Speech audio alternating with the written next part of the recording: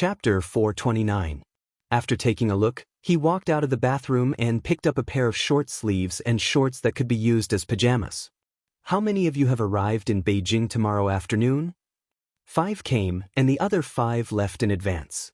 September in Beijing was much colder than September in the south. Standing on the balcony and enjoying the night breeze, J5, who had not slept, felt even more sleepy. There's a layout meeting with Zhang Nanhai tomorrow night. You must come back.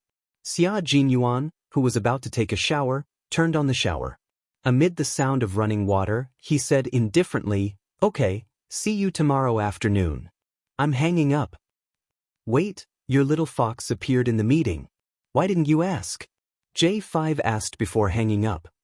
"Don't you care?" Hey. Damn, he really hung up. Something was wrong. Why didn't he care?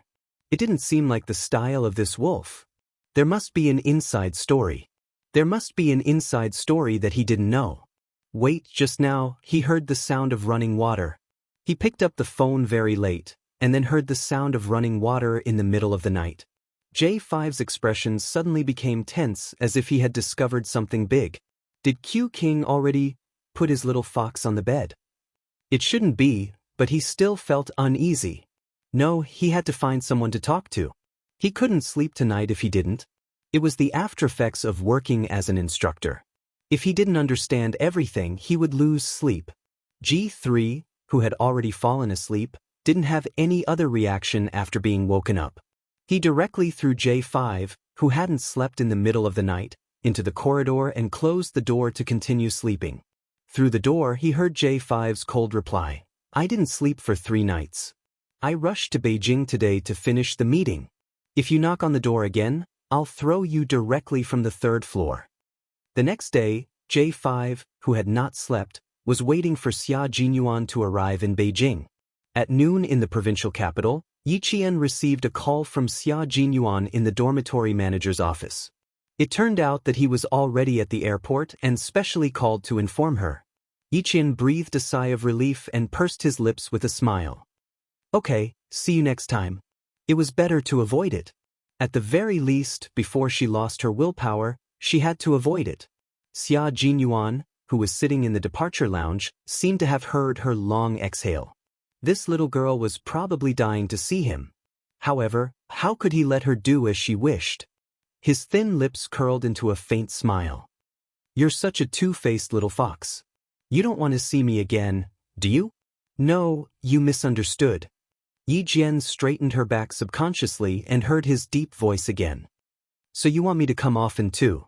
Okay, I'll come to see you as long as I'm on vacation. Be good and wait for me to come back at school." Yi Jian nodded and said, "So you want me to come often too?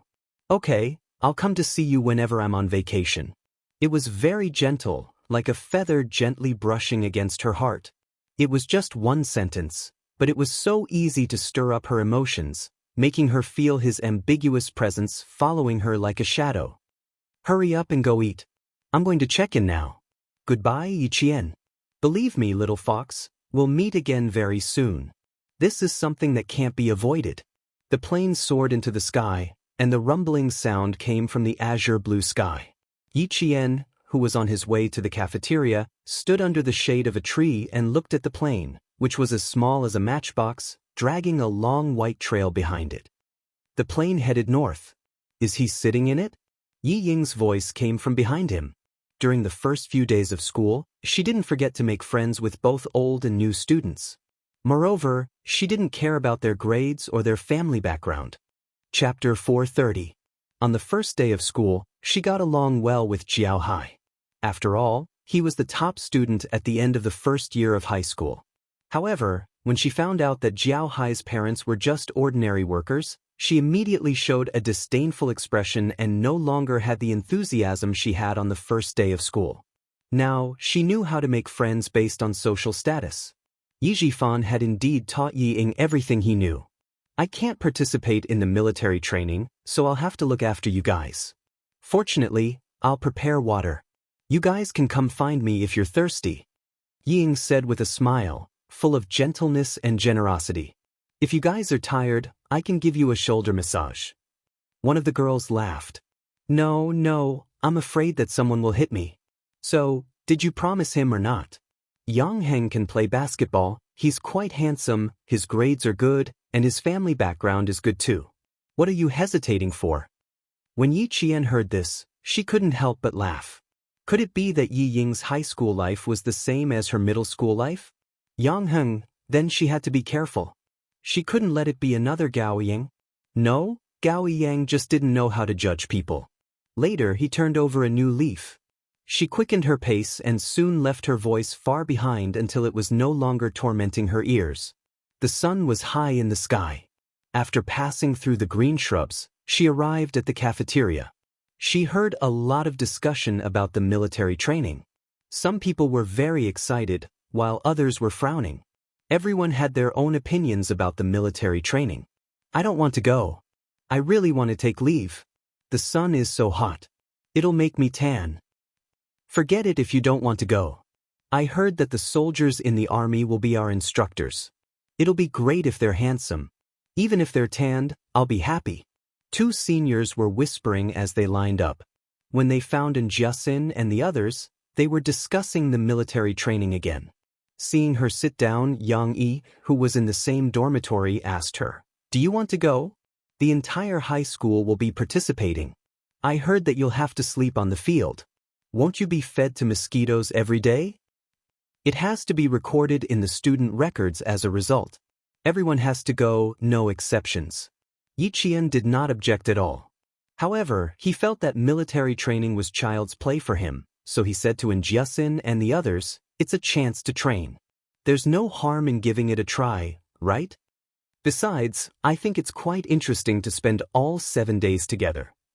And Jianghu, who had been chewing on the ribs without saying a word, sighed heavily and said with a frown, "What's the big deal about military training?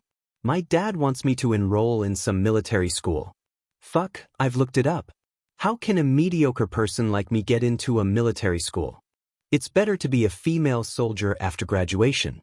My dad wants me to go to the police academy, and your dad wants you to go to the military academy. Great minds think alike." Zhang Bin, who was passing by with a plate in his hand, laughed. "I think a tomboy like you should enter the military academy. You'll definitely be able to defeat all the male soldiers." And Jianghu was furious. "You said I'm a man? You deserve a beating." Zhang Bin makes a lot of sense. "I think uncle is right. You should go to the military academy." Yi Qian was happy. After she left Fujian town, she had not contacted her classmates. She did not know what Jianghu's future was, but if she also went to the military academy, it would be a good idea. She was tall, had a good personality, and had good qualities. Her physical fitness could also pass. As long as she could get in, it would be fine. Chapter 431. You think so too? Then I have to think about it. And Jianghu pretended to be angry. She kicked Zhang Bin, who was laughing, and sat down. "I have thought about it too. It's difficult. We'll talk about it when the time comes. It's still early anyway." The school's announcement of the military training did make some people want to apply for military school. But it was just a thought. It was not easy to get into a military school. Yi Qian and the others were discussing the military training. Teacher Tong was sitting in Principal Chao's office. She smiled and said, "Since it's your arrangement, then there's no problem. Yi Qian is quite good at self-learning. I don't have to worry about him. I have no problem with him leaving after school in the afternoon." "Okay, I'll let you know. Also, Yi Qian's situation is a bit special. If he asks for leave and the other students ask about it, just say that his family member is sick and he needs to go to the hospital to take care of them." Principal Chao arranged everything carefully so that Teacher Tong would not have any problems with it. He also made sure that Yi Qian would not be disliked by the other students because of his special situation. Yi Qian knew that he could leave the school with the other day students after the first class in the afternoon. He knew that the political commissar had arranged everything for him. "Principal Chao told me that you have a big ambition and he is already preparing for it. I have faith in you. I know that you are a very disciplined student. Work hard. I hope to see good news for you in the year after next." Teacher Tong had told Yi Jian about it in the corridor outside the classroom after class. Looking at the girl in front of her, who was like a pine tree, and knowing that Yi Jian's goal was to apply for the military academy and that she was already preparing for it, Teacher Tong suddenly realized why Yi Jian had such a unique aura. This was the valiant aura of a soldier. She was as proud as a pine tree and as cold as a winter plum. She was definitely not comparable to those students who still wanted to play. Ying was not going to participate. She was going to participate in an English competition on National Day. As for what she said to those high-ranking officials and rich kids, it was just for show. After Teacher Tong found out, she wrote on Yi Ying's file, "Due to health reasons, it is not suitable for her to participate in military training." Not only did they have to learn how to drive, but they also had to learn how to repair cars. On Yi Qian's first day, he was introduced to a pile of car parts. How many parts are there in a car? That was 100 times the size of a sniper rifle. Everything from a screw to a wire had to be recognized. Yi Qian gave her a book, a pile of car parts, some photos, and a car soldier. Under Political Commissar Yan's smiling gaze, Yi Qian began to identify the car parts. Yi Qian was able to calm her mind, and once she calmed down, she would not be distracted even if a bomb went off beside her. If she could recognize the parts, then so be it. She could recognize the guns and ammunition of every country, so it was not difficult for her to recognize the parts of a car. Just as Lu Tuan had said, Yi Qian's speed of improvement scared the car soldiers around her. It was fine on the first day, but on the second day, when the battalion commander came to test her, she was able to identify the parts one by one. She even knew where they were installed. After that, when Yi Qian was teaching driving, the car soldiers were all terrified. Chapter 432. On the third day, the car soldier who was training with her was replaced by another car soldier who was heading to the capital this year. Identity: driver, special assignment, bodyguard. According to the changes in the mission situation, we will use a combination of indoor simulated driving and field driving. Normally, the most we need to use is flying. Watch carefully like this. A car soldier who was about to enter Zhongnanhai was teaching Yi Qian, who was sitting in the front passenger seat. As he finished speaking, the jeep rushed out with a boom and rose into the air again. She stepped on the accelerator and started the car at high speed. Yi Qian could feel the entire car rise into the air. After passing through the broken section, it landed with a bang. At the same time, the car soldier fired continuously with his gun. The obstacles on the left and right sides were all blown away. Yi Qian, who was sitting in the front passenger seat, felt what it was like to see a bunch of bullets fly past her eyes. Exciting! Absolutely exciting! Faint smoke swept past the tip of her nose. She couldn't see the bullets, but she could feel their power. Even if they were empty bullets, there was still some residual power. Whether it was the car soldier's driving movements or the way he fired the gun, the car soldier was so cool that Yi Qian had the word respect written all over her face. She had no choice but to accept it. She had to operate the steering wheel with one hand and look forward with both eyes. At the same time, she had to aim and shoot. She had no choice but to accept it. There was always someone better than her. Yi Qian had always known that the reason why she improved so quickly was because of her 2 lifetimes of experience. As for them, they had relied on their own abilities to get to where they were today. Yi Qian was so focused on training that she almost forgot to eat and sleep. Especially from Friday afternoon until Sunday, even the male soldiers couldn't help but tremble in fear when they saw her ferocity. She started from touching the steering wheel to speeding around the circle at over 200 kilometers per hour. Bullets were fired continuously from both the front and back seats. The targets outside the circle fell one by one. The engine roared so fast that it covered the sound of the bullets. Yi Qian, who was driving, had a cold expression. She changed gears and stepped on the accelerator to the max. After coming out of the circle, she rushed directly to the broken bridge. Maintain speed 10, 9, 8, 7, 6, 5. The instructor's stern voice came through the earpiece, reminding Yi Qian that she was close to the broken bridge and that she was about to complete her first flight across the broken bridge in half a month. Amidst the instructor's stern voice, the jeep's engine seemed to have reached its limit. The engine roared like a fighter jet. Yi Qian, on the other hand, did not notice that she was about to fly the jeep over the broken bridge. The car soared into the air and landed on the ground with a loud bang. After changing gears, the car shot off from the bridge like an arrow leaving the bow and rushed straight to the finish line. There were already people waiting at the finish line. One of them was holding a timer, while the other was waiting for the car to arrive. The car door was opened from the outside.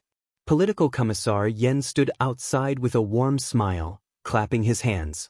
The results will be out in half a month. Girl Jian, we can see your results and we are very happy. Passing in 3 minutes. You used 2 minutes and 46 seconds. Passing. The soldier keeping time recorded Yi Qian's results in the scorebook. The scorebook recorded all of Yi Qian's training results, from failing to pass, to passing, and then to passing. Chapter 433. Her progress was so fast that even the veterans were full of energy. If they were beaten by a high school student who didn't even know how to drive, even if they entered Zongnanhai, they wouldn't feel good about it. However, some people were born to be worshipped by others. Yi Jian, who had only made one mistake in her previous life, had been reborn. She was like a golden scale in a pond, which would turn into a dragon when it encountered a storm.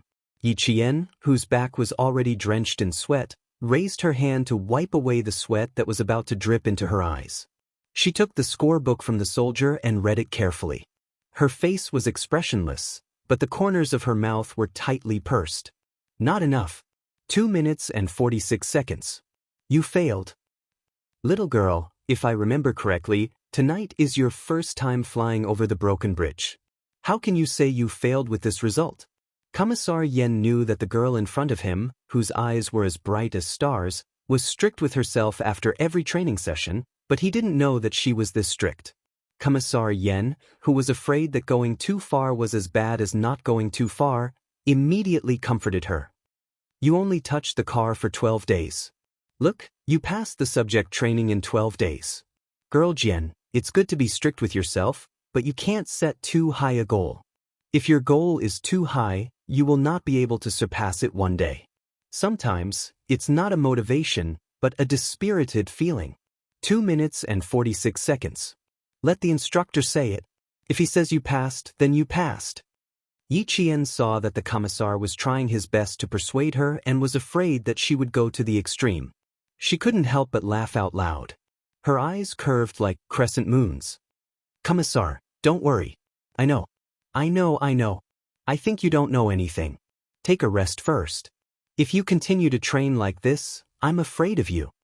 Soldiers were too outstanding. As a leader, there was a lot of pressure. He was afraid that something unexpected would happen during the training. Yi Qian saw that he was really worried about her, so she didn't refuse. She obediently followed him to the side to rest. The instructor who taught her jogged over and answered the commissar's questions one by one. You're improving very fast. You have a strong sense of direction. You have a fierce spirit that's not afraid of death. That's why you're practicing very fast. The instructor's evaluation of Yi Qian was based on the fact that she was not afraid of death. She had no fear of death, so she could easily pass through the door of life and death. Even the male soldiers did not have her guts. But political commissar Yen was afraid. He couldn't let anything happen to such a good seedling. He said seriously, remember to put safety first during the training. She is stubborn. You can't be stubborn with her. After reprimanding the instructor, he sternly swept his gaze over the two of them and said in a deep voice, you two better remember this. We have to produce results, but we can't lose our lives. If I lose my life, what's the point of having a pile of results? The instructor was simply being lectured by Yi Qian. After the political commissar left, the instructor from Xiang province laughed and said, you little girl, when you worked hard, even I was motivated to work hard. This time we were all lectured. However, what the political commissar said does make sense. We have to produce results, but no matter how good the results are, if we lose our lives, it will just be a pile of dead results. Yi Qian felt bad for implicating the instructor. He said softly, how about this? In the future, when political commissar and regimental commander Lu are here, we can relax a little. After they leave, we can work harder. What do you think? No way. I'm scared of you, Yi Qian. Even third brother Daredevil would not work as hard as you. The instructor rejected directly. Although he said that Yi Qian was the kind of person who could easily inspire soldiers on the battlefield. When she worked hard, the other male soldiers did not dare to fall behind. When she worked hard, they also worked hard. Everyone's results were on the rise. Chapter 434.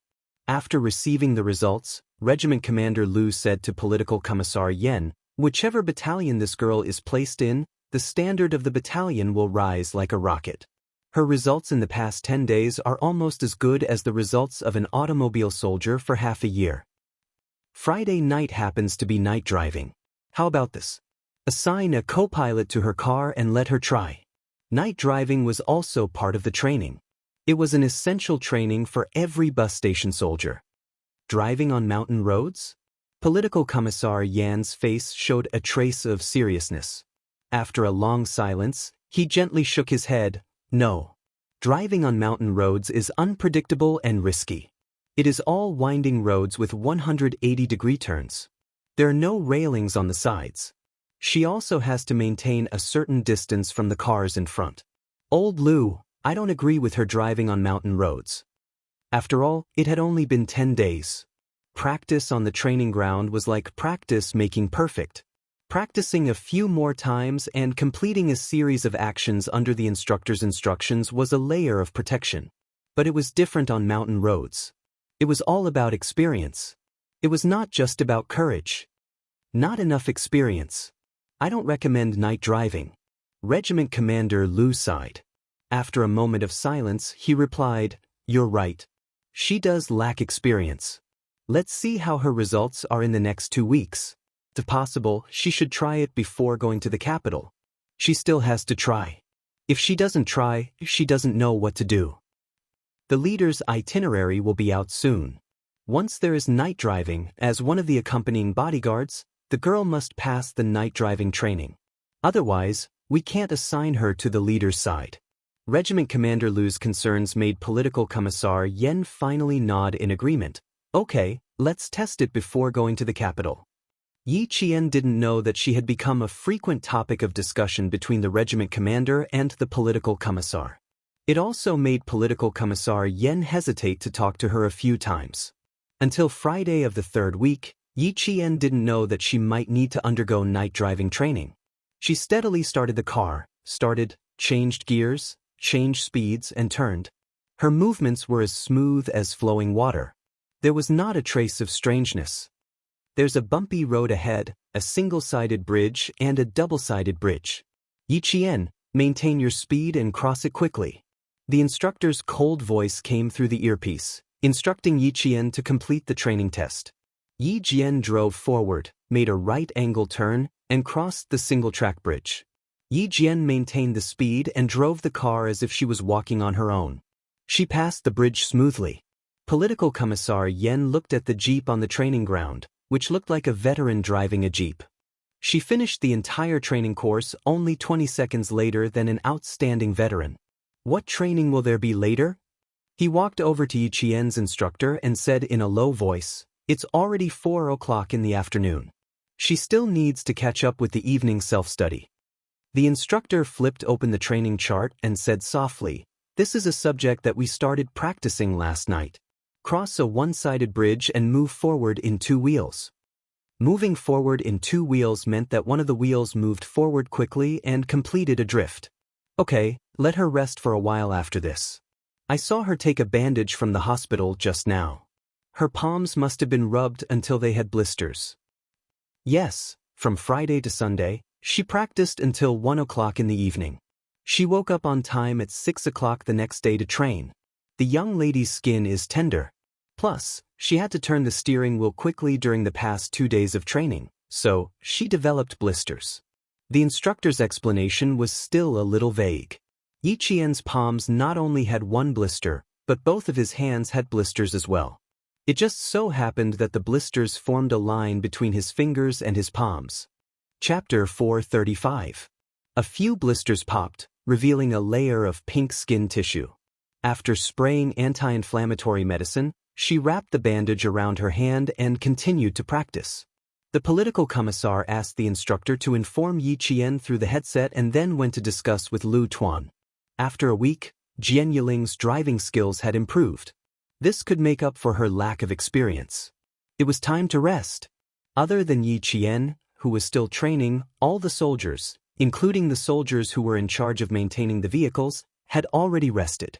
There was only one vehicle rumbling on the field, which was particularly eye-catching. Where did this little girl come from? She's training so hard every day as if she's going to the battlefield tomorrow. Just looking at her gives me the creeps. Maybe she's some leader's daughter who joined the army in winter. Otherwise, she wouldn't be training so hard. Nonsense. That little girl isn't even 18 years old. She's still a high school student. Why would she join the army? Besides, which leader's daughter would be willing to suffer with us soldiers? Didn't one of the leaders bring his daughter here last time? I saw that she even had to ask the guards to bring her water. Lower your voice. Do you want to be punished? You even dare to talk about your leader behind his back. A few soldiers in the resting room sat together and chatted softly. When they saw that the training vehicle had not stopped, they looked over and more or less talked about it. Most of these soldiers were soldiers who joined the army last year and were assigned to the vehicle company in June of this year. They weren't in the same position as the soldiers who were going to Zongnanhai immediately. They were in charge of repairing and maintaining the vehicles in the company. They arrived on Friday, and Yi Qian happened to be here for the next few days. Those who didn't know would inevitably talk about it secretly. But more of them were envious. The soldiers who touched the vehicles directly in the company were all elite soldiers. When they started training here one day, they would really be able to make a name for themselves. You guys are sitting here chatting like gossips, aren't you?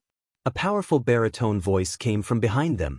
The male soldiers stood up in a row and turned around. Regiment commander! It was Lu Tuan, who walked past them. He stood in front of them and glanced at them with a serious expression. The male soldiers immediately felt a burst of pressure. Even so, they had to raise their heads and stick out their chests. They couldn't move. Do you all have nothing better to do? Repair all the wheels in front of me. Paint the wheels for me. Do you hear me? Lu Tuan's prestige in the unit was extremely high. Every word he said represented the military's prestige. The soldiers could only obey and absolutely could not resist. A soldier's duty was to obey orders. As long as it was correct, they had no reason to refute it. Just like now, they were caught by their regiment commander discussing right and wrong behind their backs. He only told them to do what they were supposed to do. Who would dare to say they didn't want to do it? If you don't want to do it, then wait for your punishment. The soldiers did not dare to utter a single word as they replied in unison, "Yes, sir." Then, they immediately jogged to the front of the mountain-like wheel and started doing maintenance on it. The tires were neatly stacked one after another. They needed to be taken down and carefully maintained. Some tires were worn out and needed to be scrapped.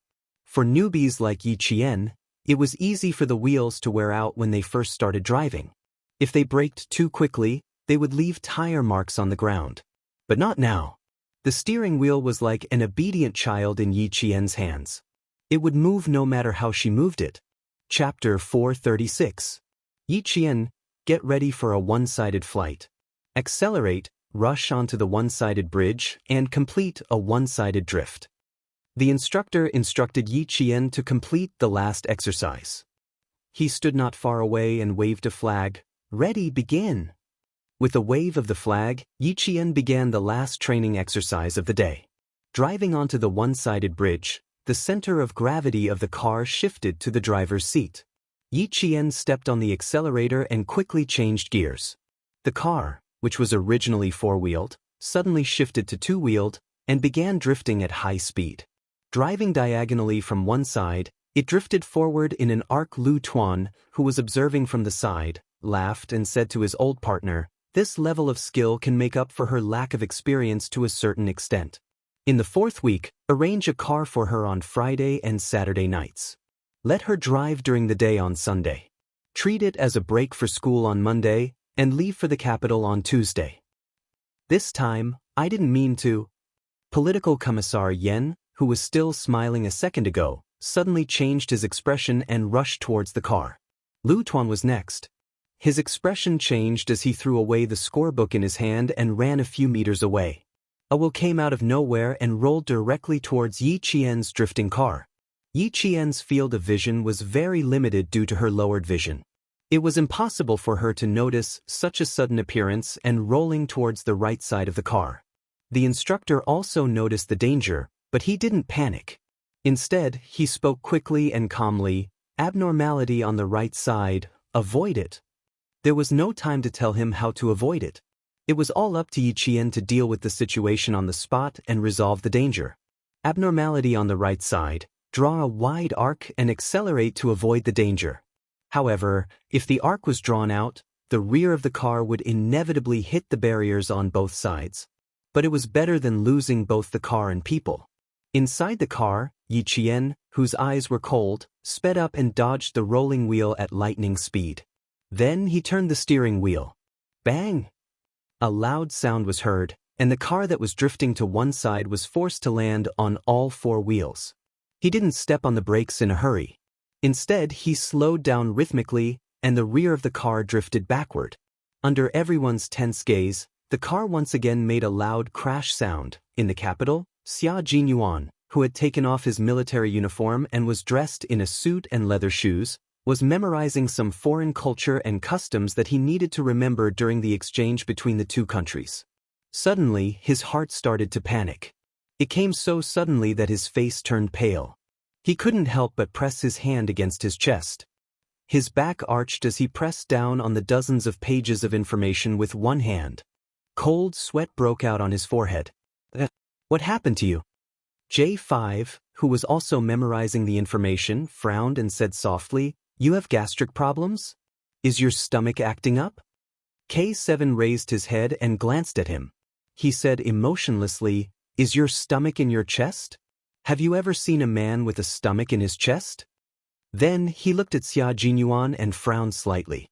"Stand up and take a walk. Drink a glass of cold water to calm it down. It's nothing serious. It's just a normal heart palpitation. Normal heart palpitations don't need to be treated. Let's take a walk and get some fresh air. Also, Q King, are you afraid that you can't finish memorizing all this information?" The panic came and went quickly. It had already disappeared while K7 was talking. Xia Jinyuan looked at the dozens of pages of information he had memorized and frowned. "No, it's just that my heart skipped a beat. It's very uncomfortable and flustered."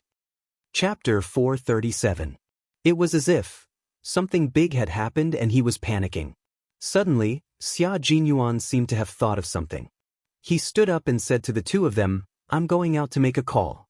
Go ahead and take a look. I'll be back in 5 minutes." After rushing out of the meeting room, Xia Jinyuan immediately called Lu Tuan. As soon as the call went through, he quickly asked, "Lu Tuan, how's Yi Qian's training?" He did not hide his anxiety at all. He was anxious to know the situation. You don't usually call. Once you do, you run into trouble."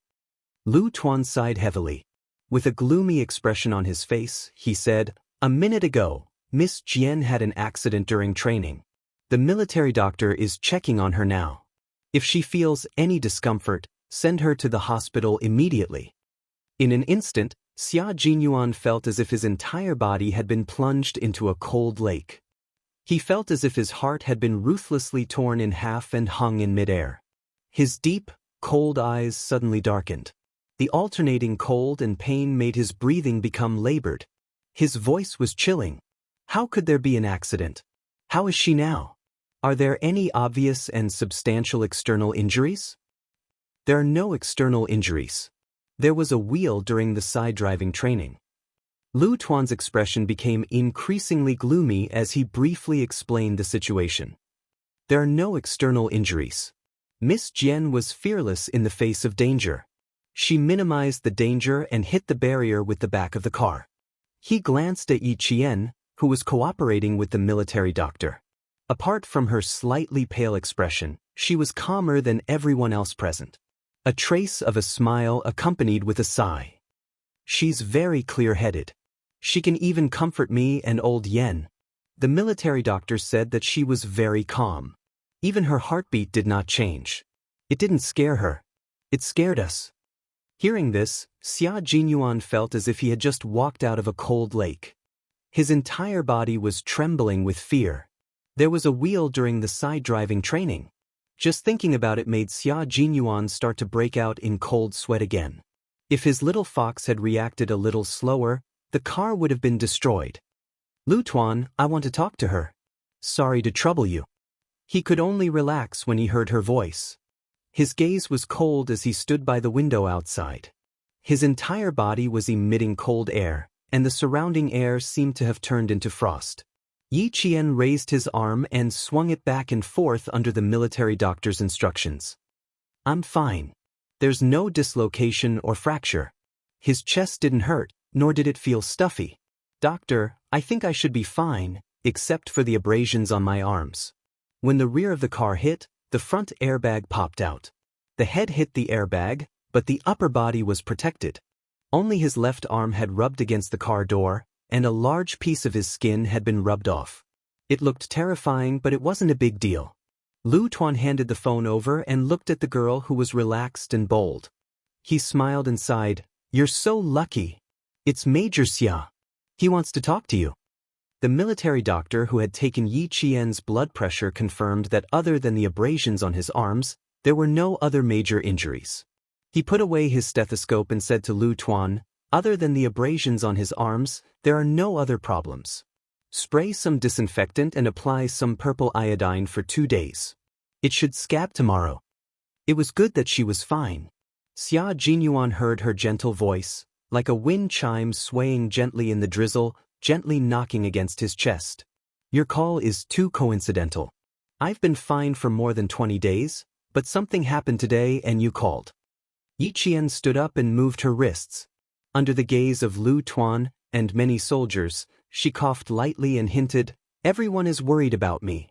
Captain Xia, I'm fine. Don't worry, I'm hanging up. Chapter 438. Yi Qian really wanted to hang up the phone as soon as possible. She was completely not used to doing private things in public, such as answering the phone. After saying that, she felt a little uneasy. She pursed her lips and said softly, How about I contact you when I get back to school? Is it convenient for you to give me your number? How about I contact you when I get back to school? Platoon Commander Lu and the political commissar are both there. She didn't expect her call to come at such a timely time. The coldness on Xia Jinyuan's face gradually faded as he chuckled softly. This feeling was actually really good. It was as if their hearts were linked. Even if they were thousands of miles away, he could still sense whether she was safe or not. The second he felt his heart palpitate and panic happened to be the second she got into an accident during training.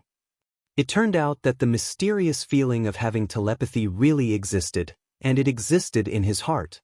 Little fox, where do you think you're going to escape to?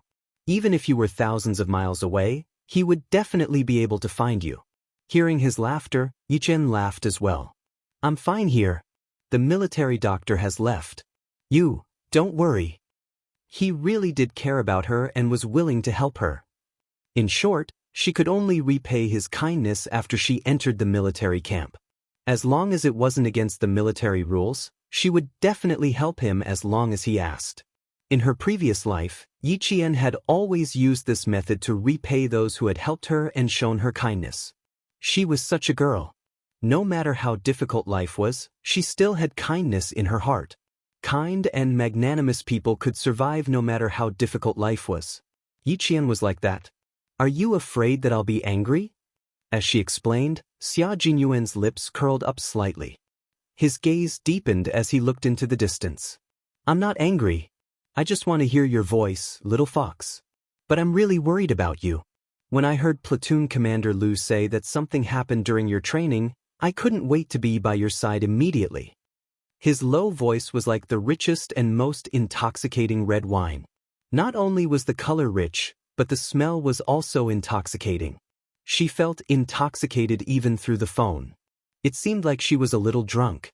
It was so noisy all around, but she could only hear his voice. Because in her heart, only his voice existed. Every word was like a musical note, coming slowly with the rhythm of her heartbeat. It was too quiet. It was so quiet that she could only hear his voice whispering in her ears. However, there was a voice in her heart that kept reminding her, "Stay strong, stay strong. Bring out your determination. Alright, I won't tease you anymore. I have something to do here. Take down my phone number first." She seemed to be so nervous that she even held her breath. Xia Jinyuan, who was reporting a set of numbers, narrowed his eyes dangerously. "Are you nervous?" That's right, what he said just now was indeed a little over the line. His feelings for her were always somewhat uncontrollable, so he could only try his best to control it. Xia Jinyuan was a man with strong self-control. As a soldier, there were times when he had to cast aside his 7 emotions and 6 desires. He was also very clear that his feelings for Yi Qian were derived from admiration. He was still one step away from falling in love with her. Therefore, he had to be careful when he spoke. He couldn't make Yi Qian feel troubled, but he also had to let her feel that there was a hint of affection between him and her. What Xia Jinyuan wanted was this kind of ambiguous relationship that was faintly discernible, with a hint of affection that would never cross the line. Chapter 439. Fortunately, Yi Qian was already used to it.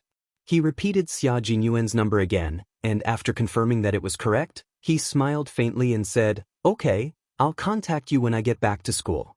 It was best to remain calm when interacting with Captain Xia. That would also improve one's composure. The fact that Xia Jinyuan was able to quickly regain his composure and reply indifferently made the corners of Xia Jinyuan's lips curl up into a meaningful smile. If this went on, those little boys would want to flirt with little Fox. In her eyes, they would be nothing more than clowns. But he was different. He was the one who held her hand and could walk side by side with her. They walked the same path, walked towards the same goal, and fought side by side. Therefore, he was destined to be different. "You're still smiling after hanging up. Sk, that expression of yours is giving me goosebumps." J5's voice sounded lazily from the side. His eyes darkened as he looked at the phone line in the distance. Q King was still flirting with Yi Qian, and there was a hint of darkness in his indifferent expression. "Brother, you have to remember what you said. For yourself and for Yi Qian. Now that you're in such a hurry to make a move, you might end up harming Yi Qian." J5 did not need to beat around the bush when speaking to his comrade. Instead, he chose to say it at the right time. Xia Jinyuan raised his eyebrows, and a smile spread from the corners of his eyes. When he spoke to Yi Qian, his elegant and noble demeanor did not fade away. The sharpness in his words was restrained. Standing in front of J5, dressed in a suit, he looked like a refined and gentle young master. "Thank you for the reminder. Yi Qian is still young. No matter what, I can't end up harming her." After Xia Jinyuan finished speaking, the gentleness on his face faded and was replaced by a trace of coldness. "J5, I will deal with my personal affairs. I know that you are still an instructor in the Snowfield Brigade, but I can tell you clearly that I will obey your orders for combat missions, but please don't pay too much attention to my personal affairs." In the unit, Xia Jinyuan rarely showed his cold and sharp side. He even consciously restrained his arrogance, because everyone knew that joining the Snowfield Brigade was equivalent to abandoning your previous identity. No matter who you used to be, you were a professional soldier in the unit and would absolutely obey orders. But even so, Xia Jinyuan had his own bottom line, such as personal matters. It didn't matter if his comrade made fun of him, but he couldn't accept it if it was too deep. "I'm very sorry, Q King. I was being presumptuous. I have a bad habit of worrying, especially when something happened in the unit in the past. So, whenever a member of the unit is tempted, it's as if I'm facing a formidable enemy." Seeing this, J5's expression turned serious and he immediately apologized. "I'm very sorry. This is the last time I mention your personal affairs with Yi Qian." Xia Jinyuan waved his hand and smiled. "You don't have to apologize. I don't like it when the unit pays too much attention to my personal affairs. I'm Yi Qian and you know that she's still a high school student. You've seen her with your own eyes, so you know that she only avoids me. But there are still some brothers in the unit who don't know about it. I don't want to ruin that girl's image because of me." There was a deeper meaning to his words. J5 looked at Xia Jinyuan thoughtfully and saw a hint of a meaningful smile at the corner of his mouth. After thinking for a while, J5 suddenly realized something and said in surprise, "You have such thoughts? Does she know? Also, don't you know that our unit never recruits female soldiers?" Chapter 440. She doesn't know yet, but I'll make sure she sets her sights higher. So what if she doesn't recruit female soldiers? I dare say that her marksmanship isn't any worse than any of us here. Don't scare me, I'm not that easily scared. J5 was so shocked that he took a step back. He couldn't believe his comrade who was so proud of his little girl. He couldn't accept that a high school student's marksmanship wasn't any worse than their Snowfield Brigade's special forces. Xia Jinyuan took a step forward. His eyes were burning with passion. He patted J5's shoulder with a smile and restrained his pride. He said calmly, "When have I ever exaggerated? Didn't you guys see her marksmanship when she was sniping the #1 target in the no man's land? It's already been more than a year. Do you think my little fox is still stuck in the same place? No, she's improving at lightning speed." His little fox was a warrior who relied on her own 2 hands to create a world for herself. She used her strong will and perseverance to overcome difficulties time and time again. Her roots were deep, her steps were steady, and her marksmanship wasn't any worse than a Special Forces soldier's. What was so surprising about that? Uncle Chen and Uncle Jen's training for her was strictly based on the training methods of the Triangle State Army. She was a Special Forces soldier without a military uniform. Xia Jinyuan had been out for more than 5 minutes. He still had a few pages of documents to read. After admiring J5's unsettled expression, he walked gracefully towards the conference room. Look, even a Special Forces soldier was surprised by his little fox's ability. What kind of commotion would she cause when she joined the army? By then, his little fox would be like a bright moon. Although quiet, she would be the brightest light in the darkness, attracting everyone's attention. It was a wise move for him to make his move in advance. Hey, wait. He brushed past J5's shoulder. J5's eyes lit up as he thought of something. He turned around and chased after him. Did they mention Yi Qian's name in the meeting because she's also on the list? The pistol that Duo prepared was also prepared for her? Fuck, why are you in such a hurry? Can't you explain yourself? Xia Jinyuan turned a deaf ear and pushed open the tightly shut door of the conference room. He then closed the door again, blocking out the J5's voice. G3 looked up from the information and frowned. He said calmly, "He likes to worry. He did in the past and he still does now. If there's anything you're not satisfied with, just tell him. He'll understand." He kept thinking about the incident between Q King and that female student. He was afraid that history would repeat itself. As long as Q King went to the southern province, he would be anxious every day. It was normal to be concerned about your brother, but it was not right to be overly worried. It's fine. He didn't say anything. It's just that he doesn't understand something in his heart, and I didn't tell him. He's just throwing a little tantrum now. Xia Jinyuan sat down calmly and crossed his long legs elegantly. He concentrated on reading the information that he hadn't finished reading. His little fox was fine, and his reading speed increased. Life was indeed full of ups and downs, but it returned to normal in the blink of an eye. Yi Qian returned to the city at 4 p.m. with Lu Tuan, who happened to have something to do at the provincial military base. She could not miss the evening self-study on Sunday night. She had to be back before 5 p.m. "I'll be back on time tomorrow afternoon. I've made you and the political commissar worry today." After getting out of the car, Yi Qian stood by the open car door and smiled at Lu Tuan, who was sitting in the car. "I'll go in first. See you tomorrow." Chapter 441. Lu Tuan waved his hand at her and said with a serious but caring smile, "As long as you can hold on, you're welcome to come at any time. Now, you're my soldier, so I have to be strict with you. You can't be lazy just because of a small injury." "I won't be lazy. Don't worry." Yi Qian closed the car door with a smile on his face. He waved his hand and watched the car leave before walking towards the school gate. On the other side of the road, Ying quickly wrote down a license plate number on her notebook with a fountain pen. Looking at Yi Jian, who was walking towards the school gate, a sharp sneer appeared at the corner of her mouth. Jijen. No wonder her classmates said that she didn't go to the evening self-study class since school started. It turned out that she had a car to fetch her every day. This was a discovery. She had to tell her family the license plate number and find out who it was.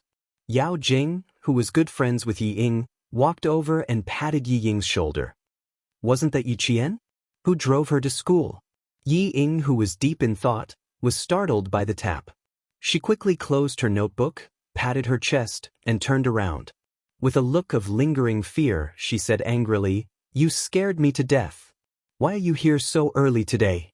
Don't you usually come when class is about to start?" "My mom is attending a banquet tonight. No one at home asked the driver to send her to school early. I asked you a question. Did you see who drove Yi Qian back? Didn't they say her family is so poor that they can't even afford her school fees? Why would someone drive her to school?"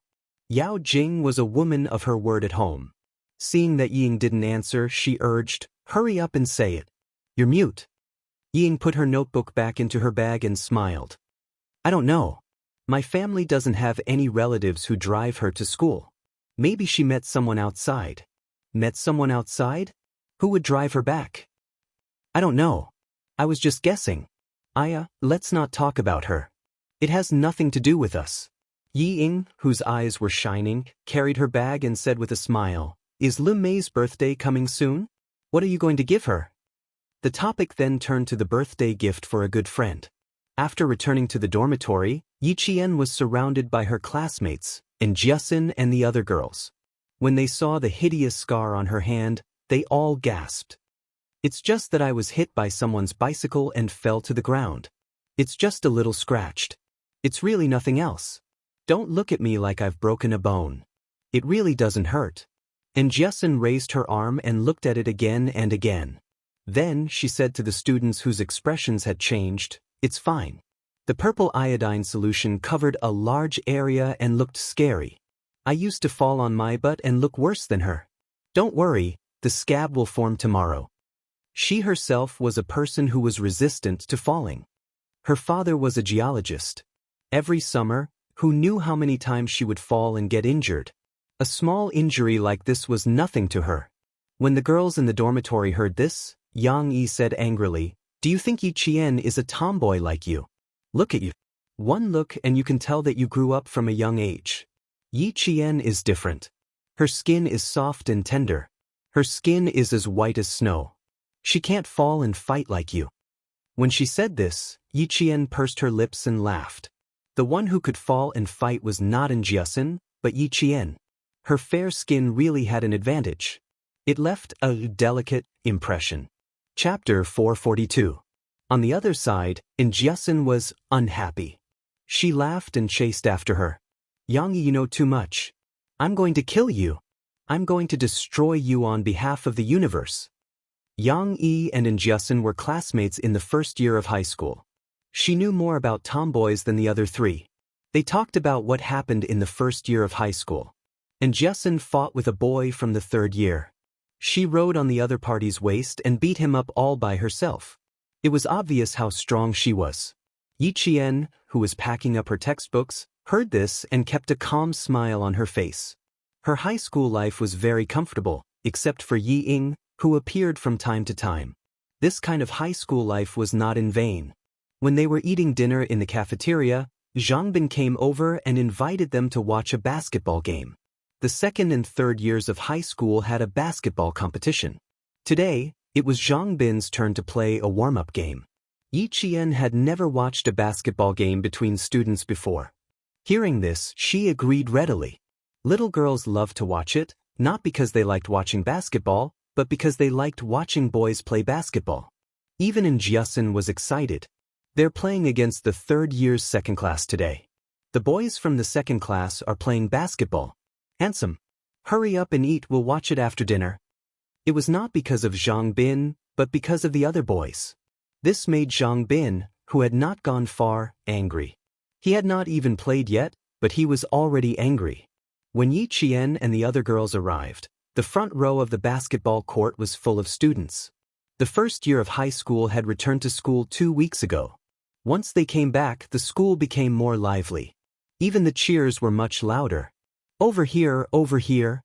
Zhang Bin, who had been paying attention, saved a seat. When he saw the 6 of them, he immediately ran over from the court.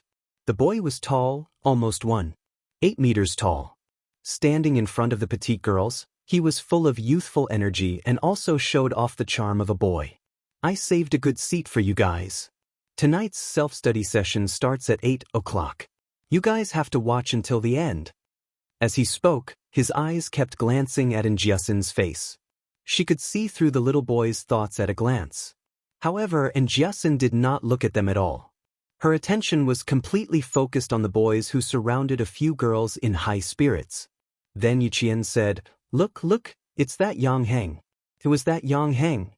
He's my fucking Prince Charming. Yiqian felt like he was being struck by lightning. Yang Heng was Jiasun's Prince Charming. Yang Heng is average. He looks skinny and not as strong as Zhang Bin. Yiqian felt that Jiasun's Prince Charming had to be changed.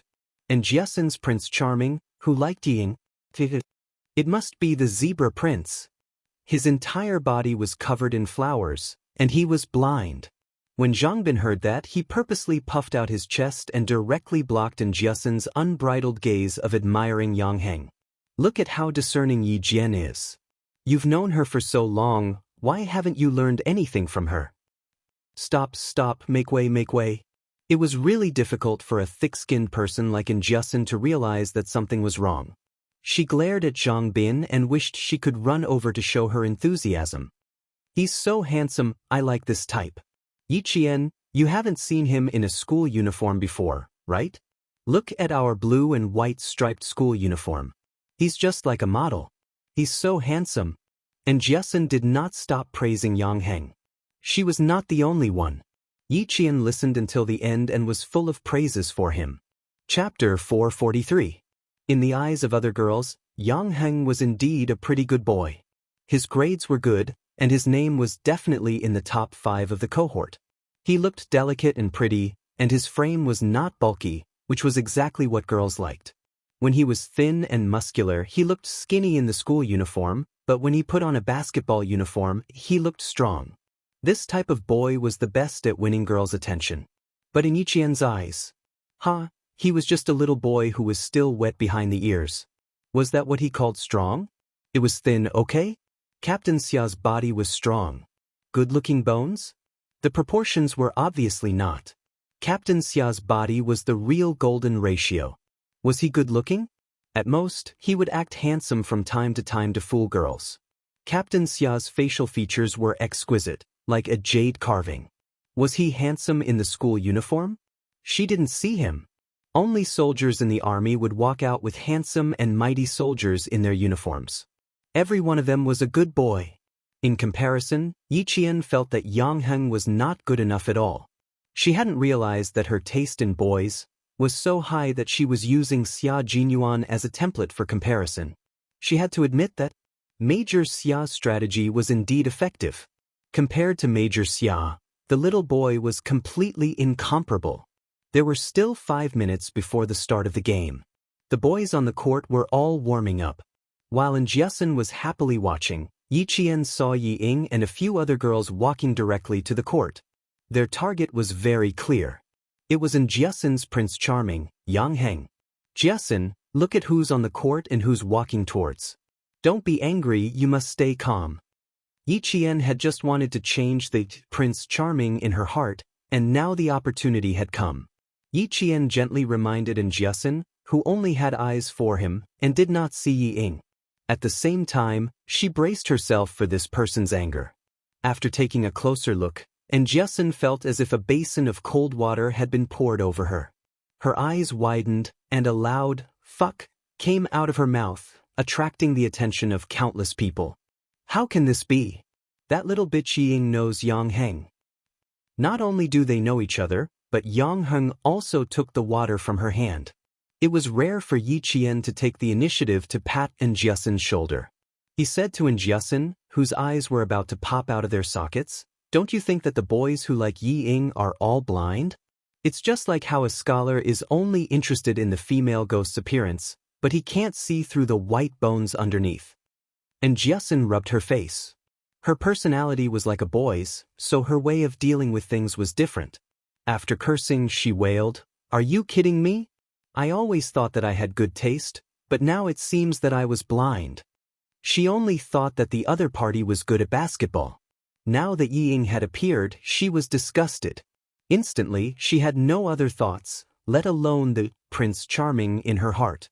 Zhang Bin only felt that the unhappiness in his heart was finally gone. It was resolved so quickly. He originally wanted to compete on the court. Yi Qian didn't know if it was an illusion, but he felt that Yang Heng and the other man's gaze had turned in their direction a few times. There was a group of people behind them, so he couldn't be sure who they were looking at. "Leave this to me. I'll make sure that she can't speak of her suffering. She won't be able to find trouble with us." A boy wearing jersey number 8 patted his chest and said to Yao Jing, "If I had known that Yi Ying would be taken advantage of by her, I would have dealt with her long ago." Chapter 444. Yao Jing laughed. Although her facial features weren't as delicate as Yi Ying's, she had confidence that made her seem radiant. Looking at the guy who stood up for Yi Ying, she raised her voice and said, "As long as you stand up for Yi Ying, we'll have fun next Friday night." "Ying, can you say it yourself?" Yi Ying rejected directly. She was a little angry. This Yao Jing was the most scheming. She was the one who suggested it, but in the end, she blamed it on her. When Yao Jing heard this, the corners of her mouth twitched. She glanced at Yi Ying and smiled. "If you don't want to, then forget it. To think that I stood up for you. Forget it." She loved to save face. She was obviously angry, but she still had to suppress it. "If I say it's okay, then it's okay. We'll start in 2 minutes. Go sit at the side." Luo Ran's family owned a furniture factory. His family had some money. He was interested in Yi Ying, so he wanted to show off. He patted his chest and made the decision. Yi Ying frowned and looked at Yang Heng. She did not want to offend Yao Jing, so she could only ask him for help. "Luo Ran, don't mess around. Just play basketball. Don't make trouble." Yang Heng, who was playing with a ball, saw this and said lightly. He told Yi Ying and the rest to go back to their seats. The whistle had already been blown. Yang Heng's gaze swept across the stage. There was a flicker of light in his eyes. So the girl he saw at the traffic station that night was her. At the beginning of the game, the girls screamed the loudest. The provincial number 1 middle school was developing well in sports, and the students' enthusiasm for sports was also much higher. Yi Jian was probably the calmest. Listening to the deafening cheers and watching the vigorous figures on the field, there was only a faint smile at the corner of her mouth. After watching for about 20 minutes, Yi Qian felt a little bored. Just as Uncle Chen said, she liked the training ground in the army the most. She wanted to leave early and wait for Zhang Bin's class to score consecutively. She wanted to go to her side to cheer and share the joy with them. Yi Qian raised his hand and waved at her, then sat down again to watch. Yi Qian picked up the questions for the evening self-study session and laid them on top of the physics textbook. Amidst the noise, she calmed down and picked up a pen to start the questions. Yi Qian was definitely the first person to be able to solve the questions in this kind of situation. During the halftime break, the players of grade 12 all leaned on their side to rest, while Zhang Bin and the rest switched to the other side. Yi Jian, who was almost done with the test paper, did not notice that she was doing the last question during the halftime break. Her roommate, Li Qian, was the first to return to his seat. He noticed Yi Jian, who was engrossed in doing the questions. He then looked at her completed test paper and sighed. "Yi Jian, you're so smart and hardworking." After writing down the final analysis process, Yi Jian pressed down on the spring ballpoint pen and looked up with a smile. "You don't have to admire me. I just don't like watching football matches, but I was too embarrassed to leave early. I did the test paper because I was bored." She looked at the backs of the other 4 who had yet to sit down. And Jessen was still shouting at the top of her lungs. She couldn't help but laugh. "She's so crazy. I suspect she'll rush down. Yang Heng and the rest are here. They're resting in front of us now. It would be strange if they weren't crazy." Li Qian was very quiet. His grades were below average. When he spoke, he was gentle. Occasionally, he would reveal a shy smile. Because he was on the chubby side, he didn't always hang out with Jianghu. Instead, he liked to hang out with Yiqian and humbly ask questions that he didn't understand. Then, she picked up the textbook that she would bring to the self-study session later and lowered her head to read. Chapter 445. Yiqian didn't disturb her. Instead, he tidied up his textbook. He would read it seriously later. Watching basketball games was also part of high school life. Yiqian. And Jianghu, whose face was red from shouting, turned her head and saw that Yiqian, who was standing beside her, had already sat down. She quickly sat down and said happily, "He's really handsome. If Yiying didn't know him, I would have chased after him." The other 3 girls from the same dormitory also sat down. Just shouting, "Do your best," made them sweat profusely. When the 3 of them sat down, the resting third-year players immediately saw Yiqian. Yiqian was talking to Jianghu with a smile on his face. Feeling that someone was watching him, he raised his head and looked over coldly. He saw a boy wearing an old silver necklace staring at him. Her brows furrowed slightly. Her originally calm gaze suddenly turned sharp because of the boy's impudent gaze.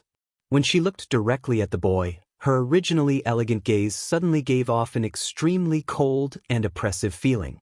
Suddenly, the boy was so scared that he took a few steps back. "Luo ran, there's still the second half. You can't let your legs go soft." The boys who didn't notice saw him take a few steps back and looked like he was about to fall. They all laughed out loud. Yang Heng, on the other hand, glanced at the stage and saw a sea of black heads. "Fuck you, I just slipped." Luo Ran, who was trying to be brave, would never admit that he was scared by Yiqian's gaze. Although he was cursing in his heart, he didn't want to admit defeat. He straightened his neck and said, "I haven't had my fill yet. Today, I'll definitely beat this group of second-year students." Yang Heng threw the empty mineral water bottle aside and sneered at Luo Ran. "Luo Ran, don't stand up for others. Be careful that you don't even know how you died." During this period of time, the Transportation Bureau was secretly investigating the girl who helped the criminal police solve the case that night. He had seen her before. When 2 police officers led her and another man into the Transportation Bureau, he was just coming out of his office. The next day, his father warned him not to mention that he had seen the girl outside. She had almost forgotten about it, but after having dinner in the cafeteria today, Yao Jing suddenly remembered it. Luo Ran wanted to stand up for Yiying, but his head was caught by the door. "Just play around for a bit, and you really want to stand out? Do you think that school is a society?" In the second half, grade 12 class wanted to win while grade 12 class 2 wanted to tie. It was even more intense than the first half. The entire basketball court was about to be lifted by the screams. Yiqian felt his eardrums hurt. Come on. Good luck, grade 12 class 12. Yang Heng, do your best." The only uniform shouts in the audience were either cheering for Yiqian or cheering for Yang Heng. Yiqian, who was used to hearing uniform cheers, felt like she was in a magic spell. She decided that she would never come to watch any competitions again in the future unless she was asked to.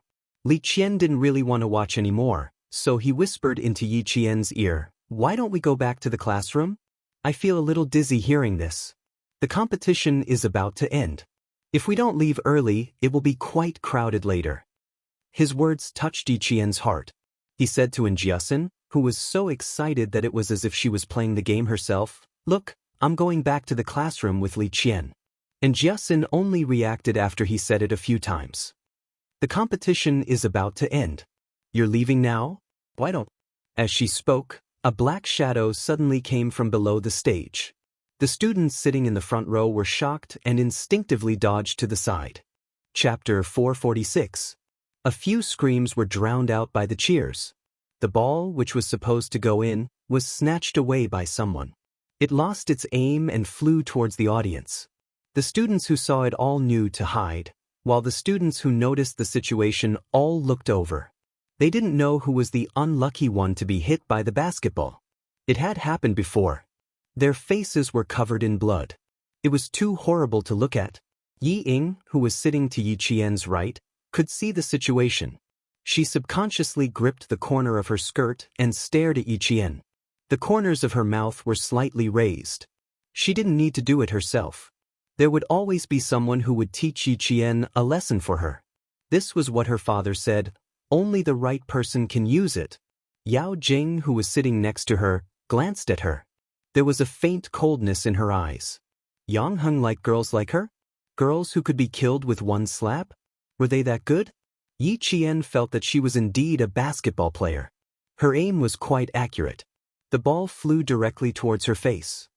If her entire face was hit, she wouldn't be able to face anyone tomorrow. Yi Qian, who had already stood up, caught the ball directly towards her face with both hands.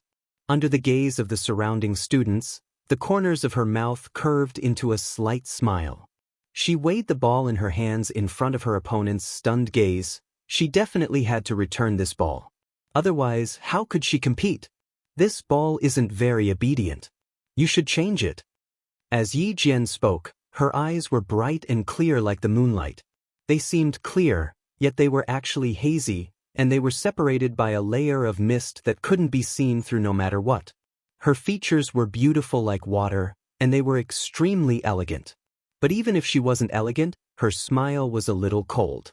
At first glance, it looked like a blooming flower. But if you looked closely, you would realize that it was actually a sharp sword. In Luo Ran's eyes, Yi Qian's smile was like a sword hanging over his head, about to fall. He couldn't help but take a step back. Unexpectedly, Zhang Bin, who was standing behind him, blocked him. He heard Zhang Bin angrily ask behind him, "Luo Ran, whose face did you hit with the ball just now?" "Whose face could I have hit?" Luo Ran roared. He used the volume of his voice to prove his innocence. "Who the fuck can control this kind of thing? Do you think I want to? Don't you know how to talk?" Boys were not good at quarreling. When they quarreled, they would settle it with their fists. Seeing that Zhang Bin was about to throw a punch, Yi Jian quickly raised her voice to stop him. She smiled and said, "Hey, the senior wearing the number 16 jersey, I know you were careless. I didn't blame you. Why are you angry?" As she spoke, she swatted the ball in her hand, as though she was playing a volleyball. Volleyball is so soft. 2. From the shock by the flying ball. Bai Yi. Does it hurt? And Jiasen asked blankly. The entire basketball court. It was a little quiet. Yi Qian looked at her sideways and smiled. "I'm not in pain. It's that guy who's in pain. I have to go down and apologize. After all, I slapped his nose full of blood." Yi Qian used both hands to support himself on the railing that separated the audience from the court. With a light leap, he flipped over the railing that was 1.5 meters high and walked in front of Luo Ran, who was looking up to stop the bleeding. "I'm sorry, senior. I'm a volleyball player. My hands are strong. When I got the ball, I unconsciously used it as a volleyball. I'm also standing high. I didn't expect it to hit your face. I'm sorry." She had hit his face with the ball. She had to apologize. Chapter 447. Yi Qian would never allow herself to be taken advantage of. If the other party had really been careless, she would have laughed it off. But the other party was obviously not. Since the ball was aimed at her, there was no grudge between them, and they didn't even know each other before this. Only Yi Ying had been on the court. If this had something to do with Yi Ying, then sorry, she would return the favor the way you hit her. Yang Heng took a towel filled with ice water and placed it on Luo Ran's nose. Looking at the obediently apologizing, beautiful Yi Qian, he pursed his lips and said loudly, "It's okay, you can go back to your seat." When Yi Qian raised the basketball, Yang Heng felt something was wrong, but he never expected that the power of the shot would be so great. It made Luo Ran's nose bleed. Also, he couldn't cause trouble for her. After all, Luo Ran was the one who hit her first. The other party was just giving him a taste of his own medicine. He didn't even have the right to ask for an explanation. His answer made Yi Qian raise his eyebrows slightly. Could it be that he didn't know her? Or that Ying didn't mention her to him? Both were possible. Ying now wished that everyone didn't know her and didn't go against her openly. Compared to junior high, she was much more experienced. "Then I won't disturb your game. Sorry." Yi Qian apologized politely again. He didn't return to the spectator seats. Instead, he gestured for Li Qian, who was dumbfounded, to take her book and return to the classroom together. Luo Ran was hit by the basketball. Not only did his nose bleed, but his entire brain was buzzing. He was seriously injured. After using the towel filled with ice water to apply to his face, he heard Yi Qian's apology and left. He was like a little tyrant at home, so how could he let Yi Qian go so easily? He pushed away the man who was supporting him and stood with the towel in his hand. He glared at him fiercely. "Fuck, you hit me and you want to leave? No way. Luo Ran, do you think this is your fucking house?" Surprisingly, the one who was angry was none other than Yang Heng. He grabbed Luo Ran's arm and warned him in a low voice, "Luo Ran, don't fucking throw a tantrum here. You know what you've done. Who can you blame? A girl playing volleyball hit the ball over and you didn't catch it. You blew all over your face and you still have the face to shout." Yi Qian had already stopped. She was waiting for Luo Ran to say, "No way." After hearing Yang Heng's words, she narrowed her eyes. Why did it feel like Yang Heng was avoiding her? "Junior, you should go back. He's just being silly. We'll explain when the teacher comes." Yang Heng was indeed avoiding Yi Qian. He did not want Yi Qian to notice them. A group of students who pretend to be obedient in school but are no different from hooligans outside of school. This was a warm-up match organized by the students themselves and supervised by the student union. The teacher stayed in the first half of the match and only left in the second half. As soon as she left, she received news that a student had been hit in the face by a basketball and had a nosebleed, and it was a girl in the audience who was returning the basketball and had accidentally hit him in the head. This was the first time the teacher had heard of such a thing. Yi Qian brushed past the school doctor and the teacher, then met up with Jiasin, Li Qian, and the others outside. When they saw her coming out, they all gathered around her, their faces full of admiration. Chapter 448. The 5 people in the dormitory looked at Yi Qian with stars in their eyes. One hit of the basketball and someone's face was covered in blood. How valiant! Li Qian was about to take Yi Qian's textbook over when he saw her outstretched hand. He asked softly, "Does it hurt? It hurts quite a bit, right? Do you want to go back to the dormitory to get some hot water?" "It hurts. After all, it was a basketball and not a volleyball. It's all right. I didn't have any other thoughts when I hit it. I just wanted to return the ball. I didn't expect to make someone bleed." Yi Qian explained with a smile. She took the textbook and saw Yi Ying and the other girl walking over with dark expressions. At that time, the sky was already slightly dark and the street lamps were already lit. The dim yellow light left on the 2 faces, as if there was a layer of dirt that could not be scraped off. It made the 2 faces look gloomy, revealing a sense of hostility. The basketball court was in a corner of the school and there weren't many street lamps on both sides. Yi Qian and the other girls happened to be standing in the dark. Yi Ying and Yao Jing, who walked out, were both preoccupied and didn't notice. "I didn't expect your sister to be so capable. Yi Ying, why didn't you remind me in advance?" Yao Jing walked quickly. Compared to Yi Ying, who had caught up, there was an additional layer of frustration in her eyes. Why couldn't she handle such a small matter well? In the end, Yang Heng had to clean up the mess. Yi Ying was furious when she heard this. She caused this trouble and now she didn't remind her? What did she remind her of? She clearly didn't agree to do this on the court. "Why didn't I remind you? I didn't agree at that time." Yang Heng didn't agree either. Yi Ying indeed gave in to Yao Jing, but today on the court, she couldn't do so. Yao Jing would take a mile after taking an inch. Hearing this, Yao Jing stopped and turned to glare at her. She sneered. "Huh? You mean it's all my fault now? Am I wrong? I'm just standing up for you. You were the one who told us that your sister bullied you. If you didn't say it, would I stand up for you?" In short, the fault was all on others. It had nothing to do with her. Even if she was wrong, she had thousands of reasons to explain herself. In the end, it was still someone else's fault. If others didn't do anything, she wouldn't do anything.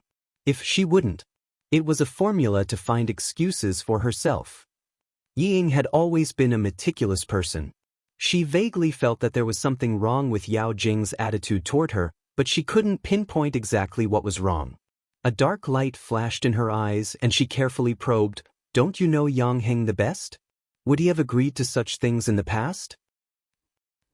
Yao Jing was still in a fit of anger, so she let Yi Ying sound out a little.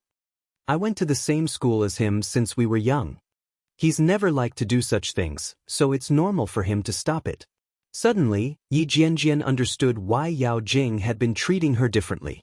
It turned out that she liked Yang Heng. She pursed her lips and smiled. "Look at you. You know him so well, but you still said those words to Luo Ran in front of him. How about this? When Yang Heng comes out later, I'll explain to him that I was looking for you and wanted Luo Ran to stand up for me. You should have been like this back then." Yao Jing glanced at her and her mood instantly improved. She held Yi Ying's arm and lifted her chin slightly. "I knew you were the best. Don't worry, you're so good. Yang Heng will definitely write you a love letter soon." Chapter 449. If Yang Heng really wrote a love letter, Ying would be in trouble. Ying cursed in her heart, but she said, "Don't tease me. How could Yang Heng write a love letter to me? I got to know him because of you. In the future." As she spoke, she saw Yi Qian and her classmates standing not far away. This meant that they might have overheard her conversation with Yao Jing. It didn't matter if Yi Qian heard it, but her classmates couldn't. "I have something to discuss with Yi Ying. Jiasun, you guys go back to the classroom first." Yi Qian glanced coldly at the two people who had already seen him. The corners of his mouth curled up slightly. Yi Jifan must have told Yi Ying not to cause trouble for her in school, but Yi Ying came looking for her. Since she came looking for her, how could she avoid it? Coincidentally, she also wanted to know who the guy who had a bloody nose was. "I'll stay. Li Qian, you three go back to the classroom." And Jiasun rejected. She was afraid that Yi Qian would be at a disadvantage. "You didn't interact with Yi Ying for a year in high school. Now, she only knows people from families with some status. Don't think that I'm staying because I'm afraid of her." After all, Li Qian and the other two had only known each other for a month. Unlike in Jiasun, they whispered, "Be careful." Then they left. Once the three of them left, Yi Qian smiled and said, "Are you really going to cause trouble with me? No need. You can just stand by my side and watch. Let's listen to what they have to say first." Yao Jing, who had also recognized him, narrowed her eyes. She grabbed Yi Ying's arm and walked over with a half-smile. "You're Yi Qian, right? You made a senior in high school bleed with a basketball. How impressive. Do you know who you're hitting?" She had a gloating expression on her face. Her smile was also full of interest. "It's Luo Ran, the most troublesome student in school. He's good at fighting, drinking, and smoking. You hit him, you'll be blocked after school." Now that he thought about it, it seemed that he had helped Yi Ying vent her anger. After he finished speaking, he smiled at Yi Ying and said, "We didn't hit her with the ball today, but she was courting death by hitting Luo Ran. We still managed to vent our anger." Yi Ying knew that Yao Jing's heart was at ease now that Yang Heng's matter was brought up. She smiled and said, "I'm afraid my sister doesn't know Luo Ran yet. I have to introduce him to her. What's there to say? I'm just waiting to be blocked after school." Feeling comforted, Yao Jing intimately leaned against Yi Ying and smiled sweetly. "Ying, if you get bullied in the future, it's not wrong to look for Luo Ran." It turned out that the boy who was beaten up by him was called Luo Ran. Would he stop him after school? Yi Qian thought about it. It had been a long time since he had been blocked. Raising his eyebrows, he smiled faintly and said, "All right, I'll wait to be blocked." Didn't he often get blocked in the past? So what if he was blocked by a few students? In the past, He Jimin, Tan Wei, and Xie Sifeng were your helpers. Now it's changed to someone else. Why are you so timid? You don't show up yourself and always look for others. And Jiasun crossed her arms and looked at her mockingly. If you have the guts, come out yourself. Why do you always use others as your tool? Yao Jing, who had a smile on her face, heard this and her expression changed slightly. She had always known that Yi Ying was a smart person who knew her limits. However, she didn't know what kind of person she was in middle school. Her hands unconsciously wanted to loosen. She liked to play smart, but that didn't mean that she would see others play smart with her. Chapter 450. Yi Ying remained calm, as if she didn't notice Yao Jing's strange behavior. She said coldly, "Yiqian, you said that it would be best for us to coexist peacefully in school. I didn't understand in the past, and the things I did were childish and laughable. But have I done anything to you since the 3rd year of middle school? Coexist peacefully, whether in middle school or high school, it's best if we don't quarrel or embarrass each other. What happened tonight was an accident. I couldn't control that boy's actions. He wanted to stand up for me. If you don't believe me, you can ask someone else. I did stop him, but he didn't listen." How could she not notice Yao Jing's strange behavior? Yi Ying was trying her best to make it up to her because she noticed. And she did make it up to her. Yao Jing's expression softened. Although she didn't pull her arm back, she didn't feel as intimate as before. She smiled sweetly and said, "Ying, why are you talking nonsense with her? So what if she's my sister? Do you think she'll hit you?" She looked at Yi Qian and said arrogantly, "I didn't like you today, so I asked Luo Ran to do it. If you have the ability, come find me and Luo Ran. This has nothing to do with Yi Ying." Birds of a feather flock together. Yi Qian sensed that the girl standing beside Ying had her own thoughts and didn't really want to stand up for Ying. Her lips curled up slightly, and her eyes flashed with mockery. Yi Qian didn't mind Ying finding more friends to stand up for her, but if there was a chance for her so-called friends to cause trouble for Ying, Yi Qian found it quite interesting. As her eyes moved, a cold smile appeared in her star-like eyes. She slowly opened her mouth and said, "You can't stand the sight of a student you don't know, so you asked someone to attack her. If it wasn't for Yi Ying, would you do this?" The distance between the girl and Yi Ying widened again. Just now, they were shoulder to shoulder, but now there was a gap of a fist between them. She glanced at Yi Ying, who still wanted to destroy the piece in front of her, and said with a smile, "So, whether or not tonight's incident has nothing to do with you, Ying, you know what you did. I also know that you know many classmates from good families in high school, but if you want to use them to make trouble for me, Ying, then you're wrong. Firstly, I won't be afraid. Secondly, the school is the school after all. If you guys go overboard, the school will come forward and invite the parents. I believe that the one who will end up embarrassed won't be me. Number 3, don't forget that there is only one way to deal with students who cause trouble: expel them. Even the student records will be cancelled." Ying still had a smile on her face, but when she heard the last part, her heart skipped a beat. She instinctively looked at Yao Jing, who was beside her. When she saw that Yao Jing was expressionless, she glared at Yi Qian and said sternly, "Yi Qian, how dare you threaten me?" Just as she said, once her family found out that they were causing trouble at school, they would definitely not tolerate it. Threat? These are the school rules. Didn't you read the school rules? Yi Qian laughed. All of them were just trying to intimidate others. In the end, they still had to rely on their parents. "Yi Ying, if you want to cause trouble for me in high school, be careful that you don't implicate your friends. They won't be able to get into university." When he said that, Yao Jing and Yi Ying's expressions changed. While they were talking, the game had already ended. The spectating students began to walk out.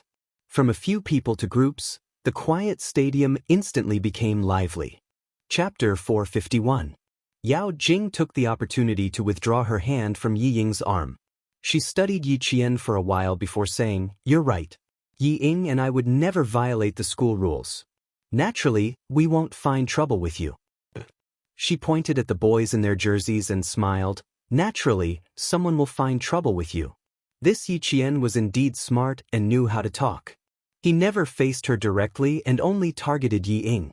Yang Heng had said to never find trouble with a smart person who could distinguish between the severity of the matter. Thinking of Yang Heng's words, Yao Jing had no intention of standing up again. Yi Qian only raised his eyebrows and smiled at Yao Jing's threat. "I don't know any of you. I only know Yi Ying. If you dare to take the risk of being expelled to stand up for her, I can only say that Yi Ying has made the right friends. Classroom, cafeteria, platoon, such a simple life. If Luo Ran had the guts to bring people into the school and the platoon, she would definitely respect him as a man." Her indifference made Yao Jing's eyes darken, not because of Yi Qian's words, but because she knew that Yi Qian had seen through her intentions. Because she would never stand up for Yi Ying. Without another word, She ignored Yi Ying and walked away with a cold face. This time, Ying did not chase after her immediately. She looked at Yao Jing's back and sneered in her heart. Sooner or later, she would make Yao Jing not dare to treat her like this again. But facing Yi Qian, she refused to admit defeat. She lifted her chin and smiled proudly. You're right. I have made a group of good friends. All of them are willing to stand up for me. Yi Qian, what about you? Who will stand up for you? If you go against me, just wait for them to teach you a lesson. Luo Ran is not a good student. Just wait and see. Yi Qian was too lazy to say anything more. Yi Ying's intelligence was too narrow. Even her judgment was the same. And Jiasin, who had been holding it in for a long time, couldn't hold it in anymore. She laughed out loud. She could tell something was amiss, but Yi Ying was still pretending. How could she not want to laugh? We'll wait and see. Ying, hurry up and complain to Luo Ran. After all, the unlucky ones won't be me and Yi Qian. With that, she raised her arm, which had been tightly linked with Yi Qian's, and laughed. What are friends? Friends should never leave each other, you know that? It was so piercing that Yi Ying's eyes suddenly became sharp, and her face turned pale from anger. She gritted her teeth and said hatefully, Is that so? Let's see how long you can be proud of yourselves. He didn't stay any longer and left aggressively. Yi Qian smiled coolly. Then, with a serious expression, he said to Jiasin, Don't leave school so easily. I'll take care of Luo Ran's matters. He didn't confront Yao Jing directly just now. Instead, he only mentioned Yi Ying time and time again because he wanted to let her know that the matter between him and Ying had nothing to do with friends. It had nothing to do with Jiasin, who was standing beside him. Don't worry about me. But you have to be careful. Luo Ran is indeed not a person to be trifled with. Jiasin lowered her head and rubbed her forehead against Yi Qian's shoulder. Zhangbin told me that I must listen to you and can't make my own decisions. Don't worry, I'm not a day student. I won't leave school. Even so, Yi Qian still secretly kept an eye on things for the next few days. He found that Luo Ran didn't make any moves, and Ying also didn't make any moves. But the more it was like this, the more uneasy Yi Qian felt. Chapter 452. On Friday afternoon, Yi Qian went directly to the army for training. As soon as she walked out of the school gate, she felt a few malicious gazes coming from different directions. This made Yi Qian feel more at ease. At least, she knew that Luo Ran had not given up and was looking for an opportunity. Yi Qian walked forward with light steps with a slight smile in her eyes. Usually, she would leave at night for training. Since Luo Ran did not know, no one would come looking for trouble. However, on Friday, they only had to ask Ying to know that she would leave the school. The army's car was parked about 500 meters away from the school. Yi Qian walked quickly in her school uniform. She was agile and knew how to avoid being followed. It only took her 2 minutes to shake them off. What? She's gone? Luo Ran, who was sitting in the canteen and drinking a soda, jumped up and glared at the students from other schools. None of you followed her? Outside, there were a few young men from the underworld who were close to Luo Ran. Hearing this, one of the young men with yellow hair on his forehead walked in while chewing on a betel nut. I told you to let us do it, but you didn't believe me and insisted on finding a few students. Isn't it normal that things didn't work out? How about this, we'll deal with it for you. Look at your nose. It's been a week and it's still bruised. How can you take it lying down? Clang! A soda bottle cap was pried open.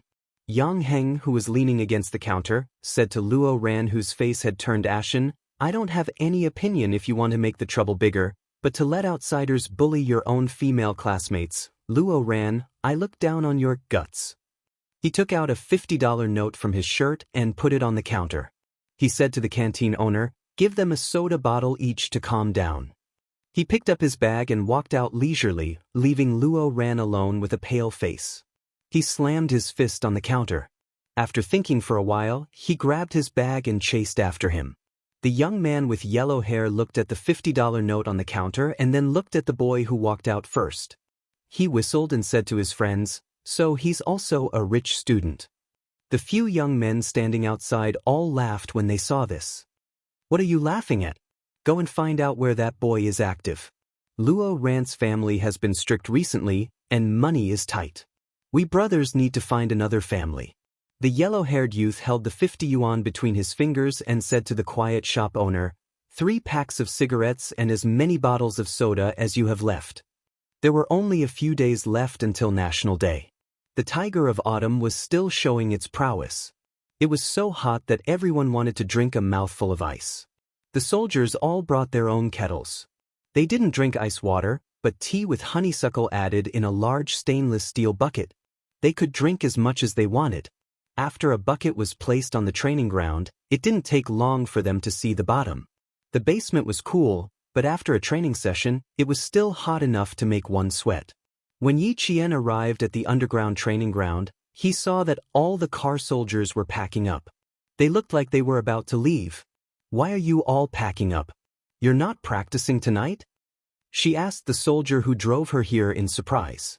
Didn't you say that we'll be practicing every night until the end of December? The car soldier who picked her up pursed his lips and smiled shyly. The political commissar is here.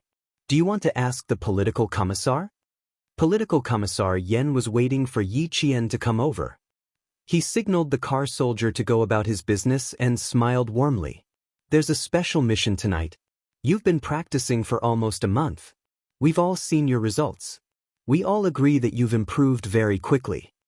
Chapter 453. Right now, you only have one night training course that you haven't started yet. I discussed it with Commander Liu, and we will start tonight. You will drive a car and be accompanied by your instructor. You will depart from your province for cross-province training. Yi Qian was stunned for a few seconds. After hearing this, he said in disbelief, Political commissar, I don't even have a driver's license. He was worried that he didn't have a driver's license, not that he couldn't do it. Don't worry about that. We have our own arrangements. Go and see the car you will be driving tonight. The instructor is doing maintenance for you. Political commissar Yen admired Yi Qian's confidence in himself. It wasn't arrogance, but a down-to-earth confidence. He wasn't exaggerating, nor was he overly modest. Yi Qian immediately had no more worries after hearing this. He responded crisply and walked towards the parking lot. At 11 o'clock p.m., the surroundings were cleaned up. After all the preparations were done, jeeps drove out of the underground parking lot one after another. They drove to the side of the road in an orderly manner before turning on their headlights and driving into the mountains. All the cars were jeeps instead of armored vehicles. From the outside, they looked no different from the jeeps in the city. Yi Jian followed in the middle of the convoy and began the night training that would last until Sunday. She would only be back on Sunday. At 3 o'clock a.m., Political Commissar Yan's voice came from the walkie-talkie. He asked the instructor accompanying Yi Qian, How's the situation on your side? Reporting, everything is normal. The instructor, who also didn't sleep, kept his mind awake and reported the situation of their car. Change at 4 o'clock a.m. The co-driver will take over. The co-driver was the instructor himself. At this time, they were already on the mountain road. The long mountain road seemed to spiral into the sky. The headlights shone in front of them.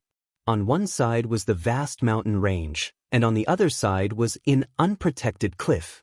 The entire mountain road was bumpy and uneven. Yi Qian's whole body was shaking. There wasn't a single minute of silence. After making a 180-degree turn, they continued to climb up. One moment, they would make a 180-degree turn inward, and the next moment, they would make a 180-degree turn outward. They continued to drive forward until the co-driver took over. Yi Qian had already completed the 4 stages of basic driving, practical driving, long-distance driving, and graduation assessment. At 5 o'clock in the morning, all the motorcades stopped by the roadside. After resting for half an hour in the wilderness, they continued to move forward. At 6 o'clock, the motorcade no longer followed the mountain road. Instead, they turned into another section of the mountain. Attention all vehicles, attention all vehicles. We will arrive at the simulated battlefield in half an hour. All vehicles, please prepare for battle. Even though it was Yi Qian's first time driving at night, she knew what the tests were. When the car turned out of the mountain road and headed into the mountains, she knew that they had arrived at the test area. There were a total of more than 10 simulated battlefields.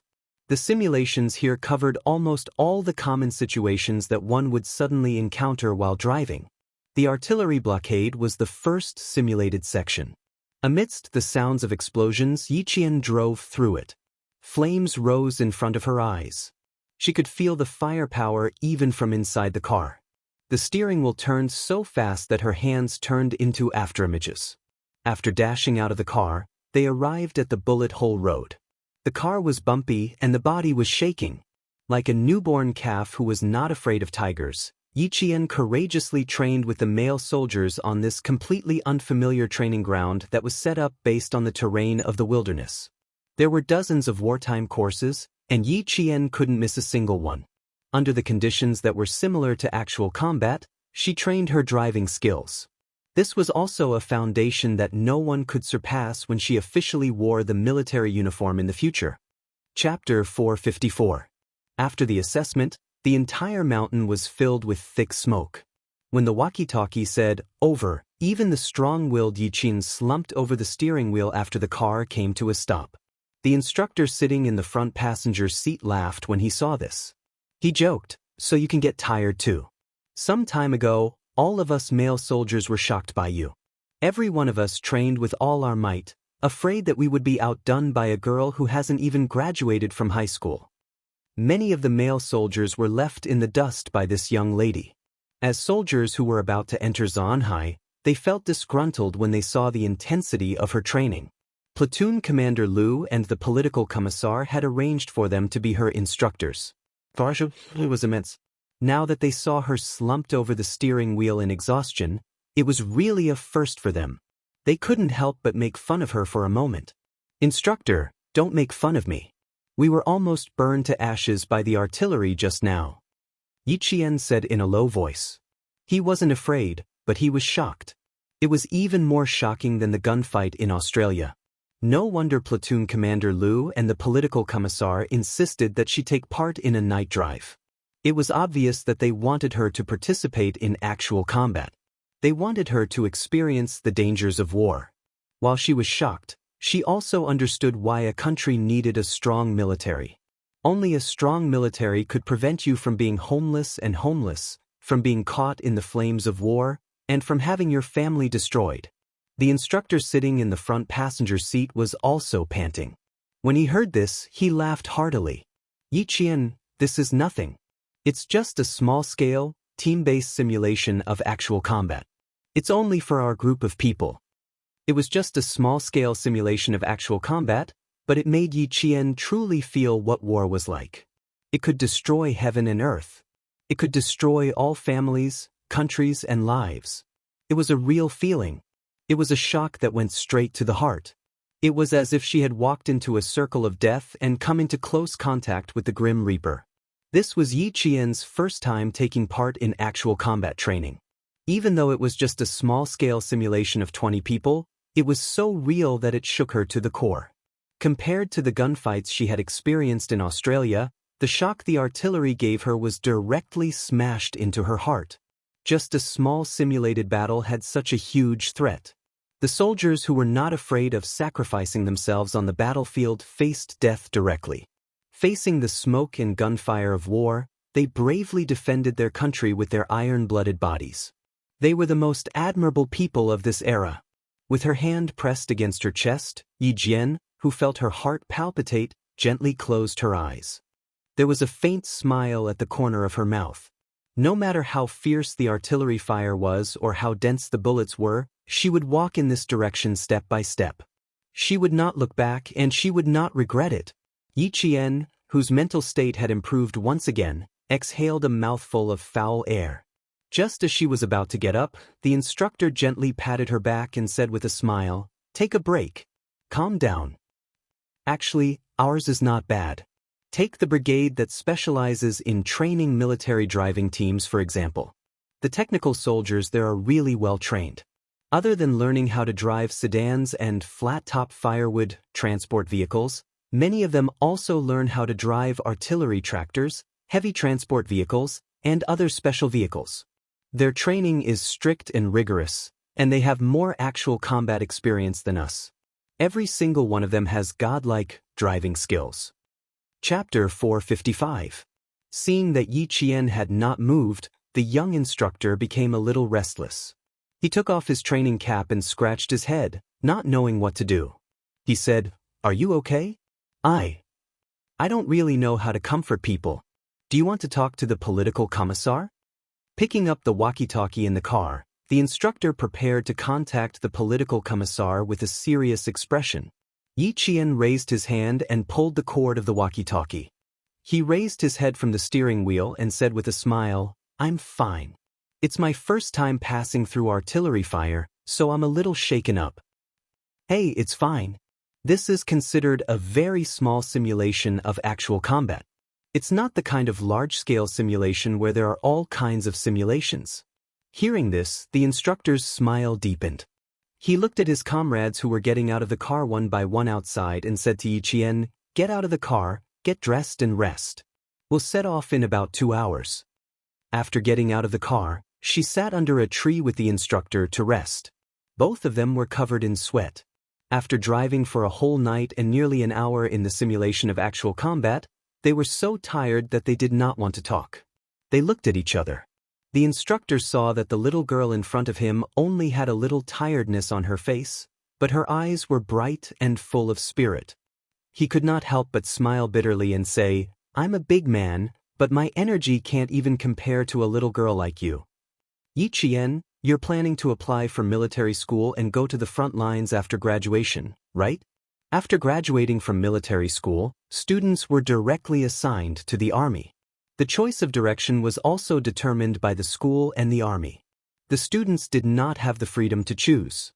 However, if the individual's professional qualities were good enough, under normal circumstances, the leaders would still inquire about the student's intentions before making the appropriate arrangements. For a student like Yi Qian who had excellent qualities even before entering military school, many troops would definitely recruit the best after graduation. In contrast, Yi Qian could state his intentions and make his choice accordingly. However, this kind of thing was too far away from her. Whether or not she could get into military school was another matter. She smiled and said, "I'll have to get into military school first. When the time comes, we'll see what the arrangements are. I still quite like the front lines." The front lines were not a certain division, but a certain special forces unit. In the end, any army was meant to serve the war. The special forces were the pioneers of the army, ready to carry out missions at any time and throw themselves into the fierce war. Yi Qian's goal was to enter the special forces. She wanted to grow and train in the war. This was the only way she could live up to Grandpa Zhen and Uncle Chen's teachings. Only then would she live up to her second life. Joining the frontline troops is tough, but it would be a waste if someone like you didn't join the frontline troops. The young instructor sighed with emotion. He leaned his head against the tree trunk and closed his eyes. His ordinary facial features showed the toughness of a soldier. Although he was tired, he was still mighty and upright. Take the time to rest. The training is not even half over yet. If you don't rest well, it will affect the second half of the training. Yi Qian, on the other hand, did not feel tired. Training like this always stimulated her adrenaline and kept her in a state of excitement. She did not feel sleepy at all. Even if she did not feel sleepy, she had to force herself to rest. Yi Qian leaned against the tree and covered her face with her training cap. Like the other soldiers, she raised her head and used the cap to block the sun. She closed her eyes and rested. There was still smoke lingering in the mountains. Surrounded by the steep mountains, it would not take long for the smoke to dissipate with the wind. The 20 or so soldiers entered a short break. Political Commissar Yen, who was traveling with them, said a few words to a soldier whose arm was slightly injured. He lightly patted the soldier's shoulder and then went to look for Yi Qian. Chapter 456. The first thing he had to do was look for the car. Once he found the car, he found Yi Qian resting against a tree. Before he could say anything, Yi Qian, who seemed to have fallen asleep, moved her head, and her hat slipped off her face. Political Commissar Yen saw a pair of bright, clear, and determined black eyes staring at him. He could not help but laugh. He waved at Yi Qian and gestured for her to go to the side to talk. Yi Qian also laughed. She stood up and patted the leaves off her body. She followed Political Commissar Yen to a place where they wouldn't disturb the rest of the soldiers. Aren't you resting? We're only halfway through the training. This girl. He hadn't even asked her why she wasn't resting, but she was asking him instead. Aren't you not resting either? Political Commissar Yen had always been easygoing in front of Yi Qian. He was never intimidating and always had a friendly smile on his face. How is it, Miss Jian? How do you feel? Isn't it more interesting than the training ground? Yi Qian pursed her lips and laughed. You're treating me like a child. Simulated combat is also a war. There's nothing interesting about it. There's only feelings. After laughing, his eyes gradually darkened, and even his voice became cold. The deepest feeling was seeing war, and also seeing blood and seeing death and life. When I was in the car just now, I couldn't calm down for a long time. I felt like the war was right beside me. The simulated combat was just a trigger. Political Commissar, I didn't find it interesting. I just felt that I still have a lot to improve on before I can become a real soldier. It was rare for a high school student to have a sense of crisis and a sense of mission that only a soldier would have. And it was even rarer for her to learn that war was inseparable from blood in a simulated combat. Her peers were still struggling with textbooks and studying hard to get into university, but Yi Qian was already thinking deeper and further. He originally wanted to have a heart-to-heart talk with her and let her understand the meaning of simulated combat. It was a way to train the soldiers' bodies and minds. But now it seemed like there was no need for that. After returning to the car, Political Commissar Yen contacted Platoon Leader Liu and said with great emotion, Yi Qian will be a bright star in the army in the future. Her existence will not only illuminate the other soldiers, but also push her unit forward. Old Liu, this girl's awareness is quite high, and her perception is also extraordinary. I heard from her tone that she intends to go to the front lines, and she will definitely achieve something in the future. Every time I see her progress, I can't bear to let her go back to school. If a female soldier were to compete with a male soldier in the army, she would have to endure more hardships and fatigue than a male soldier. However, Yi Qian was extremely talented. Just like the male soldiers, he was able to endure hardships and fatigue. His improvement in ability left the male soldiers in the dust. Faced with his old partner's exclamation, Lu Tuan laughed and replied, Otherwise, why would she be chosen by a world-class sniper and a rank 1 sergeant major? Don't worry too much. That girl is easy to worry about. Even 20 soldiers can't compare to her. A fine horse can't run out of a stable. You must bring this girl to the wilderness to train more. When I came back from winter break this year, I made a report to the higher-ups. If they agree, we will let her join the army to participate in winter training. She will follow the male soldiers up and down the mountain to train her. Even if she goes to another unit in the future, she will still be a new recruit under my command. Political Commissar Yen felt that his partner was a little shameless. He laughed and said, Old Shen has already made arrangements. We can forget about it. We have to wait for him to finish his arrangements before Miss Yi can join our unit. Chapter 457. Everyone wanted Miss Jian to stay, but it was not up to them to decide. Political Commissar Yen was only thinking about it in his heart. He thought about Principal Chen's training and said, She has been trained according to the special forces. It would be a waste for her to come to our team. However, we can let her participate in field combat. After all, she will be fighting solo with Principal Chen. The new semester had only started less than a month ago, but the regiment commander and the political commissar were already thinking about the winter vacation training. 2 hours later, all the vehicles started the zipper training that they had done during the day. When the sun gradually disappeared and night fell, more than 20 vehicles once again plunged into the winding mountain road. All the soldiers were still dusty from the training and started the second night's long-distance driving training. The mountain road was rugged and narrow. Yi Qian, who had rested well during the day, kept his eyes forward and did not dare to be careless. In the latter half of the night, he was hit by sleepiness. The accompanying instructor took out the good stuff that was used during long-distance driving training and gave it to Yi Qian. Yi Qian threw 2 raw chili peppers into his mouth and chewed.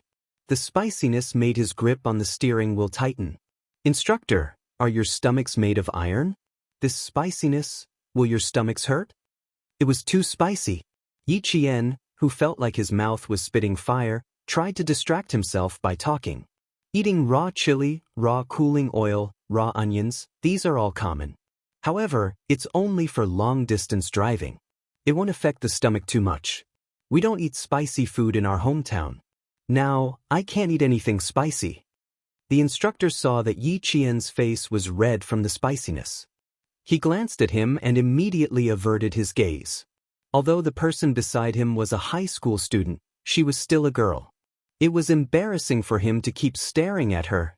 After passing the Death Valley, the winding mountain road, the steep cliffs and other dangerous roads, they continuously drove for hundreds of kilometers and successfully completed the long-distance driving mission at 5 o'clock in the afternoon on Sunday. The continuous high-intensity driving training tempered the driver's fighting style. It also made Yi Qian understand that every soldier was not easy. The night training also changed Yi Qian a lot. He stood in a row of soldiers and was like a growing eagle, rapidly and fiercely moving towards his goal. Yi Qian still had to rush back to school in the afternoon. After a simple freshening up, she immediately rushed back to school. This time, she came back a little late. The car driver didn't need her to remind him. He stepped on the accelerator and rushed all the way to school. To see a girl. Fuck, I couldn't tell. Another rich student. Brother Huang was the young man who was close to Luo Ran. He squinted his small eyes and looked over. When he saw that the girl was still standing beside the car, his eyes darted around. He threw the cigarette between his fingers to the ground and walked away, swaying his skinny body. He sneezed twice after walking a few steps. He rubbed his nose with his fingers and looked uncomfortable. Yi Qian stood on the path back to school. Classes started at 7 o'clock. It was 6:46 when she arrived at school. Yi Qian only had time to say, "Thank you," to the soldier who sent her and ran all the way to school. She needed to finish the 500 meters in 4 minutes. Then she needed another 5 minutes to run from the school gate to the classroom. Time was tight. She didn't have a minute to waste. Chapter 458. After running for a few meters, Yi Jianjian saw that the people who were leaning against the wall with cigarettes in their mouths had all walked out. One by one, they stood in the middle of the road and looked in her direction. Under the light of the street lamps, Yi Jian could tell that they were young men from society who always hung around the school. Seeing that they had blocked the sidewalk, Yi Jian turned to the road without changing her expression to avoid these people. She didn't have time to waste. She should hurry back to school. Brother Huang, who thought that blocking the way would scare the students, immediately ordered his men to get off the road and block the way. But how could they catch up with Yi Jian's speed? They could only watch her run past them. She was more than 10 meters away before Brother Huang and his men realized what was going on. Fuck. She ran so fast. Is she a sports student? How can we catch up with her? They were dumbfounded as they watched Yi Qian's figure disappear from their sight like a whirlwind. Brother Huang glared fiercely at his underling who was praising Yi Qian and belittling him. He scolded, "What the fuck are you all standing there for? Find Luo Ran and ask him what that girl's name is. That young guy can't block her, but that girl can." After scolding, he sneezed a few times in a row and then yawned again and again.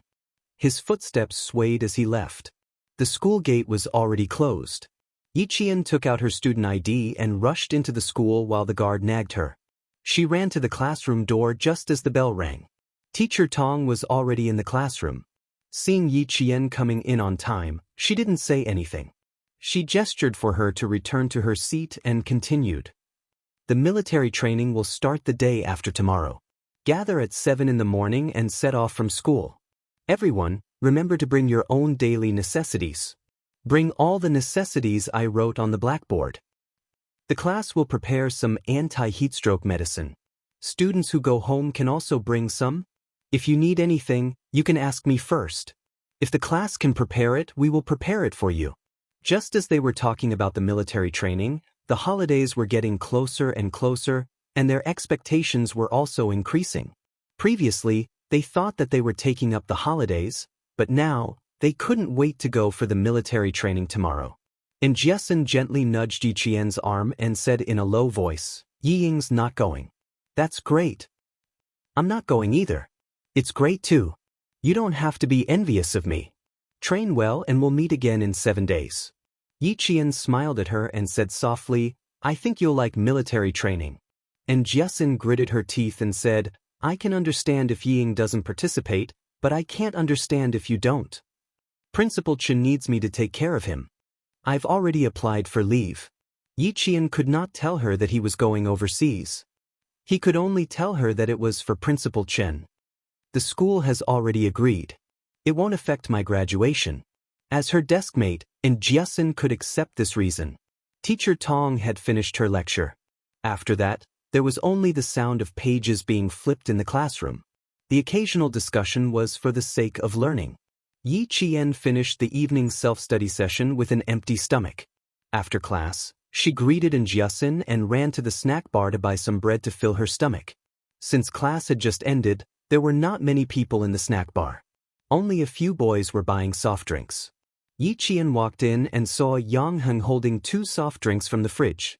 When he saw her, Yang Heng took the initiative to ask, Class is over. What do you want to eat? My treat. By the way, I have something to tell you. It's about Luo Ran. Chapter 459.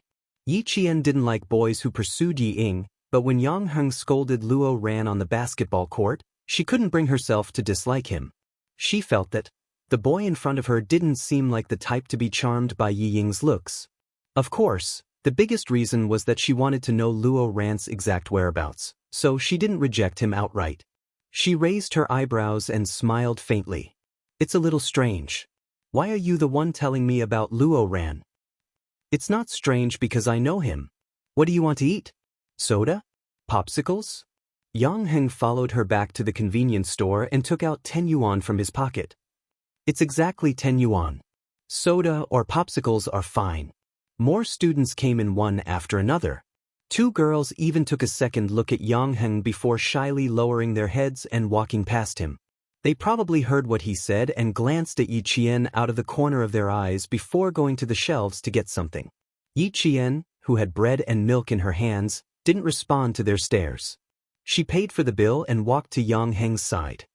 What do you want to tell me? Let's talk while we walk. Yang Heng put the money in his pocket and took a sip of his soda. His words made Yi Qian frown slightly.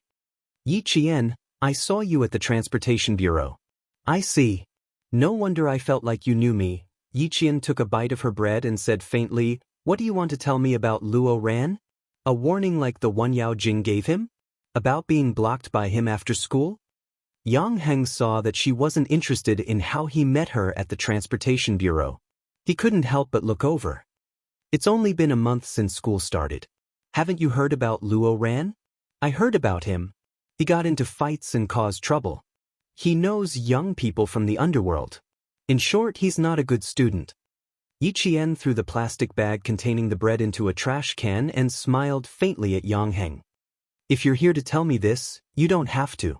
The whole school knows about him. I won't tell you anything that the whole school knows. I have something to tell you about Luo Ran. Yang Heng reacted quickly. His straightforwardness made him not want to hide anything from Yi Qian. Luo Ran got a student from another school to wait for you at the school gate on Friday. The person who told him that you would be going out on Friday was Yi Ying. Be careful. Luo Ran holds grudges. You made him bleed with a basketball in front of so many classmates. He won't let it go so easily.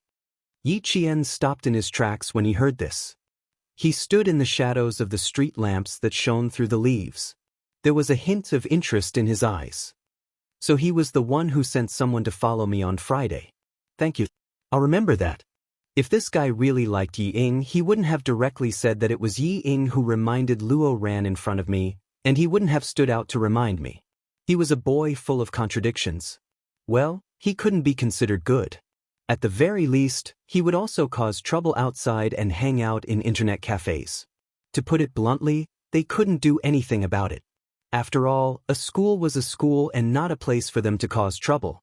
A boy who was neither good nor bad. Yi Qian's impression of him was neither good nor bad. You're welcome.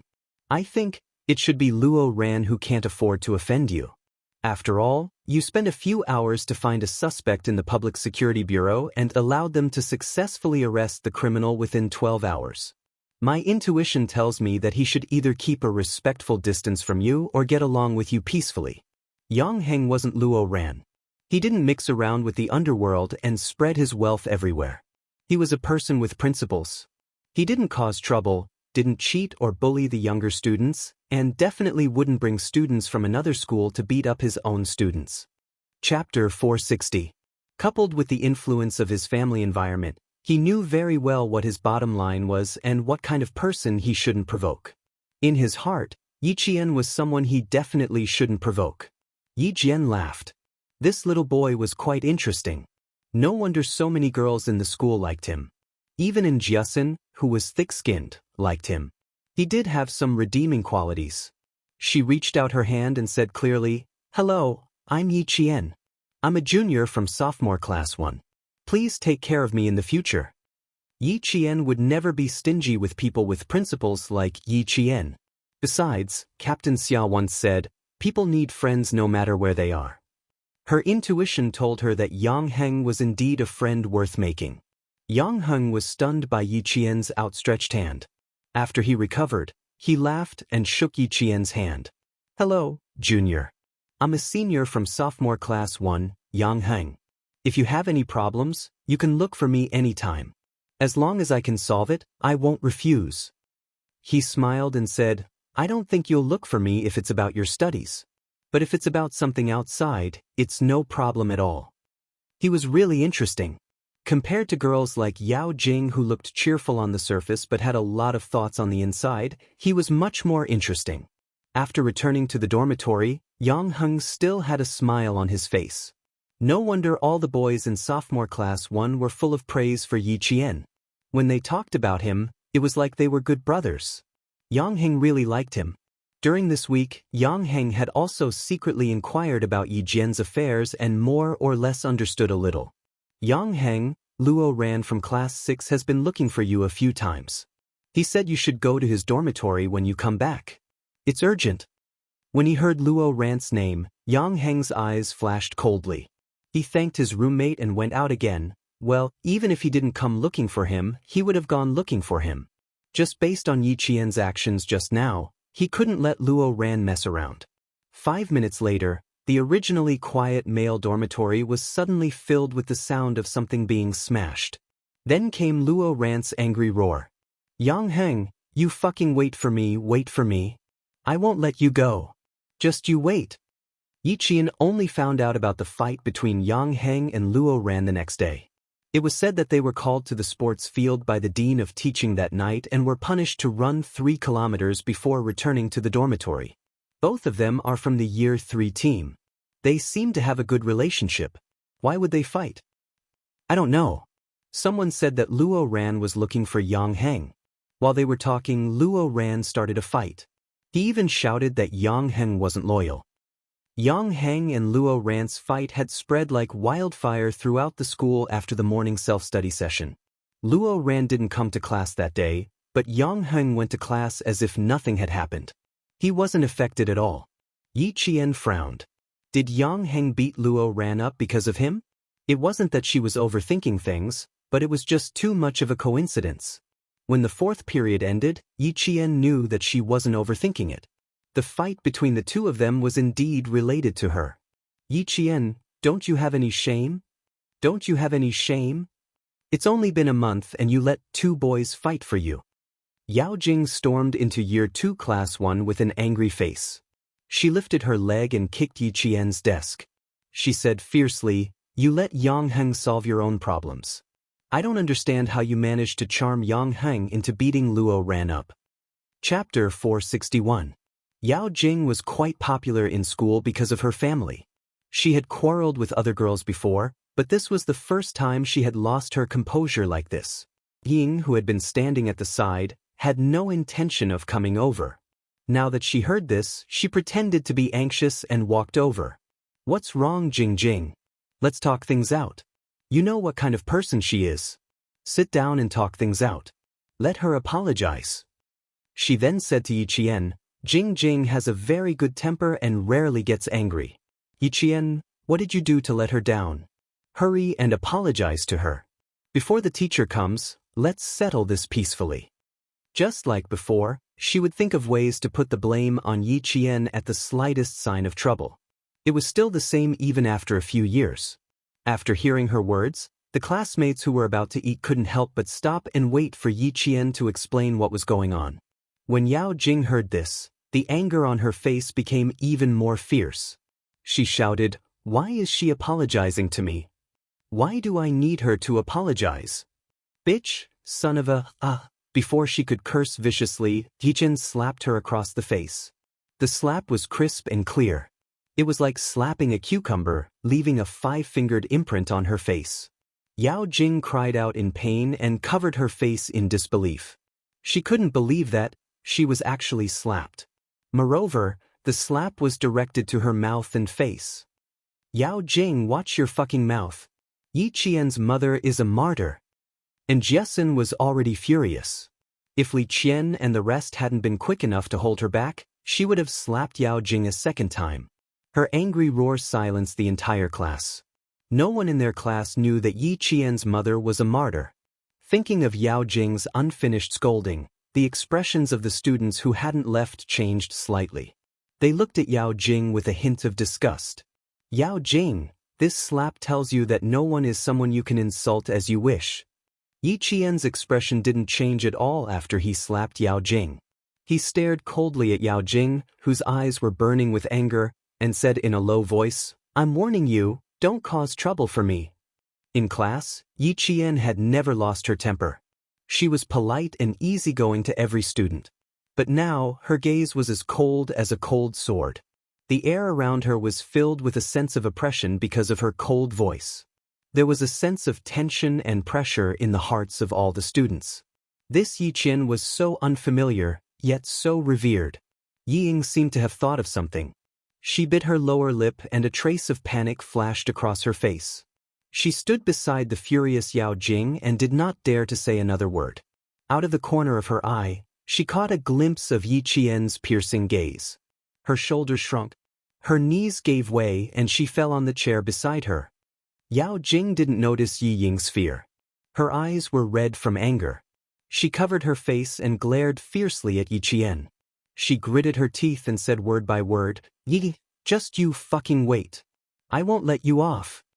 Her threat was much more serious than Yi Ying's. She removed her hand from her face and said fiercely, "Give me a slap today. Just you wait." "I'll wait." Yi Qian didn't back down in the face of the other party's threat. He replied even more fiercely, "You insulted my mother first. Do you think I'm afraid of you?" Chapter 462. When Yao Jing saw this, she was furious. Instead of getting angry, she laughed. "You've got guts. You're the first one who dares to go against me. Yi Qian, if you don't want to stay in the province, I'll send you off personally." This sentence angered the students of Class 1. A boy stood up and scolded, "Yao Jing, this is our Class 1, not yours. What are you trying to do? So what if Yi Qian hit you? Your mouth wasn't clean just now. If it were me, I'd hit you too." "Exactly. Is it because your parents are officials? So what? You're right to insult a martyr. You'll send Yi Qian off personally? Who do you think you are? Tell the teacher. We can't just let this go. She still thinks she's wronged. She still wants to take revenge on Yi Qian." When the students of Class 1 heard that Yao Jing not only refused to admit her mistake, but also acted so arrogantly, they couldn't stand it anymore. They all stood up to scold her. Under Teacher Tong's leadership, Class 1's sense of teamwork was very strong. Some students immediately closed the door at the back of the classroom. 2 boys ran out to look for Teacher Tong while the rest of the students blocked Yao Jing, not allowing her to leave. Yi Ying, who was frightened by Yi Qian's gaze, panicked even more when she saw this. Damn it. She made a mistake again. She meddled in something she shouldn't have. When the teacher came later, she would also be in trouble. Looking at Yao Jing, who was still stubbornly holding her head high despite the student's scolding, Ying gritted her teeth and stood up. She pulled Yao Jing to her side and said, "Calm down, all of you." Yao Jing didn't know that Yi Qian's mother was a martyr. She didn't mean to. She remembered Yi Yifan's advice and had no choice but to stand up. Ying, you're so disgusting. You call Yi Qian's sister, but when something happens you can't wait to jump out and step on Yi Qian. If you really wanted to help Yao Jing just now, you should have pulled her away when she was scolding Yi Qian. You shouldn't have stood aside and fanned the flames. And Jiasun struggled until her eyes were red. She glared fiercely at Ying. You're up to no good. You've made things difficult for Yi Qian time and time again. Are you still human? Even if Yao Jing doesn't know, how could you not know? Yi Qian's mother is your aunt. Following that, Li Qian and Yang Yi held her back, afraid that they would blow things up if they didn't catch her. Yi Qian was afraid that she would break free and rush up to hit her, so he walked over and put his arm around her shoulders. He said softly, Jiasun, calm down. I'll take care of it. When have I ever let myself be taken advantage of? This time is no exception.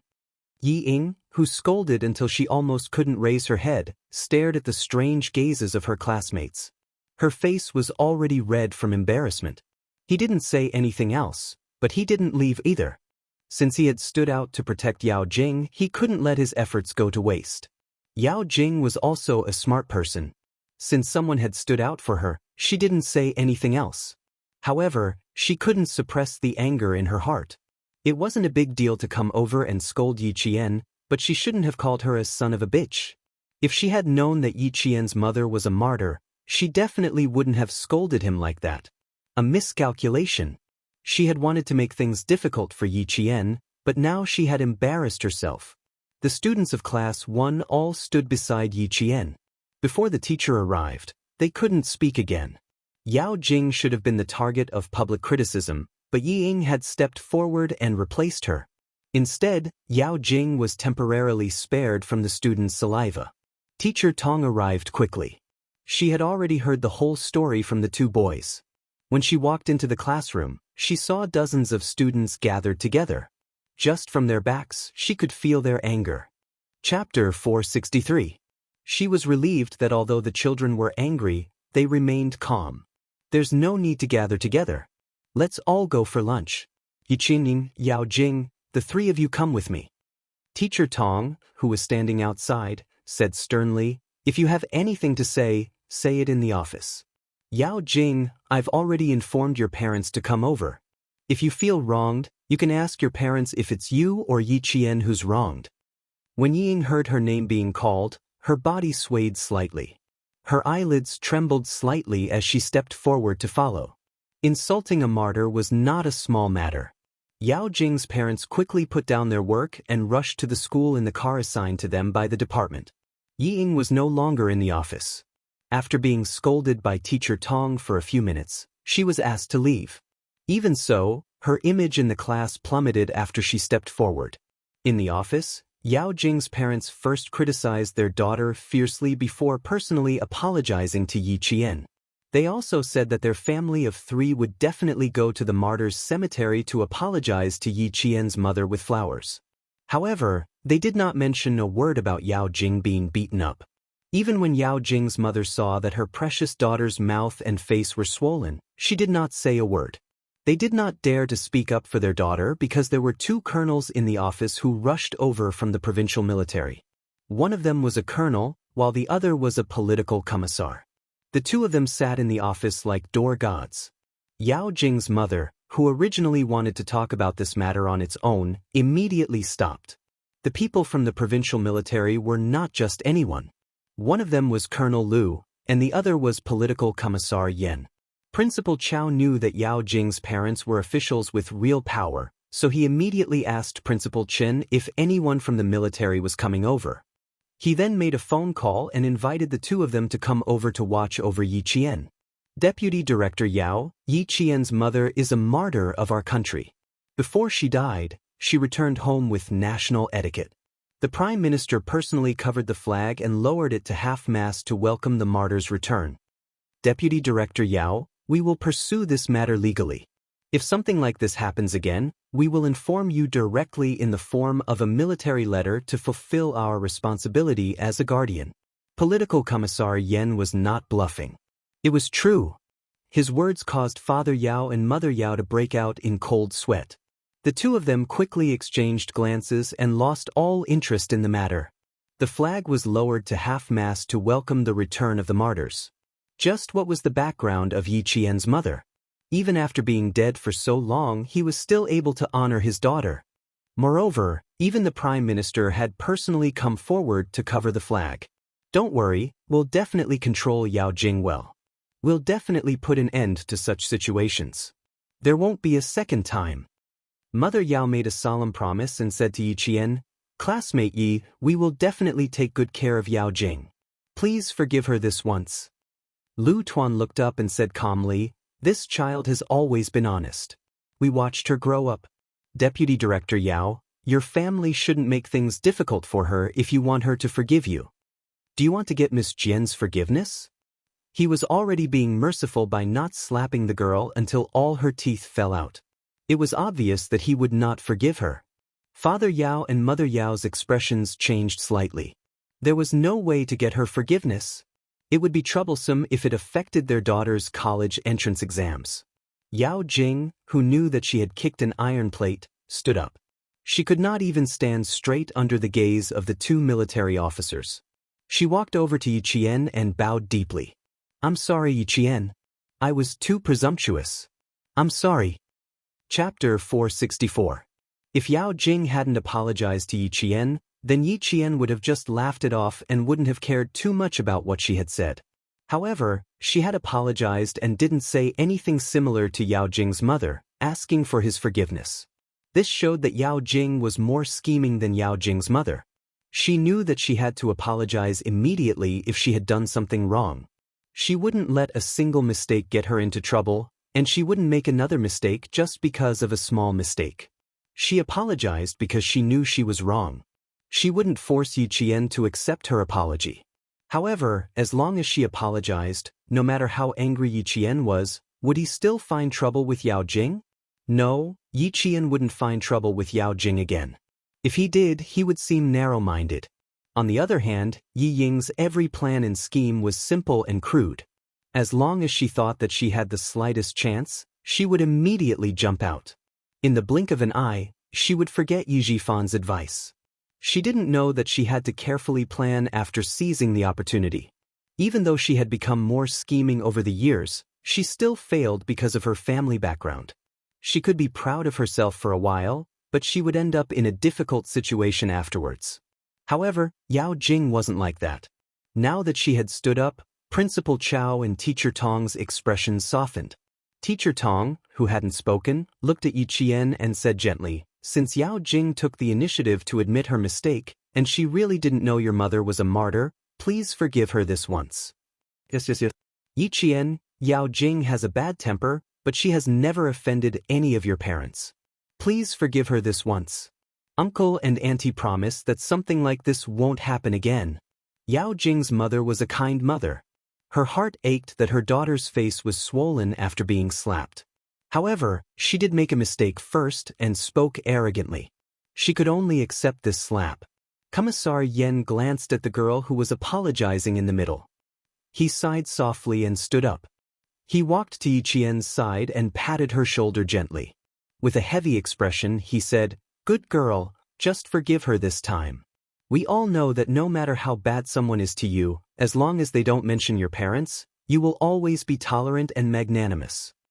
Lu Tuan and I both know that it was indeed Yao Jing who hurt you. But child, you have to remember that the most hurtful thing in this world is the sword made of words. You have to protect yourself well and calm your mind. That way, even the sharpest sword made of words won't be able to hurt you." That was why it was said that it was difficult for children without parents to walk. Without the protection of an adult, they had to rely on their thin and weak bodies to resist those who wanted to harm them. If the army did not take care of her more, this child's days would be even more tiring. Yi Qian, who was sitting with her back straight, raised her head to look at Commissar Yen, who was concerned about her. She didn't say anything and only nodded lightly to show that she would remember it. Colonel Lu looked at Yao Jing's parents with a sharp gaze and said, "Little Jian is feeling terrible right now. I'm afraid she won't be able to accept Deputy Commissioner Yao's daughter's apology in such a short period of time. You guys should calm her down and let her vent her anger." she will naturally accept her apology. In the army, the regiment commander and the commissar always played the role of good cop and bad cop. When the mother and daughter cooperated, the two of them also cooperated tacitly. Chapter 465. Political Commissar Yen tried to persuade Yi Qian while Regiment Commander Lu defended Yi Qian. The two of them sang the same tune, making Father Yao and Mother Yao's expressions a little awkward. The words of these two military officers made it seem like a family of three was forcing Yi Qian to forgive Yao Jing. Yao Jing, sit back down. Father Yao's face darkened as he reprimanded. Do you think your mistakes can be resolved with an apology? You don't know your place and you need to be taught a lesson. If you don't teach you a lesson today, you'll only make it worse in the future. Dad, I'm apologizing to her. I know I was wrong. Yao Jing didn't listen and stood stubbornly beside Yi Qian. She lowered her posture and said again, I'm sorry, Yi Qian. I won't ask you to forgive me. I only hope that you can hear my sincere apology. If she didn't get Yi Qian's approval today, she would become the target of all the students' sympathy and she would become the villain in the eyes of all the teachers and students. He wanted to step on Yao Jing's shoulders and help himself. No way. Yao Jing, when Jianghu told you that my mother was a martyr, if you had immediately apologized to me instead of threatening me, I would have chosen to forgive you. Yi Qian, who hadn't spoken since Regiment Commander Lu and Political Commissar Yen came to the office, finally spoke. But to Father Yao and Mother Yao, it was better not to speak. You don't have the sincerity to apologize. From insulting my mother to threatening me, Yao Jing, you don't have the sincerity to apologize to me or my mother. Even if you're standing in front of me now, you're only apologizing for your mistakes. Instead of apologizing to my mother. Yao Jing's face turned pale. She didn't expect Yi Qian to not let go of the time she apologized. At that time, she was furious and only wanted to teach her a lesson. She didn't think of apologizing. Now that she said it, it made it seem like she didn't have the sincerity to apologize. She still threatened you? What did she say, Yi Qian? Say it now. Teacher Tong wanted to persuade Yi Qian to forgive Yao Jing's unintentional mistake, but when she heard this, her expression became serious and she said, Speak slowly, don't rush. A glint flashed across Yao Jing's eyes. Her body trembled slightly. She seemed afraid and regretful at the same time. She said softly, I'll say it myself. She did not dare to let Yi Qian continue. If she continued, she would be punished. I said I won't let's go, but I heard someone say that Ye's mother was a martyr, but I thought it was false, so I. At this point, she could still find a reason to make others believe her. Yi Qian sneered in her heart and looked at her with clear eyes. Ying said that in order to protect you, she stood up and said that you didn't know. It was unintentional. You can choose not to believe in Jianghu's words, but Yi Ying is your friend. Do you think that your friend's words are false? But you still didn't apologize to me.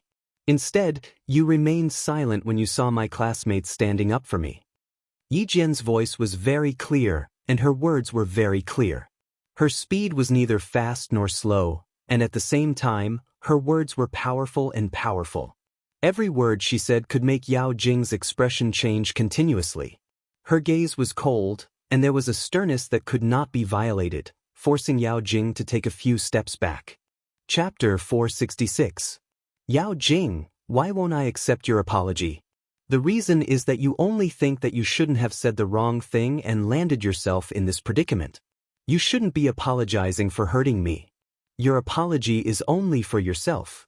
It has nothing to do with sincerity. So, I definitely won't accept your apology.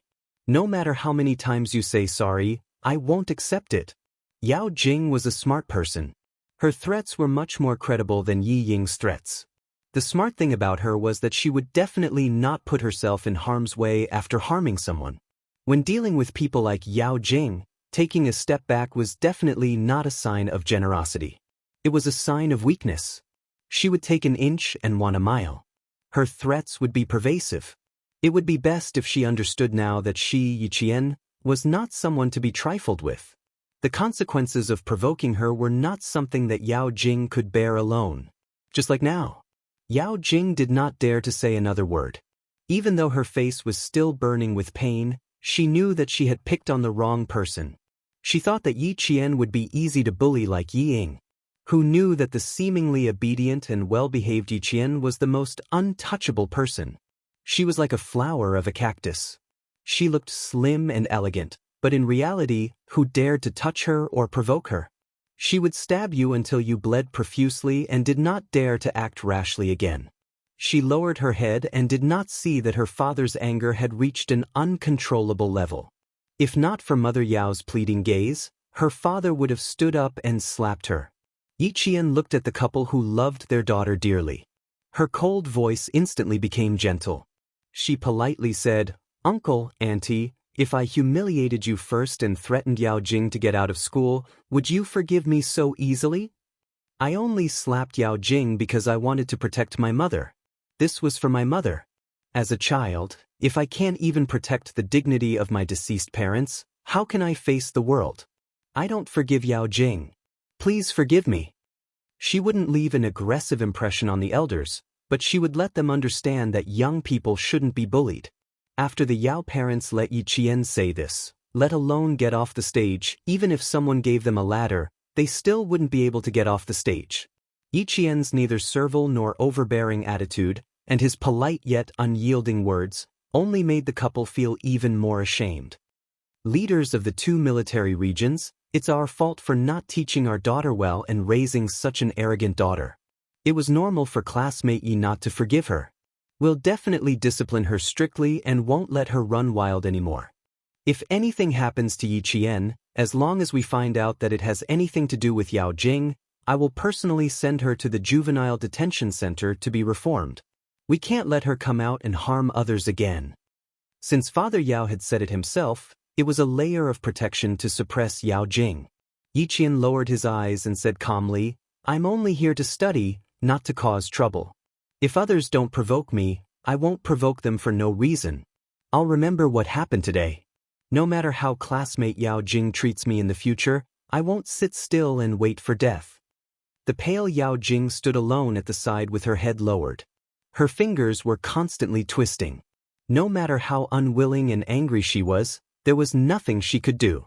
She was smart enough to know that she had kicked an iron board. Chapter 467.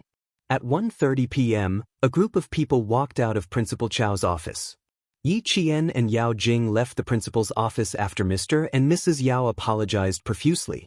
At 2 p.m., the students returned to their classrooms, but the adults continued to sit in the office. Walking out of the office building, Yao Jing looked at Yi Qian coldly. Her usually smiling face was cold. "I underestimated you. Compared to Yi Ying, you are indeed much smarter. Never provoke someone who is smart and knows their own limits. She was too careless. I will never use my intelligence to deal with my classmates. Today, you came to me voluntarily. I have never been a tolerant person. If anyone dares to provoke me, scold me, or humiliate me, I will pay them back double." Yi Qian did not have an overbearing arrogance, but he had an irresistible sharpness. Even though he said it casually, Yao Jing's heart trembled slightly. Snorting softly, the proud and arrogant Yao Jing crossed her arms and raised her eyebrows. She smiled coldly and said, "That's right. You're indeed someone who can't tolerate things. So, you've provoked Luo Ran, the little tyrant. Just wait and see, Yi Qian. I don't need to do anything.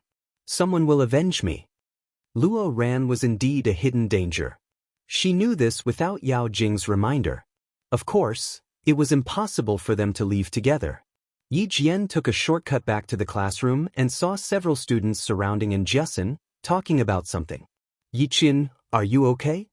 A classmate saw her and immediately stood up from her desk. She looked at her worriedly. "Did Yao Jing's parents make things difficult for you?" Yi Qian had only known her for a month, but she had already established friendships with her classmates. Although they were not very deep, at least when she was in trouble, her classmates were willing to help her. The corner of her mouth curved into a beautiful smile. She looked at her concerned classmates with a smile. "It's okay. Yao Jing was in the wrong first. With Principal Chao and Teacher Tong here, I am fine. But I didn't accept Yao Jing's apology because I'm still angry with her. I don't want to forgive her so easily.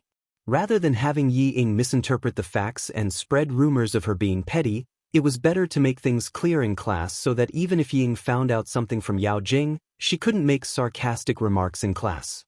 From today's confrontation, it could be seen that Yao Jing was far smarter than Yi Ying. Perhaps she had already seen through Yi Ying's true colors, but the two of them were just using each other. After all, when they were in the same class, Yi Ying's grades were there for all to see. Yao Jing's intelligence lay in the fact that she would never jump out like Yi Ying after harming someone. She was afraid that others wouldn't know how powerful she was. She would hide and stand behind the scenes, letting others do the dirty work.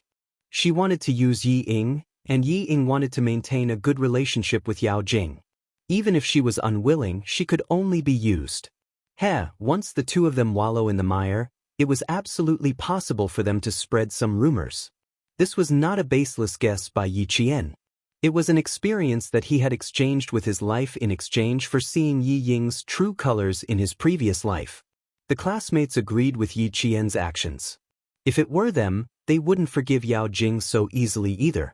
Yi Ying applied for sick leave, saying that she had a chest ache and needed to go to the hospital.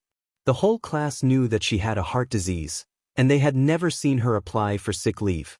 Who would believe that she had applied for sick leave after today's incident? Chapter 468. The last physical education lesson in the class was not held. Everyone surrounded the field and received their camouflage uniforms for military training. The rest of the classes in class received their camouflage uniforms in the classroom. When school ended, Teacher Tong reiterated that the military training would start tomorrow. All students had to bring their daily necessities to school before 7 p.m. They could not forget their camouflage uniforms. Whoever forgot would have their marks deducted. The bell rang. All the first-year students on the 7-day break were like birds released from cages. They went home happily from school. And Jiasun watched as Yi Qian stuffed her clothes into her small camouflage travel bag. She gritted her teeth and said, "What should I do? I really want to take out all your clothes. Dang, dang, dang. Does it look good? Does it look good? Does it look good?" Yang Yi, who was hiding behind the door to change his clothes, was wearing a camouflage uniform with long sleeves and trousers. He walked out happily and said, "So handsome. I already like military training." Li Qian and the other girl, Lu Lizhen, also changed into camouflage uniforms and walked over. They put on their hats of the same color and the three of them stood in a row and laughed. How is it? How is it? Handsome, right? Add me. The girl sleeping on the upper bunk of Yi Qian, Zhang Yuan, ran over. The four of them stood in a row and raised their chins. Before Yi Qian and Jiasun could speak, they were already laughing. "I don't know if I'm handsome or not, but I know that if you wear these clothes, you won't have to walk with your breasts in your mouth, especially Li Qian." And Jiasun blinked. The meaning behind her words was to make everyone laugh. Meanwhile, Li Qian took off her hat and threw it at Jiasun with a red face. Li Qian was slightly chubby and had developed very well. She was also shy, so she would walk with her face in her mouth, as if she was afraid that others would see her breasts. And Jiasun had said this countless times. She directly said, "What a waste." The five of them were in a mess. Yi Qian had also packed her luggage. The military car was waiting outside. The flight to the capital was at 8 p.m. tonight. She had to take the car straight to the airport after school. Everyone in the class knew that Yi Qian couldn't participate in the military training because of her patient. The five of them walked her to the school gate before returning to the dormitory. Commander Lu and Political Commissar Yen were already in the car. They did not need to accompany their leader abroad, but they needed to go to the capital to report on the training of the automobile soldiers and attend a large military conference. Therefore, they could take the same plane as Yi Qian to the capital. Deputy Director Yao's comments on the political scene are not bad. He's not so muddle-headed as to protect his own daughter without any principles. As for Director Hu, I'm not sure about that. Yao Jing got into a fight with a girl during her junior high school days. In the end, the girl was expelled while Yao Jing was fine. In the car, Political Commissar Yen told Yi Qian about some of the things they had found out in the afternoon so that Yi Qian could be mentally prepared. But you don't have to be afraid. since Deputy Director Yao dared to say that as long as Yao Jing makes another mistake, he will send her directly to the youth detention center. It means that they all know that you are not someone Yao Jing can afford to offend. We also said that if something similar happens again, we will send a military letter to the city's political commissar. For the sake of Deputy Director Yao's future, director who will not dare to act rashly. So, Jian Lass, just focus on your studies in school. If anything happens, Commander Liu and I will take care of it for you, understand? Chapter 469. This was the military's concern for Yi Qian. It was also the military's high regard for her, and more importantly, it was training her. As the orphan of a martyr, in the hearts of Commander Liu and political commissar Yen, she was like a sun that was heading in the right direction. That place also had the faith left behind by her mother, and it also influenced Yi Qian. The daughter continued her mother's legacy and continued to guard the country's borders. Yi Qian was also worthy of the military and the country's training. She would surpass her master and definitely not embarrass her mother. She would only bring glory to her. Silly girl, why are your eyes red? Don't cry. Political Commissar Yen and I only know how to scold people, we don't know how to coax people. Commander Liu turned his head from the co-pilot seat and saw Yi Qian's red eyes glistening with tears. He immediately joked, "You're our soldier. No matter if it's a male or female soldier, we'll bleed and not cry." "I can't help it. Once you cry, I can't do anything. I can only pass you tissues." "Old Yen, why are you still in a daze? Send her tissues. This girl is so sad." "TSK, she fought with a male soldier until her body was bruised, but I didn't see her cry. I even wondered if she was born with an undeveloped tear gland and couldn't cry. So it's not that she can't cry, it's just that her emotions aren't right. She needs the right time to cry." Yi Qian, whose heart was filled with gratitude, was teased by Commander Liu. She was no longer in the mood to cry. Instead, she laughed out loud. The plane rushed into the starry sky and began a 3-hour journey from south to north. The weather in the capital was not bad. Similarly, the stars were twinkling, and the moonlight was clear and cool. Individual weapons and equipment: 1 American-made carbine G, sour handgun, 4 magazines, 1 MP5 submachine gun, 3 tear gas grenades, and 3 smoke grenades. In a certain armory in the capital, Xia Jinyuan, J5, G3, and Z7 counted the weapons they carried with them. These were all guns and ammunition that had to be prepared when going abroad, just in case. And because the country they were visiting this time happened to be a country that needed to be rebuilt due to war, the risk factor was greater, and the weapons they had prepared were more abundant than before. From the equipment of the entourage, it could be seen that in addition to the soldiers sent by the Ministry of National Security and Zongnanhai, there were also soldiers from the Special Forces of the Snowfield Brigade as personal protection. Special Forces are the trump card of every country in the world when it comes to emergencies. They are the dagger of the country, and also the guardian of the country, especially Special Forces like the Snowfield Brigade. As long as they show up, it means that they are the highest level of security. Complete, correct? That's right. That's right. 3 similarly cold and hard voices rang out one after another.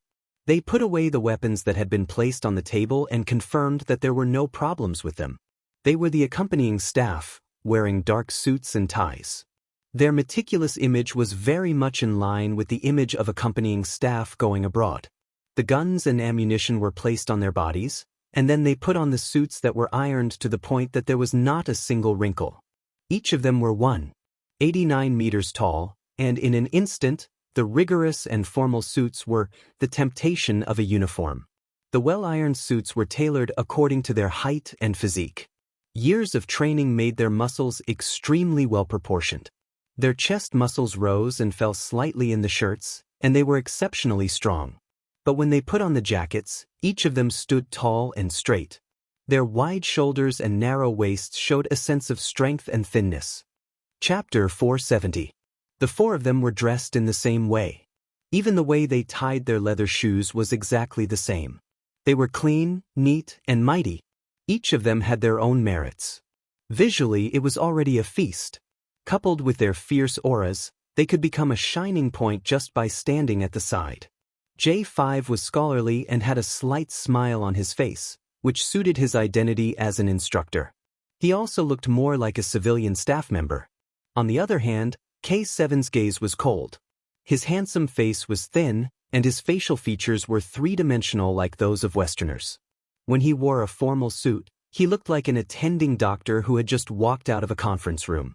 He was so cold that no one could easily approach him. He was indeed a doctor accompanying a leader. Q King's murderous aura was heavier than the rest of them.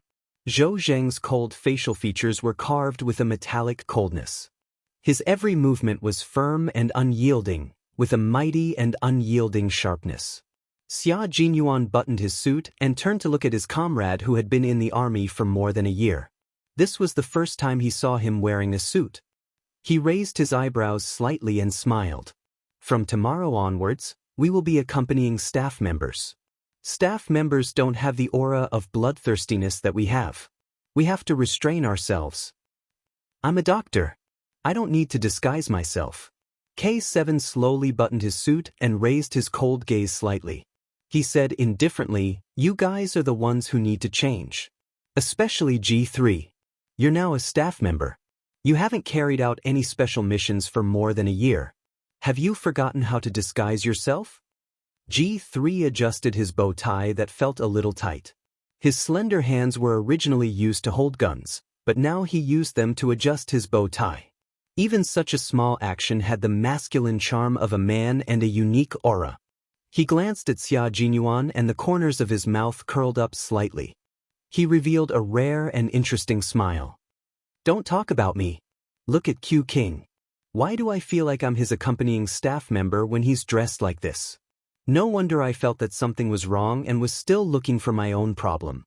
Now that you've said it, I finally know what the problem is." J5, who had been adjusting his clothes, suddenly realized. Aren't we his accompanying staff? Who else could wear a suit like him, exuding the arrogance of a young master? The most important thing to improve is the Q King. Stop, stop, stop. Don't wear the watch first.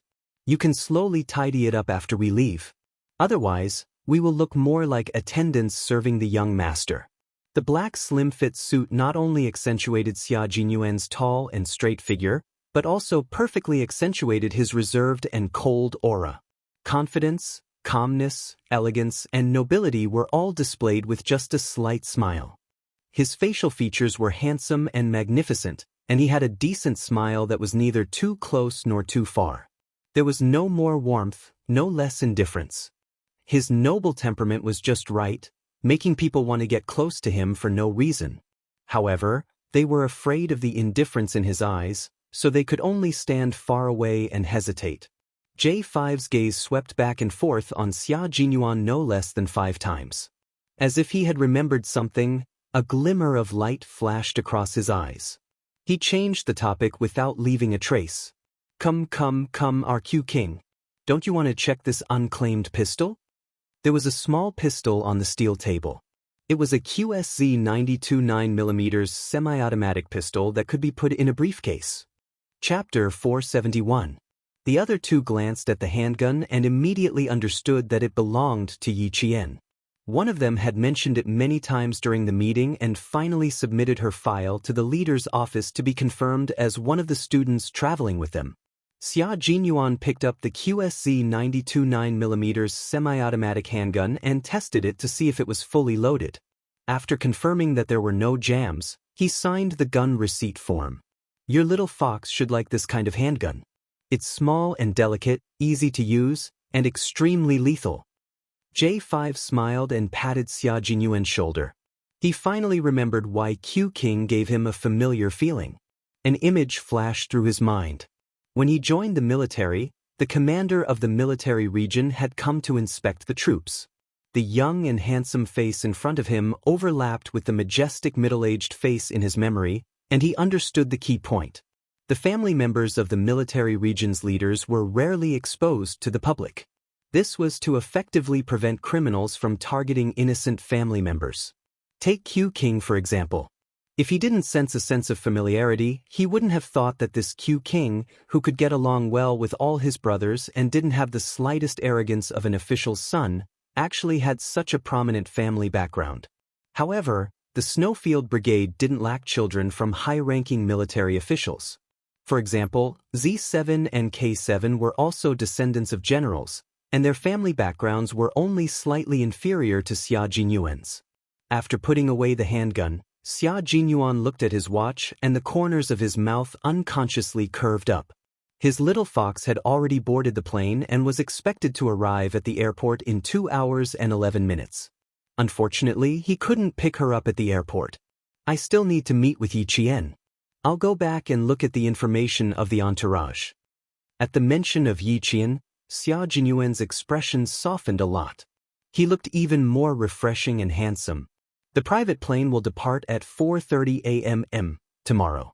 Gather an hour in advance and secretly cooperate with the brothers from the National Security Bureau to clean up the area. Make sure there are no problems. It was impossible for a leader to announce the time of an overseas visit to the public, and the departure time and location could not be leaked. Security had to be kept strictly confidential and unrelated people were not allowed to come close. It had to be to the point where even a fly couldn't fly in.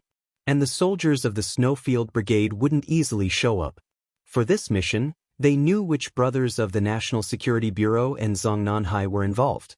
However, the soldiers of the two teams didn't know that the soldiers of the Snowfield Brigade were among the staff. That was why Xia Jinyuan said that they were secretly cooperating. The four left the armory and then left. Xia Jinyuan drove alone. Yi. The plane arrived at Beijing Airport at 11 o'clock in the evening and didn't arrive at the military zone until 12:30 in the morning. At this time, there were only 3 hours left before the visit of the neighboring country. Girl, this is as far as Lu Tuan and I can send you.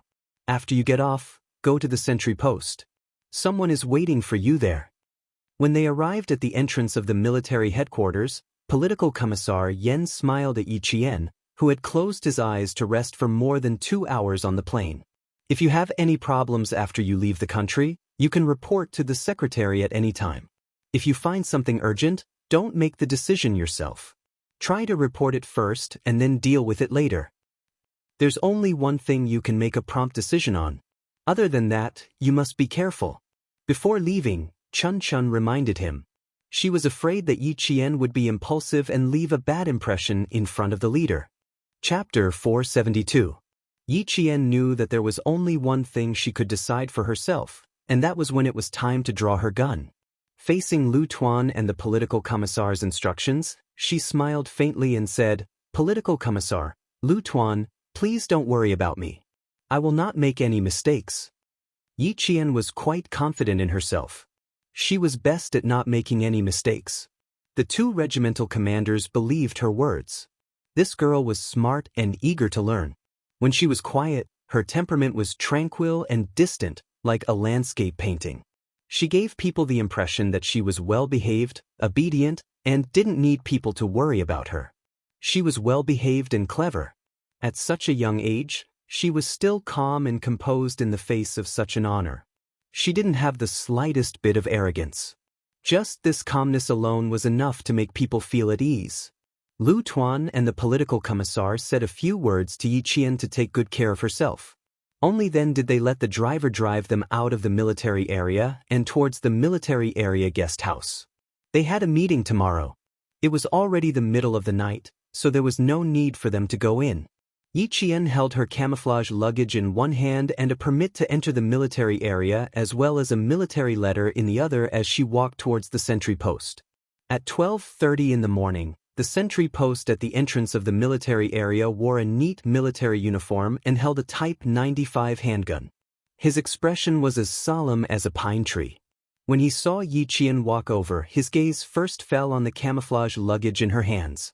Although he didn't point the gun at Yi Qian, he said in a dignified voice, "This is a military area. Do not come near." The importance of the sentry post was to deter enemy agents, gang members, and miscellaneous personnel. It was to prevent them from carrying out sabotage activities and create a huge psychological impact on the bad forces. The steel guns in their hands didn't have live bullets, only 5 empty shells. Even so, no matter who it was, They would be in awe when they saw the sentry post with a gun. It made the people feel at ease and safe. Yi Qian placed her luggage by her feet and gave a very standard military salute. Hello, I am a student who is here to report to the military area. This is the military letter and my permit. Yi Qian handed the military letter and pass that he had been holding in his hand when he got off the carriage to the other sentinel. Facing the two steel guns, Yi Qian did not feel fear, but a sense of familiarity. The sentry took the letter and read it carefully, but did not let them go immediately. His gaze was still cold and stern as he said, "Please wait at the side. We need to confirm it again." This was normal procedure. Yi Qian smiled and stood to the side as the sentinel confirmed and let them pass. Didn't he say that someone was waiting for him at the sentry post? Why wasn't there any? In the middle of the night, the military area was heavily guarded. The street lamps were lit up, illuminating the majestic corner of the military area. In the hazy night, it showed the mystery, grandeur, and inviolable majesty of the country. The national emblem in the center of the gate was illuminated by a snow-white lamp. It was the brightest and most solemn scenery in the entire night. Someone's footsteps were slightly hurried as he strode through the military zone. The tall and straight figure exuded an awe-inspiring aura as he walked out from within. Yi Qian watched as the figure walked out of the darkness, passed through the sentry box, and came before him step by step. The familiar scent of mint, the familiar face, and the most familiar, soft smile that made his heart tremble. "Are the person who is here to pick me up?" After asking, Yi Qian felt a little silly. Since he came out, he was naturally the person who was here to pick him up. Xia Jinyuan took the luggage from her hands, raised his eyebrows and smiled. "That's right. I am the person who is here to pick you up." Chapter 473. Pick her up? Yi Qian couldn't help but take another look at him. He was wearing a black suit, yet he said he was here to pick her up? Shouldn't he be wearing a military uniform? Why was he wearing a suit and leather shoes? He looked so elegant as if he had just walked out of a cocktail party. Yi Qian's focus was on why he was wearing a suit, while Xia Jinyuan's focus was on why this girl was so calm when she saw him coming out. Couldn't she be a little surprised? He smiled and asked, "Come, let me see if you're a little surprised." "Why do I feel that you're not surprised at all?" "Every time we meet, Captain Xia, you don't give me a surprise. You always give me a shock." The more she didn't want to have too much contact with him, the more likely they would bump into each other. They could even enter the same hotel together. Hearing such words again, Xia Jinyuan was immune to them. He had left for less than 5 minutes because of a small matter, but the person he had been waiting for hours just happened to arrive when he was about to leave. He felt a little regretful that he didn't greet her immediately, but now that he saw her, he felt quite satisfied. However, this little mouth of hers never said anything that made him suddenly happy. She always said something that made him not know whether to laugh or cry. She was so calm that it made him feel helpless. Xia Jinyuan's thin lips curled up slightly as he looked at Yi Qian, who had followed him into the military area. Under the dim moonlight, she looked more gentle than she did during the day. She was so well behaved that she looked like a little fox that had just walked out of a fox's den. There was no craftiness, only obedience. Xia Jinyuan only felt a feather gently tickling his heart, tickling it. He raised his hand and stroked her hair gently. "Don't worry, Miss Gu. But I'm pleasantly surprised, and I'm very happy that you're here." He spoke softly, causing Yi Qian to look up at him. The moment their eyes met, Yi Qian's breathing quickened slightly. Under the misty street lights, he could see a small flame flickering in his calm eyes. It also seemed to contain an expression that he couldn't understand. It was an expression that made him a little flustered. Yi Qian's dark eyes moved slightly. He forced himself to look away calmly.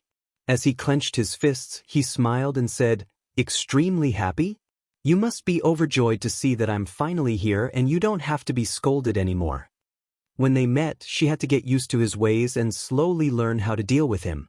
Yi Qian gently loosened his clenched fists and smiled faintly. "My flight was at 8. I rushed over immediately after I got off the plane. I didn't waste a single minute in between. I think the leaders also know that I can only come over at this time. They probably won't let Captain Xia get criticized. Overjoyed. Let's see what he has to say if I understand it this way. What was there to say? He felt that every time they met, this little fox was becoming bolder and bolder in front of him. The way she avoided him was also becoming more and more spirited. He began to properly spar with her, and then they would meet again to counter each other's moves. Xia Jinyuan was pleasantly surprised to find that he really liked the way they got along. He laughed deeply, and his gaze became increasingly gentle like water. His deep eyes seemed to shine with the moonlight, so bright that it was as if he could see through her thoughts. My overjoyed mood really has nothing to do with the leaders. It's just that I'm overjoyed because you're here. There was some distance between the entrance of the military zone and the office building, so Xia Jinyuan had enough time to slowly chat with Yi Qian, who he hadn't seen for nearly a month. It was about love, but it was close to liking. That was how overjoyed he was. Chapter 474. But to Yi Qian, she didn't want to continue chatting with him with a smile. That night by the Swan Lake in school, she clearly saw the gleam in his eyes as if he was hunting prey. He was like a ferocious beast waiting for an opportunity to strike. And she was his prey. At that time, his smile was just a facade. Even if such a person stood still, he would still be like a lofty mountain that could not be reached. Even if he was as easygoing as a spring breeze, after a short moment of confusion, as long as he smiled faintly, one would immediately remember how far away he was from him and how dangerous this man was. Yi Qian wasn't afraid that he was unapproachable. What she was afraid of was his easygoing manner and his low chuckle. She pursed her lips and said coldly with a faint smile, "I was just happy that I arrived in time.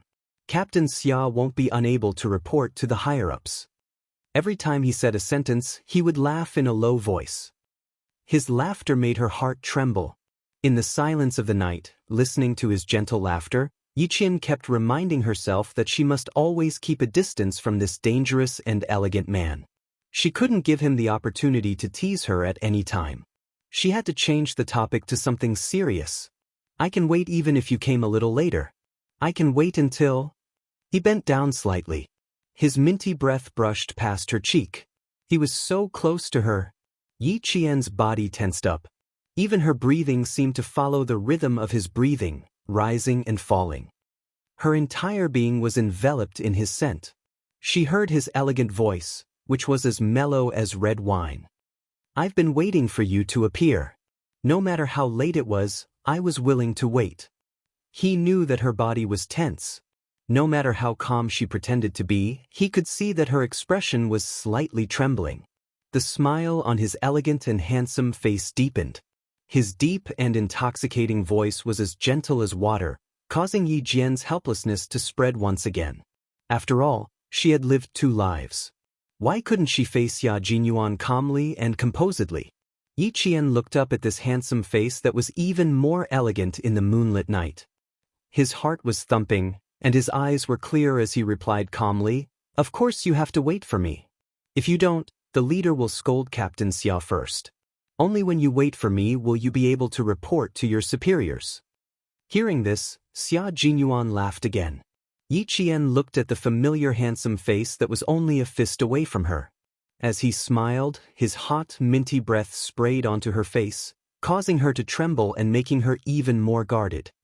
"That's right, I do need to wait for you to complete my mission." The leader was afraid that a young lady like you who had just arrived in the capital would be too shy to come over after being blocked by the sentries. When he asked me to come out to receive you, he repeatedly reminded me that the sentries were all black tigers and that there was nothing to be afraid of. In the end, you came after I left for a while. I almost couldn't complete my mission. Xia Jinyuan knew that she was avoiding the topic. He stopped teasing her and went along with the topic. "There's a small meeting inside. You don't have time to rest, so you have to attend it immediately." Yi Qian was finally able to look at him calmly. She nodded and said seriously, "I rested for more than 2 hours on the plane. I'm not sleepy now. I can attend it immediately." Chapter 475. Okay, an important leader will ask you some questions later. You just have to answer them one by one. Don't be afraid, it's just a normal question. Just as they were about to enter the office building, Xia Jinyuan grabbed Yi Qian's hand and squeezed it gently. Look at me if you're really nervous. I'll sit opposite you. Her palms were sweaty. Xia Jinyuan thought she was nervous, but in reality, Yi Qian was nervous because she was facing his gentle smile. Facing him, compared to facing a leader. Why did she feel more nervous? Sitting in the conference room, Yi Qian answered the questions of a lieutenant general. He was indeed an important figure, but she was not nervous at all. Young lady, you've got guts. The army needs bold young ladies like you. The lieutenant general of the army was one of the accompanying leaders. He was wearing a military uniform, and each of the golden stars on his epaulets exuded a military aura that could not be looked at directly. Other than the military aura, there was no other fluctuation in the entire conference room. As soon as Yi Qian entered the conference room and faced several military leaders, she immediately adjusted her position. She was no longer a student, but a soldier. When the Southern Province Military District recommended you, all of us were very surprised. From the photo, we saw that you were wearing a school uniform. You were pretty, obedient, and not aggressive. None of us expected you to be a soldier trained by Chen Dongfeng. A soldier trained by a world-class sniper has the aura of a soldier. I feel comfortable looking at you. Don't worry. The lieutenant general was obviously more satisfied with Yi Qian than when he saw the photo. He asked her in detail how her training in the military was going. Did she have any good suggestions? He even asked her about Yi Qian's future. Yi Qian answered unhurriedly. She completed every sentence without any hesitation. Her answers were as gentle as a spring breeze, and she did not have any stage fright. Sitting opposite her, Xia Jinyuan's handsome face was cold, but he was smiling in his heart. Occasionally, he would look at Yi Qian with undisguised admiration. He wanted to look at her gently, but there were 3 leaders around after all. The little fox had just arrived, so he didn't want to add to her troubles. Restraining his gentleness, there was no need to hide his admiration. A 16 or 17-year-old little fox was received by a lieutenant general of the army, and at the same time, there were 3 colonels. These were all important figures who could shake the entire army with a stomp of their feet. Seeing that his little fox wasn't afraid and was still calm and collected, not everyone had this kind of composure. He admired her openly, so why would he need to hide it? On the surface, Yi Qian appeared calm and composed, but the man's gaze was burning like fire. It made her mouth dry up. In front of a lieutenant general and 3 colonels, he actually didn't restrain himself. Yi Qian, whose head was throbbing with pain, had the urge to have a good fight with Xia Jinyuan after the meeting. Let's see if he still has the face to show up in front of me after I beat him black and blue. There are still 2 hours until 4:30. Colonel, show the information in your hands to Yi Qian. The lieutenant general picked up the military cap on the conference table and smiled at Yi Qian. This colonel is also one of the accompanying staff. If you have any questions, you can ask him. Finally, the lieutenant general finished his questions. Before he left, he didn't forget to say to Yi Qian, the younger generation will surpass us in time. Good luck. Chapter 476. It was just a meeting, but the lieutenant general had already acknowledged Yi Qian's capabilities and expressed his admiration for her in every way. When the 3 colonels saw Yi Qian off with a military salute, they all returned the salute with a serious expression. After they put down their right hands, they smiled at Yi Qian and gave her a few words of advice before leaving. After the 3 important leaders left, the air in the large conference room became much smoother. Xia Jinyuan watched as she secretly patted her chest and couldn't help but raise his eyebrows and laugh. I thought you weren't afraid, but it turns out you hid it well. Sit down, I'll get you a glass of water to moisten your throat. You talked so much and stayed up all night. Don't lose your voice when you board the plane early in the morning. You're going to build a bridge of friendship between the students of our country. You have to let them know our country's sincerity. Yi Qian only knew that she was going to a country that had just calmed down, but she didn't know which country it was and why the country's leaders chose to go there at this time. Hearing this, she sat down in the large conference chair and sighed deeply. She smiled and sighed. I wasn't afraid at all, but you. Captain Xia, are you also so presumptuous in front of the leaders? You keep staring at me. I was fine at first, but when you looked at me from time to time, I became very nervous and thought I said something wrong. Xia Jinyuan, who was pouring water, heard this and a dark light flashed across his deep eyes. Then, a faint smile appeared on his thin lips. He walked over and handed the cup to her. He raised his eyebrows slightly and asked in a low voice, "That's strange. Leader, you're not nervous. Instead, you're nervous because I look at you. This doesn't make sense." "It does, because you..." Before she could finish her sentence, Xia Jinyuan, who was leaning against the conference table, suddenly bent down. Yi Qian, who was drinking water with her head lowered, was caught off guard. He suddenly bent down and she instinctively raised her head to look at him. At this moment, the distance between them was really close. They were so close that the tip of his handsome nose was only half a finger's width away from hers. Her starry eyes widened slightly as she looked at the man in front of her. Even though she immediately held her breath, she still couldn't help but inhale his breath. Her pupils gradually constricted, to the point that he was the only existence in her world. Yi Qian bit his lower lip a little unnaturally. He steadied his mind and said, "Stand up first. Let's talk nicely. Don't get too close." From a medical point of view, it's not good for breathing when two people are too close to each other. They will inhale the carbon dioxide exhaled by each other, and there will also be cross-infection. What was she trying to say? Yi Qian, who was unable to take it, leaned back, his head tilted back, and his legs stomped on the floor, trying to move him and his chair away. He couldn't move at all. The floor was covered with a gray carpet, and the chair was a fixed bow-legged chair. He couldn't move even if he wanted to. "That's not right. My military rank isn't as high as the leaders, and my military might isn't as strong as theirs. Not to mention my military experience, I can't compare at all. Then why are you afraid of my gaze? This doesn't make sense." As he spoke, he raised his hand and used his thumb to gently stroke her smooth and delicate chin. Yi Qian's entire body froze. Her pupils constricted to the size of a needle tip. She was so frightened by his ambiguous actions that her toes curled up. Was he crazy? This was a military base, a conference room. Were there any cameras? Would anyone see it? Chapter 477. Yi Qian was so nervous by his actions that her brain was stretched taut. She stared fixedly at him. If he dared to do anything else, should she directly knee him and teach him a lesson? What if he made a commotion and attracted the attention of the sentries? Wouldn't both of them be in trouble? No matter how capable Yi Qian was and how calm she was, this was her first time entering the heart of a country's military power. She was really shocked by Xia Jinyuan's bold actions. But she didn't dare to act rashly. Yi Qian began to force herself to calm down. Only by calming down could she face him calmly. His fingers did not move away.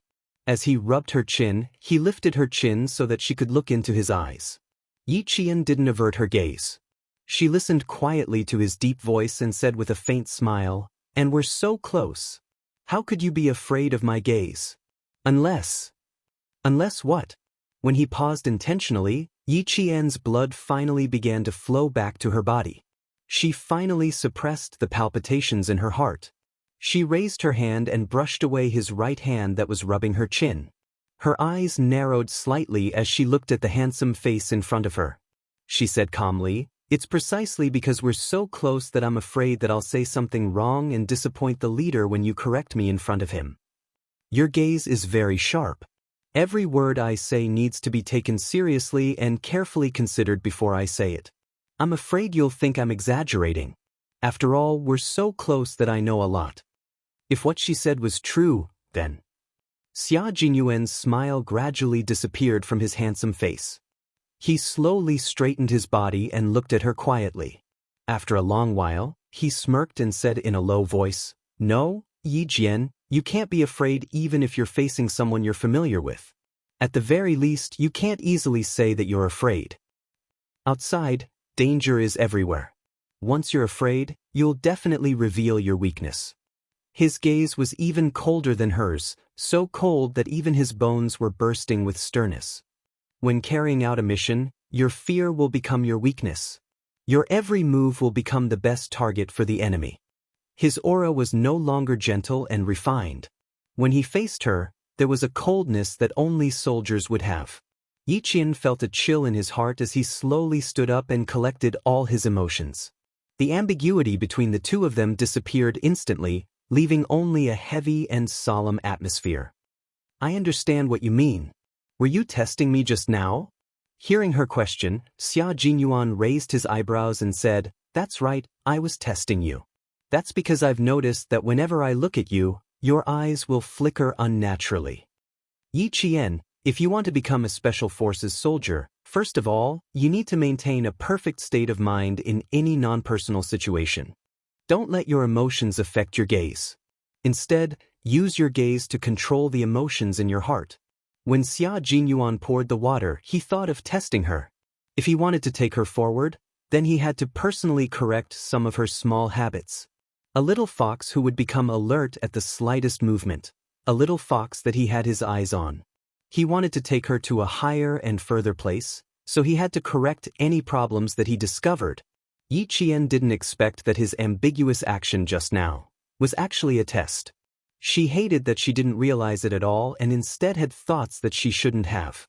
Her gaze sharpened as she stood up straight like a long spear and accepted Xia Jinyuan's harsh criticism and advice. Chapter 478.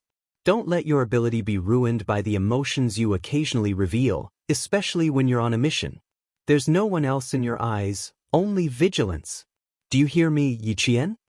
The last sentence could be said to be the harshest words and the coldest tones Xia Jinyuan had ever spoken to her since they had known each other. Flirtatious, teasing, and romantic relationships all disappeared from her mind. All that was left was the calmness before a mission, the calmness that would never be swayed by others again. Yi Qian stood up straight and said in a deep voice, "Yes, I hear you." She felt a thin layer of sweat on her back. She couldn't see through this man who was like a spring breeze one second and cold the next. Just like now, she had yet to walk out of his cold voice, but he had already restrained his sternness and revealed an intoxicating warm smile. "Okay, you can relax now. I believe that with your intelligence, you've already remembered my words and will definitely correct them." He smiled as he picked up the glass of cold water and handed it back to her. "Here, finish the water in the glass. It's cold, refreshing." His deep and dark eyes contained a deep meaning that Yi Qian couldn't figure out. After taking the glass, she lowered her eyes slightly and took a sip of the cold water. It was indeed refreshing, and even her mind was much clearer. Xia Jinyuan was a mysterious man. She had too many things to learn from him. Thanks to his timely reminder, she understood that no matter who she faced, as long as it wasn't in private, she should maintain a certain distance and not let her emotions be swayed by the gazes of acquaintances. He was a good teacher and a good friend of hers. It was her fortune to have such a good teacher and friend as she grew up. The plane leaves at 4:30. Now, you need to rush to the airport with me immediately and arrive early to make preparations.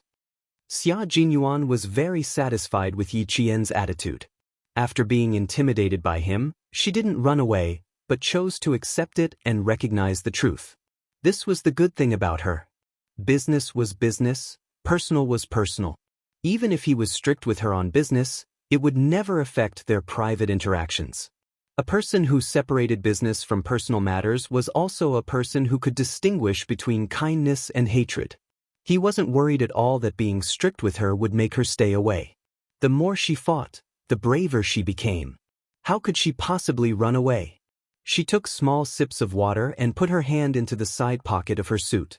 She elegantly took out an object that emitted a metallic coldness. It was a QSZ 92 9mm semi-automatic pistol that could be put in a briefcase. This pistol was transferred from the military's arsenal. It's brand new and has never been used before. It's just right for you. He placed the pistol on the conference table and slowly pushed it in front of her. 2 spare magazines. Including the one in the pistol, there are a total of 35 bullets. If no shots are fired, all 35 rounds of ammunition must be handed over to the firearm stockpile. Yi Qian picked up the pistol. As he gripped the handle, he pressed down on the trigger and removed the magazine. The magazine fell into the palm of his left hand. Touching the gun, Yi Qian's eyes were cold and sharp as he carefully checked the magazine's capacity. It was indeed full of 15 bullets. Then he reloaded the magazine. Then she coolly pulled the sleeve and raised her hand. With a cold expression, she looked through the camera and saw the crosshair. She aimed at a moth flying in from outside the glass of the conference room. No problem. Yi Qian put away the pistol. Her eyes were as calm as a mirror as she looked at Xia Jinyuan, who had a slight smile on his face. Can we go now? Chapter 485. The Attacking Hearts Telepathy Group, of course. Xia Jinyuan was not in a hurry to deal with a little fox who was so cold to him. A hint of mockery flashed across his elegant and handsome face. He calmly walked out of the conference room. As he walked, he said calmly, "You need to change into a new set of clothes. The Ministry of Foreign Affairs has prepared a brand new school uniform for you." I need to change into a brand new school uniform? Yi Qian took the bag he took out from the cabinet. She glanced at him and went into the walk-in closet to change. It was a Western-style student uniform. The bottom was a grayish-white, navy blue, and dark red checkered skirt. The top was a white shirt and a navy blue blazer with grayish-white edges. The top was a pair of black leather shoes and a pair of white lace socks. Yi Qian suddenly had the urge to go back to the bathroom and change back into the provincial No. 1 middle school uniform. This student uniform. Why did it feel a little strange when she wore it? Xia Jinyuan, who was waiting outside, saw her tugging at her skirt uncomfortably. His eyes darkened and his sexy Adam's apple involuntarily slid up and down. The little fox's student uniform made the blood in his body restless. He pursed his thin lips and contacted the logistics department through his earpiece. Change into another set. Her legs were too long. What was supposed to be a knee-length plaid skirt had turned into an extremely short skirt. Her straight and slender legs were exceptionally smooth and fair. They were so shiny that his eyes were a little dazzled. Yi Qian immediately let out a long sigh of relief. Wear pants. This skirt is too short. I'm afraid it'll be rude if I bend over. But wear pants. Xia Jinyuan agreed that it was better to wear pants. Soon, the logistics department sent over a pair of pants from the same series. At the time, he had considered the difference between a skirt and a pair of pants. He felt that a skirt would be more suitable for a girl, but he was afraid that it wouldn't work, so he bought both. Luckily, he had a pair of pants. After changing into a pair of pants, Yi Qian's expression instantly became much more natural. He swept his legs across the changing room. Not bad, the pants were elastic. When she came out again, Xia Jinyuan really felt that his little fox looked very beautiful in the school uniform. Her legs were long and her waist was slender. Her shoulder-length hair was tied up high with black elastic bands, revealing her beautiful face. Her watery eyes faintly revealed a cold and ruthless expression. She was the kind of beauty that he liked. It's getting late. The car is waiting for us downstairs. Xia Jinyuan cleared his throat and discreetly narrowed his eyes. At the same time, he hid his amazement at her in his heart. Regardless of whether it was day or night, the office building in the military district was exceptionally quiet. There were no soldiers in military uniforms coming and going. Yi Qian felt that this place was filled with an inviolable solemnity. After walking out of the office building, Xia Jinyuan took a briefcase from a soldier. He nodded slightly to express his gratitude before taking Yi Qian to the airport. In one night, Yi Qian had already made a round trip to the airport. We'll arrive at the airport in an hour. You can rest for now. I'll wake you up when we arrive. Xia Jinyuan also sat in the back seat. His every move was a soldier's code of conduct. He didn't tease Yi Qian with words or actions. This was a time for Yi Qian to accumulate experience. He wouldn't tease her to the point that she would put all her attention on him. The distance from the sentry post to the office building was the only time they had private time. After that time, the two of them had to restrain themselves and focus on the mission. Chapter 479. It was almost 2 o'clock in the morning, and there were still 2.5 hours before the plane took off. All the departments were in position. The State Security Bureau and Zhang Nanhai had already arrived at the private jet building, and the security personnel were conducting a thorough inspection before the plane took off. The flight route inspection team had finished all the work before the plane took off in China.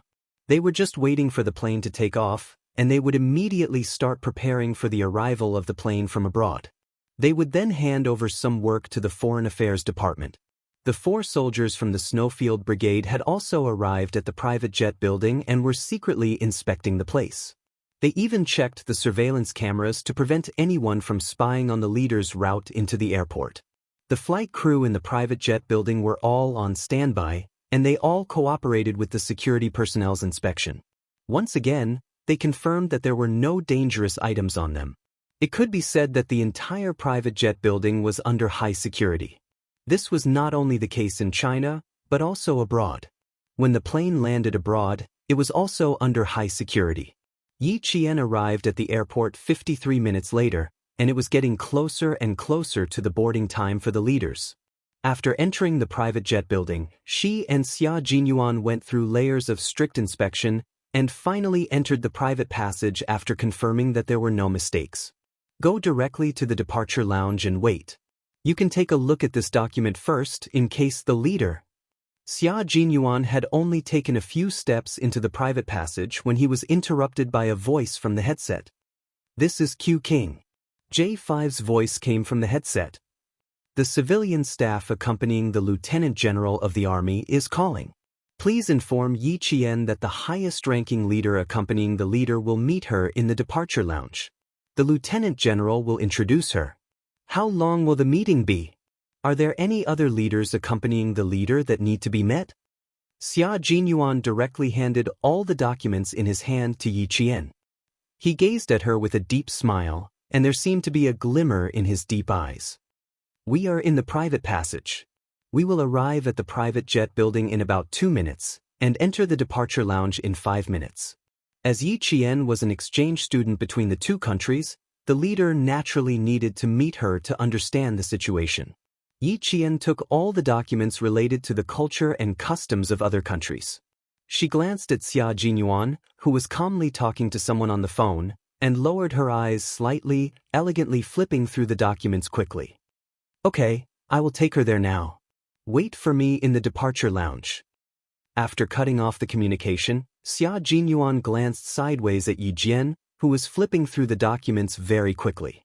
She flipped through the pages very quickly, but he knew that she had already memorized the information in her heart.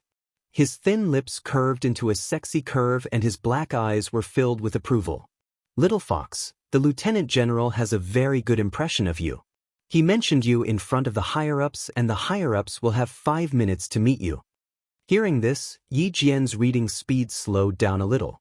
She looked up at him with her bright black eyes that were like a pool of clear water. She said calmly, "What do I need to pay attention to?" "Nothing.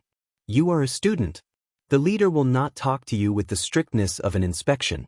Xia Jinyuan couldn't help but laugh when he saw her calm expression. This girl's calmness.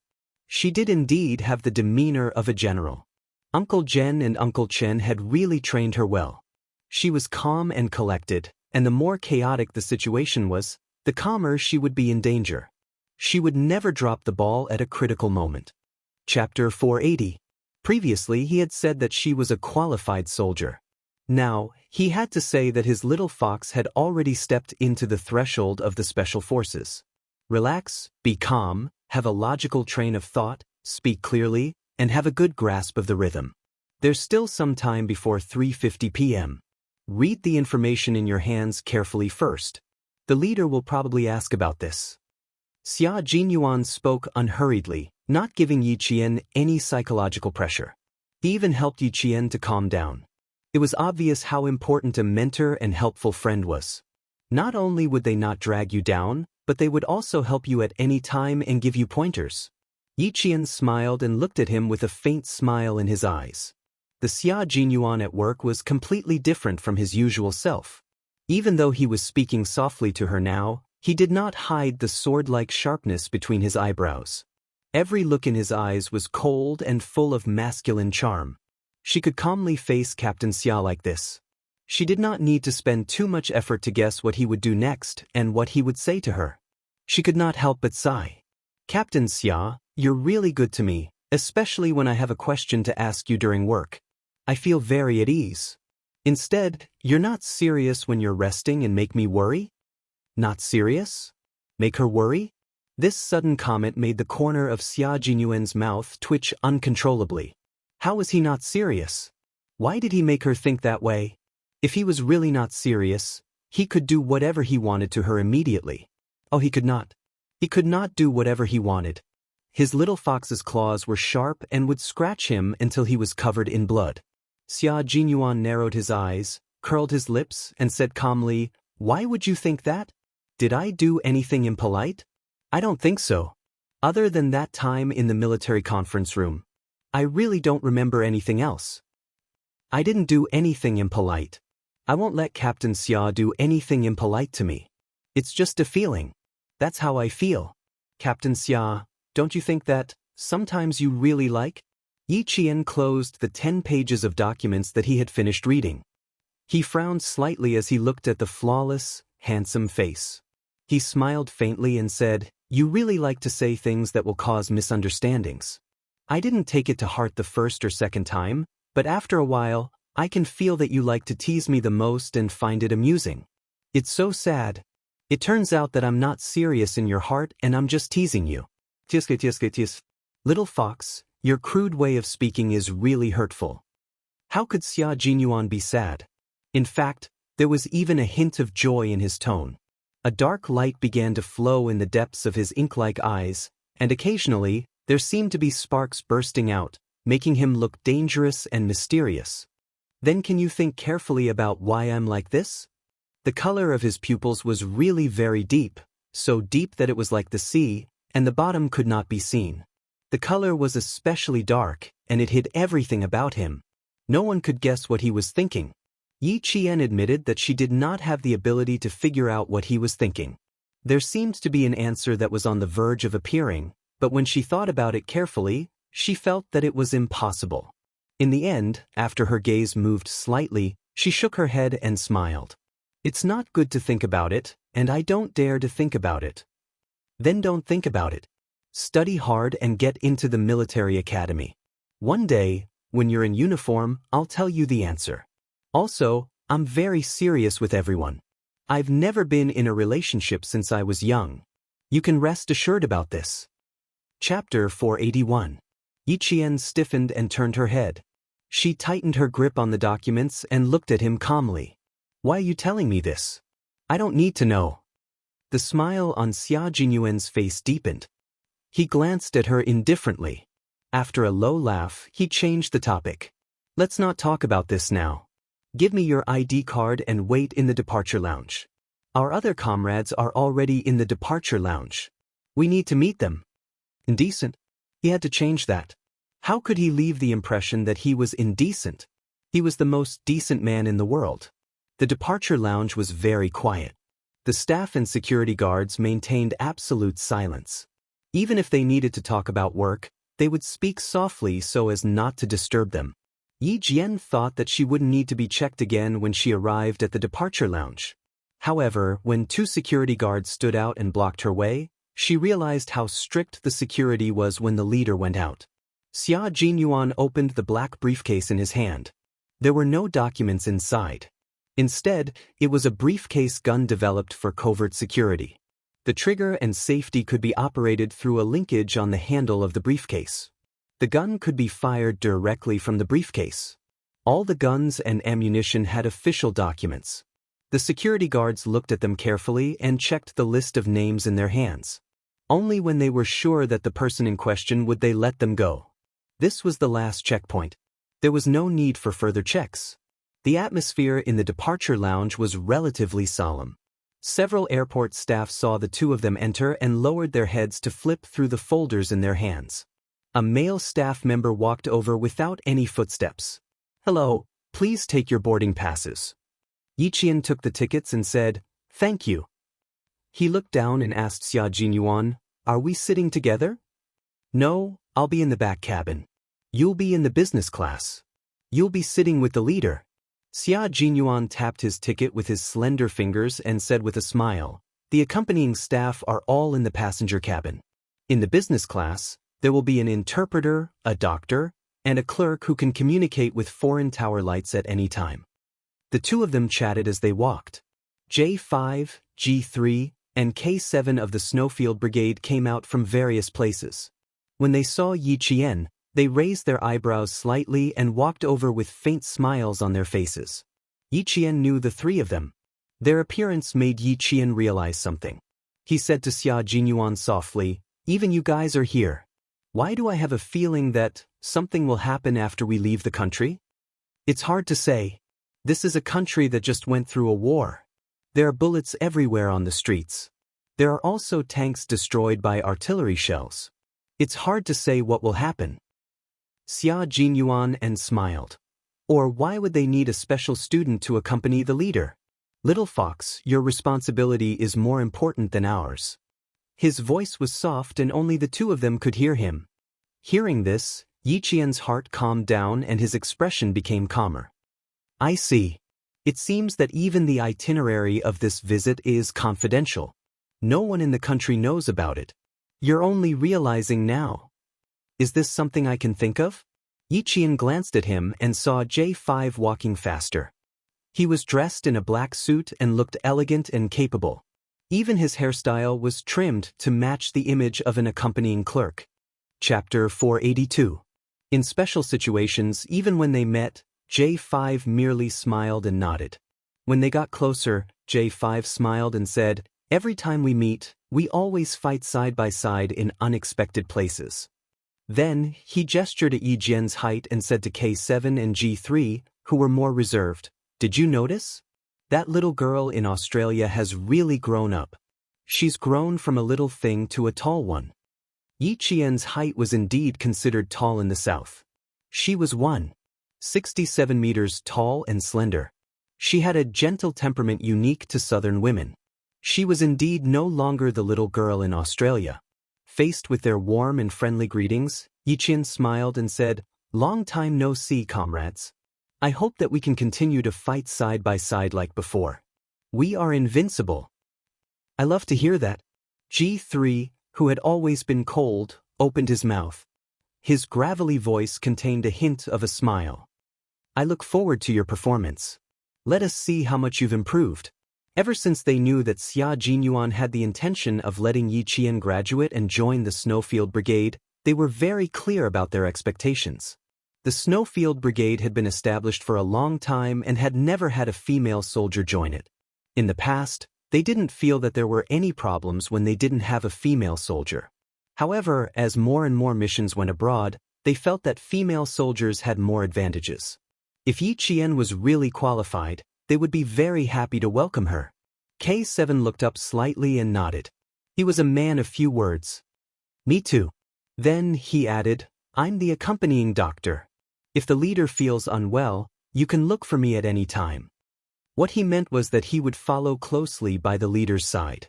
If anything happened, Yi Qian could look for him immediately. One had to be able to immediately understand the hidden meaning of a person who cherished his words as if they were gold. Fortunately, Yi Jian was quick-witted. Upon hearing this, her black eyes were filled with understanding. She said softly, "Okay, I understand." The accompanying doctor was also sitting in business class. Did that mean that J5 was also sitting in business class? Xia Jinyuan saw that Yi Qian didn't feel any pressure interacting with his comrades. The expression between his brows was even similar to that of soldiers who had blood on their hands. There was a hint of coldness in his elegant and handsome face. His eyes were focused and gentle as he gazed at Yi Qian. He was like a guardian angel. This made Yi Qian feel at ease. 10 minutes past 3, the guard in front of the airport contacted all the security personnel in the departure lounge. The leader's car arrived at the airport in 15 minutes. And 20 minutes later, they arrived at the departure lounge. It was 10 minutes earlier than the scheduled time. They were going abroad for a secret visit. Only the accompanying security personnel knew who the leaders were, and one of them was from the Snowfield Brigade. As a student, Yi Qian didn't have to be on high alert like Xia Jinyuan. Instead, he obediently sat in a soft chair and quietly waited for the leaders to arrive. As the time drew closer, Yi Qian memorized all the information about the countries he was going to visit. He also looked at the itinerary and detailed maps of the surrounding areas. As a diplomatic staff member, Qin Xiu, who was the designated translator for the leader, walked in and saw the girl who stunned him under the morning sun. She was also the girl who patiently waited for him when he got lost. Yizhong High School, Yiqian. Chapter 483. When he saw her name on the list, he even thought it was someone with the same name. It wasn't until he looked at the information that he confirmed that she was Yi Qian from the first high school of the province. Yi Qian didn't see Qin Xiu. There were a total of 10 people in the leaders group. She stood in the same position as everyone else in the departure lounge. She looked straight ahead with a faint smile on her face. When she saw the leader walking towards her and taking the initiative to greet her, even someone as calm as Yi Qian couldn't help but feel her heart race for a few seconds. She often saw him on TV, and he would also appear when there was a major disaster in the country. Such a big shot was now standing in front of her, and he was praising her to all the people accompanying him. "You're smaller than in the photo, much smaller than in the photo. You look very smart. Nan Province is a beautiful place. Every place has its own people. This young lady is not bad. She has the spirit and beauty of Nan Province. She's a talent." She was chosen to be in front of the leader and was responsible for the student exchange between the two countries. She was also responsible for the leader's personal safety. How could she not be a talent? He also asked about Yi Qian's academic performance. At the same time, as Xia Jinyuan said, he also asked her if she understood the culture of South Asia. Under the gaze of a group of powerful leaders, Yi Qian answered in a clear and orderly manner. Qin Xiu saw this and raised his eyebrows slightly. A faint smile appeared on his handsome and elegant face. This girl was indeed a talent. She was so young, but she had already walked beside the leader and accompanied him abroad. The student exchange between the two countries was mainly to accompany the daughter of the new president. With Yi Qian's performance, she was indeed qualified to do so. J5, G3, and I will sit in the back of the cabin. You and K7 will sit in the front with the other leaders. If there's anything, contact K7 at any time. He will take care of it. Soon, it was boarding time. The airport crew had received many foreign leaders before. They greeted them politely and elegantly and began to check in. As a student, she was closest to the leaders. She was standing side by side with the Major General of the Army and 2 other generals of the military region. On her right was a tall and slender man who was also wearing a black suit. "Come with me." The man on the right spoke softly. His voice was as gentle as the morning breeze, but there was a hint of coldness in it.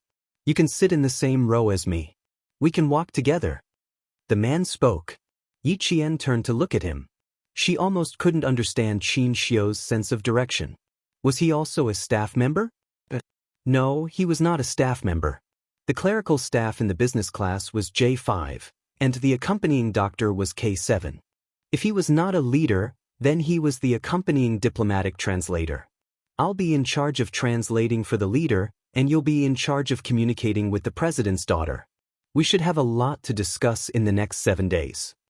As he walked, he whispered to Yi Qian in a low voice so as not to affect the conversation between the leaders in front of him. "The president's daughter is a high school student who loves our country's culture very much. This is also the reason why they sent you here." Yi Qian, who was a little nervous, gradually relaxed. He nodded and said with a smile, "Thank you for the reminder. I will do my best to let the president's daughter, Miss Petty, have a deeper understanding of our country's culture." Chapter 484. You'll definitely do it. I believe in you. Qin Xiu smiled and walked elegantly with his slender legs. He had long been used to accompanying the leaders on overseas visits. His posture was natural and his every move was calm and confident. "Follow me and everything will be fine." He was so sure of Yi Qian and said with a smile. Xia Jinyuan, who was walking at the back, narrowed his dangerous black eyes slightly. The one who was walking very close to Little Fox in front and even thoughtfully raised his hand to hug Little Fox and remind her to stay half a step behind the Major General, was the famous Qin Xiu of the Qin family. It was not a problem for him to remind Little Fox to be careful, but the main problem was that when he lowered his head and smiled at Little Fox, it was as if he was an acquaintance. The Qin family was a house full of noble people who valued family status, especially old Madame Qin. Until now, she had been at odds with the old madam of the Qin family. They had been at odds since young and were still at odds with each other even when they had many children and grandchildren. In the words of the old master, the two were enemies in their previous lives and could not get along peacefully in this life. Stop looking. If you keep looking, I'll think you've found something unusual. G3's lips moved slightly and the taut expression on his cold and hard face disappeared. He did think that Q King had found something unusual and subconsciously became alert. Xia Jinyuan calmly withdrew his gaze and did not pay any more attention to Qin Xiu. He coldly escorted the leaders walking in front into the front cabin. The front cabin was not luxurious. The first thing Yi Qian saw was a painting of the Great Wall of China in the painting of the 4 seasons of spring, summer, autumn, and winter. There was an identity card at the front left door of the cabin, clearly indicating the nationality on it. This was the place the leaders had to pass when they walked out of the cabin. After boarding the plane, the accompanying staff were arranged to sit in the back cabin. Xia Jinyuan and G3 were also part of the accompanying staff. They were placed in the back cabin with a seating arrangement of 3-4-3 with several interpreters and guards sent by Zhongenhai. The leaders who entered the front cabin were led to their seats by the flight attendants. After fastening his seatbelt, the leader glanced behind him and smiled as he instructed Qin Xiu. Little Qin, you have to take good care of Xiao Yi. She's the youngest among us. Take good care of her. If she's hungry, she can eat whatever she wants. On TV, the leader who attended the conference was particularly serious, but in private, he was also a kind elder. Qin Xiu often followed the leaders on visits, so he didn't feel any pressure in the face of the leader's instructions. He answered calmly, "Don't worry, I know Xiao Ye before. There was one time when I got lost on the phone and almost fell into the lake. It was her who reminded me in time and saved me from trouble." Not only was he calm, but he was also very good at adjusting the atmosphere. The leader was already laughing heartily. He said to Yi Qian, "Student Xiao Yi, your little Qin's savior. If you have anything you want him to do, just tell him to do it. I don't think he'd dare to refuse." Amidst the laughter, the plane took off at 4:30 in the morning. The ground staff and security personnel began to retreat in an orderly manner. The airport returned to normal again. There was no longer a tense atmosphere, and some of the originally closed passages were opened as usual. The cars parked outside quietly left. Several people quietly withdrew their guns and quickly got into the cars to return to the team. Whether it was inside or outside the private jet building, there were 3 layers of security inside and outside. They didn't retreat until the plane left. It took 6 hours to go from Beijing to South Asia. During these 6 hours, the leader didn't communicate with the accompanying staff the entire time. There were some things at hand that needed to be dealt with on the plane and approved. Chapter 485. Pakistan, which is about to arrive, is a friendly country with China. Even though their new and old governments have just completed the handover, it doesn't affect their warm welcome to China's leaders. Yi Qian knew that China and Pakistan were friendly countries even in the 20th century. Their diplomats even said that China and Pakistan were all-weather friends, and Chinese leaders would receive very high treatment when visiting. Our two countries have a road of friendship. Xiao Yi, do you know which road it is? The plane flew for 2 hours, and right after breakfast, the leader was like an easygoing elder. He started to ask questions in a friendly manner. He even leaned his body forward so that Yi Qian could talk to him. Yi Qian was afraid that the leader would suddenly talk to her, so she even cut short her mealtime to maintain her best posture and answer questions at any time. Qin Xiu, who was sitting in the same row as her, wiped his hands with a wet tissue and looked at Yi Qian with a warm gaze.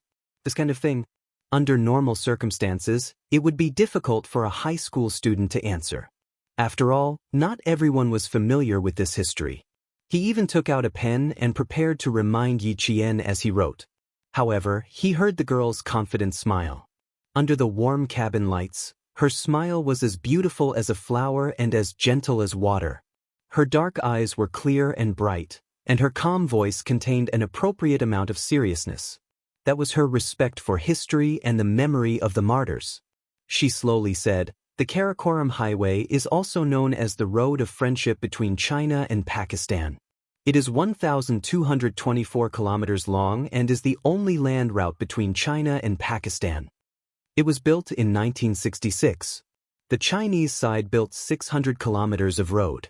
More than 15,000 Chinese people participated in the construction, and more than 100 of them unfortunately died. This road of friendship is the road of our people's burial. This road also became a road to prove the friendship between the two countries. History should not be forgotten, especially the next generation. The friendship between the two countries was not established overnight. Our martyrs used their blood and bones to pave this road of friendship. We must always remember that the word friendship is as high as the sea and as high as the mountain. It can be as high as it can be as deep as the sea. It's good that you know this. It shows that the young people in our country are at a high level of education. After listening quietly, the leader said to Yi Qian, "I've seen your application. It's very good. It said that if a man doesn't join the army, he'll regret it for the rest of his life. It's the same for a woman. Go to the army and train yourself. Learn to be vigilant in times of peace. That's the way to the long term." The accompanying clerks, who were also known as J5, started taking notes the moment the leader started speaking. Their pens moved quickly as they carefully recorded the conversation between the leader and Yi Qian. Then, the leader said to the Major General of the army, looking at student Xiao Ye's training video, "She doesn't look like a high school student at all. She's no worse than us ordinary soldiers. When we go back, do some work on the video recording of her training and publicize it in the army. Let the male soldiers see who said that women are inferior to men." His tone was not very strict, but rather relaxed and humorous. Although the atmosphere in the front cabin was serious, there was absolutely no sense of heaviness. Qin Xiu looked at Yi Qian with a slight smile the entire time. After she finished talking with the leader, he used a pen to write a sentence on the notebook. "You did well. Keep it up." When the notebook was sent over, Yi Qian thought that there was something she needed to improve. After all, the person beside her was a diplomatic staff member and translator who dared to make harmless jokes with the leader. Chapter 486. She opened the notebook and smiled. She then wrote 2 words seriously, "Thank you." Qin Xiu handed the notebook back and opened it to take a look. In his heart, he secretly said, "Good writing." It was strong and vigorous, round and delicate. Between the horizontal and vertical lines, there was a sense of calm and restrained steadiness. It was no wonder that his uncle kept praising her. Qin Xiu looked at the 2 words and replied with 2 words. He handed the notebook back to Chen Pian. "You're welcome." His reply made Yi Qian smile even more. He didn't write anymore. Instead, he drew a smiley face and handed it to Chen Pian. One could speak 8 languages, had a good IQ, and was good-looking. Why was his sense of direction so bad? It didn't make sense. She read a book in medical school. It mentioned that children with a poor sense of direction might have problems such as disorganization, poor planning, and misjudgment of position and order. But from Qin Xiu's appearance, he really couldn't tell.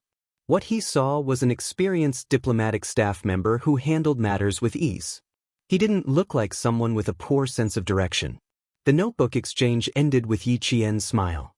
6 hours later, the special plane arrived at the airport at 11 o'clock Chinese time. This wasn't a public visit.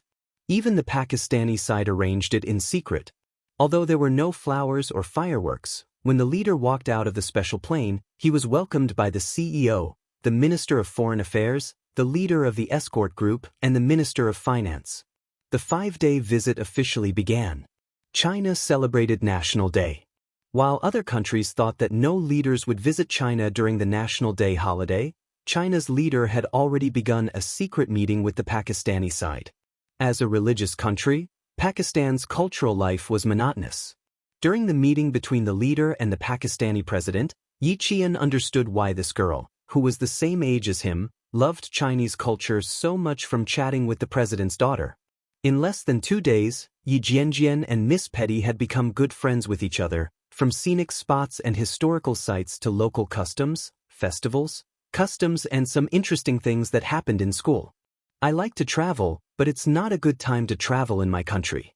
Unfortunately, I can't take you to see the most beautiful scenery here." Sitting cross-legged in front of Yi Qian, Miss Petty had a pair of big and beautiful eyes that were filled with sadness. She looked like an injured swallow that was waiting for the day to return to the sky.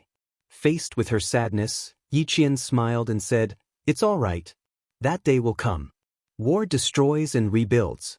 Miss Petty, that day is not too far away." Compared to Pakistan, China was indeed a paradise. There was no war, no Al-Qaeda, and no extremists. For this well-educated and knowledgeable Miss Petty, her passion for Chinese culture wasn't without reason. She wanted to fly higher and further, but reality told her that she couldn't. The accompanying translator quickly reported to Qin Xiu that Yi Qian didn't need a translator. Her communication with Miss Petty was smooth, and her language skills were no worse than a translator's. Qin Xiu didn't send another translator. He didn't expect this girl to be so talented in languages. The clock started to ring. It was already 2:30 in the afternoon. It was time for Miss Petty's English class. Chapter 487. This was the time when Miss Petty had to study. Even if she was interacting with Yi Qian, she still needed to learn English. If one didn't learn English well, they would be considered uneducated and looked down upon. It's time to study again. I don't want to see my English teacher anymore. Petty stood up and winked playfully at Yi Qian. She said she didn't want to, but she didn't slow down at all. The two bodyguards who were always by Petty's side immediately followed her. As they turned around, their white robes fluttered slightly. Yi Qian saw the silhouette of a gun on them. It had become a habit to carry a gun here. Yi Qian personally escorted Petty to a small room in the presidential palace used for home lessons. Since home teachers weren't government employees, they couldn't enter the presidential palace as they pleased. Therefore, they arranged for a small room that was far away from the presidential palace, but still within the boundaries of the presidential palace. It was only lightly patrolled. It was similar to the room outside the Forbidden City, which was the room where the national flag officers were resting. After watching the two bodyguards accompanying Petty enter the classroom, Yi Qian turned around and left with a staff member arranged by the Pakistani government. After a few steps, Petty, who was wearing emerald green gauze, ran out briskly. "Jane, my English teacher asked if she could invite you to her class." She was like a butterfly, cheerfully stopping beside Yi Qian. "Can you accompany me?" She was a sad girl who yearned for nature. Yi Qian couldn't refuse her gaze. However, she didn't agree immediately. Instead, she asked the staff member accompanying her. 5 minutes later, she received a reply from the president saying that there was no problem at all. The small room wasn't actually small. One was a classroom and the other was a lounge. Yi Qian followed Petty into the room. The first thing she saw was the picture of the current president hanging in the middle of the room and the country's flag. As soon as she entered, Yi Qian's footsteps quickened. A trace of uneasiness floated in her heart. Petty, who was one step ahead of her, ran happily towards the half-closed classroom. "Miss Pavel, let's start the class." In Pakistan, women generally didn't need to work. Because Miss Pavel had studied abroad and her family had died in the war, she became a strong woman who had to rely on her own hands to support herself. From Petty's conversation, this was the only thing Yi Qian knew about his teacher. "Then let's begin, Miss Petty." A calm, feminine voice came from the room. Yi Jianjian saw a woman in a long black dress with a black headscarf around her head, flitting across the classroom. Yi Qian's heart suddenly tightened. It was also at this moment that Yi Qian's instinctive reaction made him retreat quickly. The half-closed door was instantly closed, and the two bodyguards in white robes remained on both sides of the door to close it. Alarmed, Yi Qian abruptly raised his head and looked coldly at the two white-robed bodyguards. However, what he saw was completely different faces. "Shit! Invite our guest in." Pavel's voice came from inside the room. At the same time, someone opened the half-closed door. Jian saw. Petty's hands were tied behind her back, and her mouth was tightly covered. She saw her sad and beautiful eyes filled with tears of despair. These were Al-Qaeda rebels. They hid in Pavel's car and entered the presidential palace. They entered this area that wasn't heavily patrolled. Chapter 488. Yi Qian had a fully loaded QSC 929mm semi-automatic pistol on her, but she couldn't take it out. Petty was in danger. There were 5 of them, including Pavel. 5 people had entered the presidential palace without being discovered. Yiqian couldn't understand how the soldiers outside were on duty. The leader of the Chinese government was still there, and the 5 of them hadn't been discovered. Could there be other Al-Qaeda members lurking around the presidential palace? The Pavel staff outside must not have noticed anything. The room was unaffected, and he couldn't enter Petty's study room as he pleased. The only thing he could do was to save himself and find a way to inform Xia Jinyuan and the others. "Hello, student from China. I'm Petty's English teacher. Nice to meet you." Pavel, who was wearing a black veil, was indeed a well-educated middle-aged woman. When she smiled and greeted Yiqian, her eyes were gentle. It was hard to imagine that she was related to Al-Qaeda. She didn't walk out. Instead, she stood at the door and looked at Yiqian with a smile. She saw the Chinese girl's body sway slightly. She was trying her best not to look so scared. "Bring her in." When she spoke again, Pavel spoke in Urdu instead of English. Her eyes were fixed on Yiqian. Her gaze went from gentle to cold, and finally, there was a trace of coldness in it. Yiqian didn't move. His gaze swept across Petty's face, who was now pale with fright. He looked at Pavel quietly. Her body was stiff. At least, in other people's eyes, she was scared. If Petty wasn't there, she could at least fight 1 against 5. However, Petty was being held hostage, so she couldn't do anything. 2 Al-Qaeda members in white robes walked over. They pushed Yiqian's back hard from behind, causing Yiqian to fall forward. Yiqian staggered a few steps. Even when his hands touched the door frame, he couldn't steady himself and fell to the carpeted floor. Her hands were pressed against her chest. Embarrassment, fear, helplessness, and panic could be seen in Yiqian's expression. This was a normal reaction that a student should have. It would be abnormal if she was too calm. When she got up, the 2 bodyguards had already walked to Yiqian's side. They pushed her back into the classroom again and closed the door so that no one outside could hear what was going on inside. A semi-automatic pistol with its magazine ejected was lying quietly in the lounge outside. This was the only sign Yiqian could leave behind. The gun was there and she was there. If the gun wasn't with her, it meant that there was a problem. The meeting between the leaders of the 2 countries was coming to an end. It had been an hour since Yiqian and Petty were sent out of the presidential palace. There was still half an hour before Petty's class ended. Xia Jinyuan had secretly checked the time several times. He was a little panicky. He pressed down on the headset and said to the accompanying J5 in a deep voice, "Inform the interpreter that after the meeting, escort the leader out." About 10 minutes. The pen in J5's hand was scribbling on the notebook. He was taking note of every word that the leader said. It would take more than a day or 2 for the reclamation project to take shape. Now that they were in the middle of the meeting, 10 minutes was a conservative estimate. Chapter 489.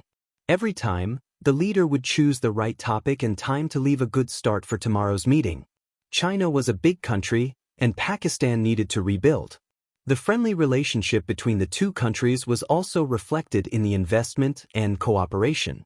China invested and Pakistan cooperated. Only by working together could they develop and move forward together. Qin Xiu quickly received J5's reminder. He nodded at him and found a suitable time to remind the leader. The people accompanying them were all soldiers from the special forces. They were naturally sensitive to danger. Yesterday, there was no response. Today, they suddenly suggested escorting the leader away as soon as possible. They smelled something fishy. Before the door of the meeting room opened, a Pakistani staff member in a Western-style suit rushed in. He walked very quickly. Xia Jinyuan even saw him jog a few steps. He only walked faster when he saw the Chinese staff member. This was the Pakistani staff member who accompanied Little Fox. Xia Jinyuan's eyes suddenly sharpened. He rushed to his side and blocked him. "The meeting is in progress. If you have any questions, please report to us first." "Thank you." Ba Feng's soldiers also walked over to block them and said the same words as Xia Jinyuan. The Pakistani staff member trembled as he took out a pistol from his pants. This pistol was left in the lounge. Miss Petty, Jane, and Pavel are not in the classroom.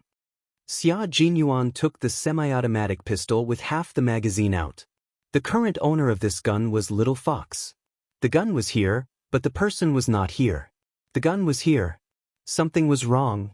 This is the self-defense pistol that my Chinese students carry. Xia Jinyuan took the pistol. His eyes focused on a strand of black silky hair stuck on the handle. Her pistol was at her waist, but her hair was left on the handle. What was she trying to convey? His slender hand held the magazine and reloaded the gun with a click. His cold and sharp gaze shocked the Pakistani staff so much that they couldn't help but take a step back. We need Pavel's detailed information, as well as all the surveillance cameras around the presidential palace. At the same time, your country should immediately launch a rescue operation to ensure Petty's safety. This was Pakistan. Al-Qaeda, terrorists, and religious extremists were all impossible to guard against. No matter how strict the security was, they would still have an opportunity. In October, Pakistan had blue skies and white clouds. If it wasn't for the tight security, just looking at the blue sky gave people a refreshing sense of tranquility. It was as if they had returned to a paradise in their country. When their line of sight shifted from the blue sky and white clouds to the entire city, Pakistan, which had entered Ramadan, was already filled with a tense atmosphere. The Pakistani president's wife fainted in the banquet hall when she found out that her daughter might have been kidnapped and that it was related to her English teacher, Pavel.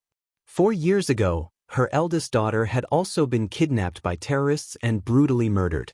With the sea-filling investment talks coming to an end, both sides began to make rescuing the hostages their top priority and began to make arrangements in secret. Xia Jinyuan requested for Pavel's personal file to be found. While waiting, the members of the Snowfield Brigade quickly started looking for clues. There was no fight. The gun was left behind. Yi Qian left of his own accord. Xia Jinyuan picked up a few strands of hair that Yi Qian had left at the door of the classroom. He then walked over to where Petty's feet had left messy footprints on the carpet. When Yi Qian saw Miss Petty being kidnapped, he first thought of a way to leave the gun behind. Then he thought of a way to leave the hair behind. There were a total of 6 strands of hair. 6 strands of hair means smooth. Smooth can also be interpreted as safe. These are 2 of her messages. The most important thing is that Yi Qian left with them willingly. Chapter 490. From the lounge to the lecture room, Xia Jinyuan carefully searched for traces left behind by Yi Qian and began to analyze the situation logically. The gun was found here, which means that it was left behind when the other party was not paying attention to her. There are also hairs on the gun, which means that Yi Qian left the gun behind on purpose and fell to the ground on purpose. Then, she quickly wrapped a strand of hair around the gun and placed the 6 strands of hair together. J5 squatted by the door frame where Yi Qian fell and nodded slightly in agreement with Xia Jinyuan's deduction. There are traces of saliva here and a piece of carpet fabric that was pulled out. She did do 3 things at the same time. First, she left the gun as a warning. Second, she left a clue. Third, she reported that she was safe. In the face of at least 4 criminals, she was able to remain calm in such a short time. She even left a clue and told the Shuiyu team that she had left voluntarily. No wonder Q King called her a little fox. Yi Jian's cleverness and alertness were evident from the crime scene investigation. The furnishings in the room were not damaged at all, and there were no signs of a struggle. 2 bodies were found in the pantry of the lecture room. They were the bodyguards responsible for the safety of Miss Petty and Miss 24. They died of suffocation and were attacked by more than 4 criminals who successfully killed the 2 bodyguards who were completely unprepared for Pavel. It's good that we can be sure that Yi Qian left with them voluntarily. At least we can be sure that they are safe for the time being. J5 walked out of the pantry with 4 gray robes in his hands. 4 adult men wearing gray robes snuck in. The 2 bodyguards were not wearing white robes. 2 of them must have disguised themselves as bodyguards and successfully fooled Yi Qian. Xia Jinyuan shook his head and said calmly, "No, Yi Qian would not be fooled so easily. She is very sensitive to smells. Pakistani people have a strong body odor. We may not be able to tell the difference, but she definitely can." Just now, The Pakistani staff said that Yi Qian sent Petty into the small room and waited for the 2 bodyguards to enter before she left with the Pakistani staff. After walking less than 2 meters, Petty ran out alone and said that Pavel invited Yi Qian to attend her class. The Pakistani staff asked the president for permission, and the president agreed after 5 minutes. Before he could finish his sentence, J5, G3, and K7 all understood what was going on. Petty came out alone, and in the 5 minutes she waited for the president's permission, the 2 bodyguards were strangled by Pavel's men who took off their white robes and disguised them. When Yi Jian entered the room, 2 criminals in disguise were standing in a place she could not see. At this time, Yi Jian had already entered the small room. It was impossible for her to retreat when she noticed something strange, because she saw Petty was in Pavel's hands. Inform the Snowfield Brigade in charge of security to send 2 men to protect the leader. J5, you stay here. Q King, K7, you 2 will be in charge of external support after you confirm the identities of the criminals. Xia Jinyuan began to make arrangements. His outstanding leadership skills had already won the trust of the Snowfield Brigade, and they would all obey his orders. Okay, no problem. Several voices came from his earpiece. They were the voices of his comrades from the Snowfield Brigade who had arrived at the presidential palace early and were secretly protecting the leader. Chapter 491. When the person in charge of security sent by Ba Feng came over with Pavel's personal information, Xia Jinyuan and the other 3 had already analyzed the entire situation. Without them seeing it, the match rate was as high as 95%. This was the tacit understanding between Yi Qian and Xia Jinyuan, as well as the entire Snowfield Brigade. The head of security took out Pavel's information and said worriedly with a frown, Pavel was the former Mrs. President's English teacher during the old regime. She was highly rated. We reviewed her personal information and confirmed that there was no problem with her identity before we continued to hire her. None of us, including Mrs. President, expected her to be such a terrifying person. You can't tell if a person is terrifying from their appearance. You can only know if they are terrifying if you investigate them thoroughly. Xia Jinyuan took out Pavel's personal information. When his gaze landed on the first row of her husband's personal information, his dark eyes narrowed. He said to J5, Pavel wrote down the time of her father-in-law's death in the war. Xia Jinyuan pursed his lips and said coldly, this date coincides with the conflict between the government and the Al-Qaeda organization. Look at her husband's photo and her husband's younger brother's photo. The 2 brothers are twins. The older brother is Pavel's husband, a government soldier. Her husband's younger brother is a taxi driver. The faces in the 2 photos looked like they were taken from the same person. Their facial features and expressions were almost identical. The only difference was that one of them had a beard, while the other didn't. The one with a beard was Pavel's husband, who was wearing a Pakistani military uniform, while her husband's younger brother was wearing a white robe. K7 narrowed his eyes. Government soldiers are not allowed to have beards. He then asked the person in charge of the presidential palace's security in English, why do you have a beard as a government soldier? Didn't you investigate this? What if Pavel's husband was a taxi driver and her brother was a government soldier? As soon as K7 finished his question, beads of sweat rolled down the security officer's forehead. He looked at the security officer and then slowly lowered his head to look at the 2 photos. His lips trembled slightly. Pavel's husband's younger brother is a member of Al-Qaeda. No, Pavel's husband is an Al-Qaeda member, and his brother is a real government soldier. Xia Jinyuan looked at the man with a heavy gaze. His sharp gaze was like a cold arrow shooting into the man's eyes. The date of her husband's death was the same as the date of the largest battle between the Pakistani government and the Al-Qaeda. How could they not have discovered such a major problem? They even let Miss Petty learn English from the wife of an Al-Qaeda member. What kind of security did they do? How did they pass the review and approval process? Soon, the surveillance cameras around the small room were shown. Pavel drove out of the presidential palace from the rear exit. Then, a garbage truck slowly drove out behind her. There was no need to analyze any further. Yi Qian and Petty must be in these 2 vehicles. What made Xia Jinyuan even more helpless was that there were very few surveillance cameras in the entire Pakistani capital. Some had not been rebuilt due to the destruction caused by the war, and some only had surveillance cameras but were not connected. This made it very difficult to trace the whereabouts of the vehicles. Chapter 492. The members of the Snowfield Brigade didn't waste too much time on the Sky Eye.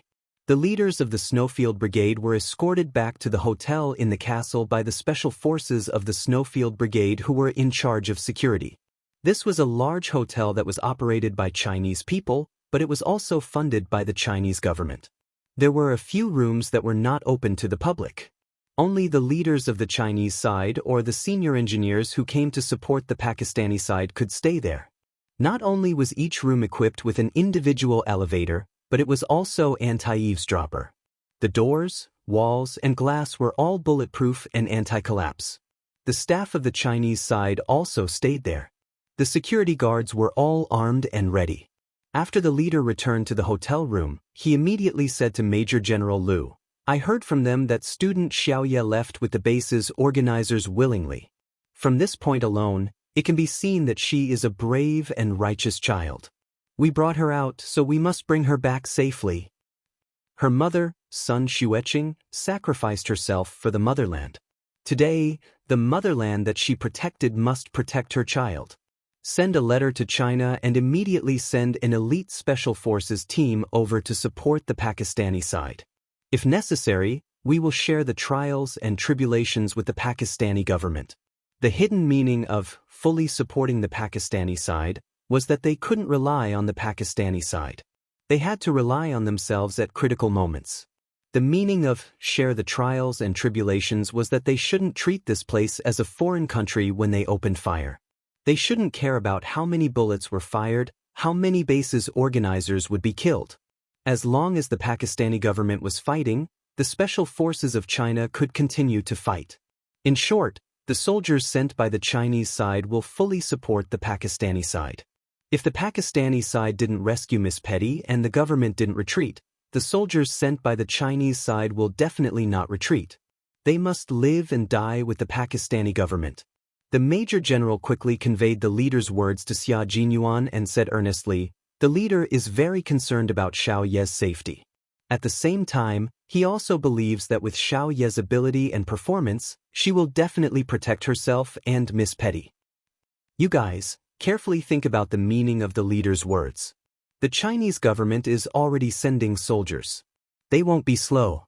They will arrive in about 3 hours. The Chinese people are here to represent friendship.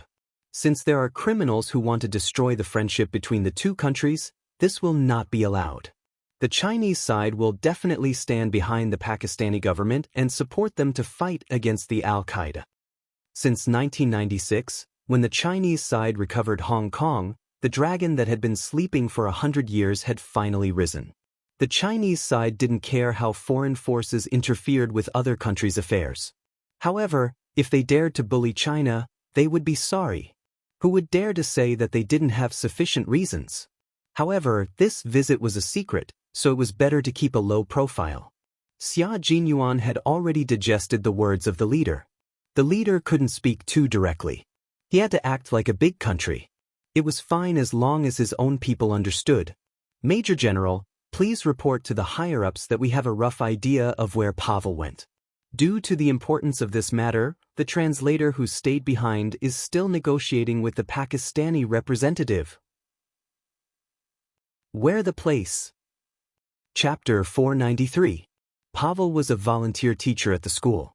Q King and K7 had already gone to the school, so they would be able to detect any abnormalities. The Pakistani military would send people to observe the other two places in secret and rescue them if there were any abnormalities. After the Major General hung up the phone, he reported Xia Jinyuan's words to his superiors. Soon, an elite special forces team that arrived in Pakistan 3 hours later received orders from their superiors to head to a primary school in Pakistan's capital immediately after they got off the plane. In October, the weather in Pakistan was cool and refreshing. The average temperature during the day was 31 degrees Celsius, and it was cooler at night. It was already 5:30 in the afternoon. Yi Qian, who had just left the presidential palace, kept track of the time she saw when she was taken into the car. It had been about 2.5 hours since then. She believed that Captain Xia and the others had already roughly figured out Pavel's identity, but Yi Qian wasn't sure if they knew where she was. It was very quiet here, and she and Petty were locked in a room filled with the smell of curry and meat. She guessed that they were in the storage room behind the kitchen. It was too dark. If she hadn't been counting the time silently, she would have thought it was already dark. Her hands and feet were tied, but it wasn't a problem for Yi Qian to tie her hands behind her back. She touched the knot with both hands, and slowly, she thought about what kind of knot it was and how to quickly untie it. Yi Qian closed her eyes and didn't speak to Petty. After the knot was untied, she said softly, "Don't be afraid, Miss Petty. Sit down and rest for a while. I need to climb up to the window to see where we are." She gently touched the silver thread around her left hand with her right hand. They had searched her body, and she was very glad that she had left the pistol as a signal. Otherwise, they would have been alerted if they found a pistol on her. They even searched her watch, but they didn't take the silver thread around her left hand. They thought it was a silver bracelet. Petty didn't realize that Yi Qian had already stood up. When she spoke, her voice was trembling. "Jane, we were kidnapped by Teacher Pavel. I think she might be a member of the Al-Qaeda organization." "Why is this happening?" Yi Qian, who was stretching his wrists, squatted down in front of her and asked softly, "What did you find?" "Miss Petty. One day, I mentioned that there was a conflict between the government and Al-Qaeda. Pavel suddenly got angry and told me not to mention it in front of her again." Petty's expression should have been terrified because her voice was filled with fear. Every word she said was trembling. "I think she should be a member of Al-Qaeda, but I believed her at that time because she was a very patient teacher. Teachers were always able to make their students and parents believe in them. Therefore, Yi Qian did not feel that there was anything wrong with Petty not telling the president about this. He could only say that Petty was not very vigilant. He opened his arms and hugged her gently. He smiled and said, "It's all right, Miss Petty. We'll be fine. Trust me. Now, I need to go up and take a look around." Before he could finish his sentence, he heard footsteps coming from outside. Yi Qian immediately let go of Petty and quickly picked up the rope that she had thrown on the ground. He wrapped his hands around it and tied them together. Chapter 494. "Miss Petty, I untied myself just now. Please trust me. I'll protect you." As he tied himself up, he reminded Petty, who was still in a daze, "We'll definitely leave. We won't stay here any longer." Petty, who was still in a state of panic, finally came back to her senses after hearing Yi Qian's reminder. Her eyes flashed with surprise, but before she could say anything, the door opened with a bang. 2 Al-Qaeda members walked in with guns in their hands. Then the lights came on. Yi Qian, who was sitting facing the door, saw the 2 armed Al-Qaeda members walk up to them, followed by Pavel. She looked at Yi Qian for about a minute before saying, "Please forgive our rudeness, my friend from China. Even though we welcome you here, I had no choice but to bring you here. Trust me, if the government is willing to cooperate with us, your life won't be in any danger." Pavel didn't mention Petty because she was the most important hostage in Pavel's hands. Kidnapping Yi Qian was just another bargaining chip. The gray robes were probably the uniform of the Al-Qaeda members. When Yi Qian was taken out of the room again, he noticed that the men all wore the same gray robes, while the women wore the same black veil that Pavel wore. "This is an orphanage." "But, Mr. Pavel, why did you bring us here? There are children here. Do you know that? There are children here." Petty became very agitated. She recognized where they were. This was an orphanage. The people who lived here were all orphans who had lost their families in the war. "Do you want these orphans, who finally have a home, to be in danger again? Mr. Pavel, you can't do this." She was agitated because she was worried that Pavel would kidnap the orphans again. She spoke in English, so Yi Qian heard her clearly. It wasn't what Pavel thought, but it was what she did. Pavel, who was walking in front, turned around and stared at Petty with his big, black eyes under the veil. If it weren't for Mr. President, there wouldn't be any orphans here. They wouldn't have lost their families. So, Miss Petty, the person you need to blame is your father. The entire orphanage was under the control of the Al-Qaeda members. The staff were locked up in one room, and all the children were locked up in another room. Yi Qian and Patty were taken to the room where the children were kept. It was a room filled with the smell of gasoline. Yi Qian's gaze fell on a few oil drums filled with gasoline. His gaze narrowed slightly. "Miss Petty, you'd better stay here obediently and tell the children that you're the one who saved them. If you want to save them, you'd better cooperate with me. Otherwise..." Pavel picked up one of the barrels and took out a steel lighter. "Otherwise, I'll set this barrel on fire and send all the children to heaven with you." The oldest child here was 12 years old, and the youngest child was 4 or 5 years old. This was a group of children who had seen war. They were especially sensitive to these things, and they were so scared that they started crying. Petty had never encountered something like this. Although she lived in a war-torn country, she was the president's daughter. She had always been protected. Right now, she was so frightened by Pavel's threat that her eyes filled with tears. "Please tell me what I need to do. But please don't hurt them. Thank you." Even though she was scared, at least she was using her own actions to protect these children. Yi Qian was also completely ignored by Pavel. This made it easier for Yi Qian to do what he wanted. Chapter 495. At 5:37 p.m., G3 and K7 arrived at the school. Everything was normal in the school. The accompanying Pakistani soldier asked the teacher for a glass of water and snuck into the teacher's office with the excuse that she was thirsty. Pavel doesn't go home immediately after school. Instead, she goes to the temple to pray and enters the bunker building. The soldier entered the teacher's office and saw Pavel's photo. She expressed her gratitude as a student's father. This was the most important clue the soldier managed to find out in a short 5-minute conversation. Pavel was a believer, so it was normal for her to go to the temple. However, she avoided her colleagues' invitations every time. Even the teacher who saw her at the temple found her by accident. This meant that her whereabouts were not normal. G3, who was hiding in the dark, used a satellite phone to contact Xia Jinyuan, who was in the presidential palace, and told him all the clues they had found. Q King. Pavel is a member of Al-Qaeda. She's a teacher. There's an orphanage less than 5 kilometers away from the temple. It's full of children. You mean Pavel will bring Yi Qian to the orphanage? Xia Jinyuan was with the Pakistani president, so the president could understand the conversation in English. When he mentioned the orphanage, the president immediately bent over and looked at the map carefully. There was indeed an orphanage southwest of the temple that took in post-war children. Al-Qaeda was a military organization. No matter how powerful Xia Jinyuan was, he couldn't immediately find out where Pavel was. He needed to investigate carefully and figure out the exact location. Q King nodded. His imposing figure was like a rock in the Gobi Desert. He had a majestic aura that came from ancient times. K7 is already there. He'll report immediately if anything happens. The Pakistani government had just completed the handover of the old government, and the country was a relatively chaotic one. The fact that Al-Qaeda was so rampant could only mean that the other party was indeed powerful.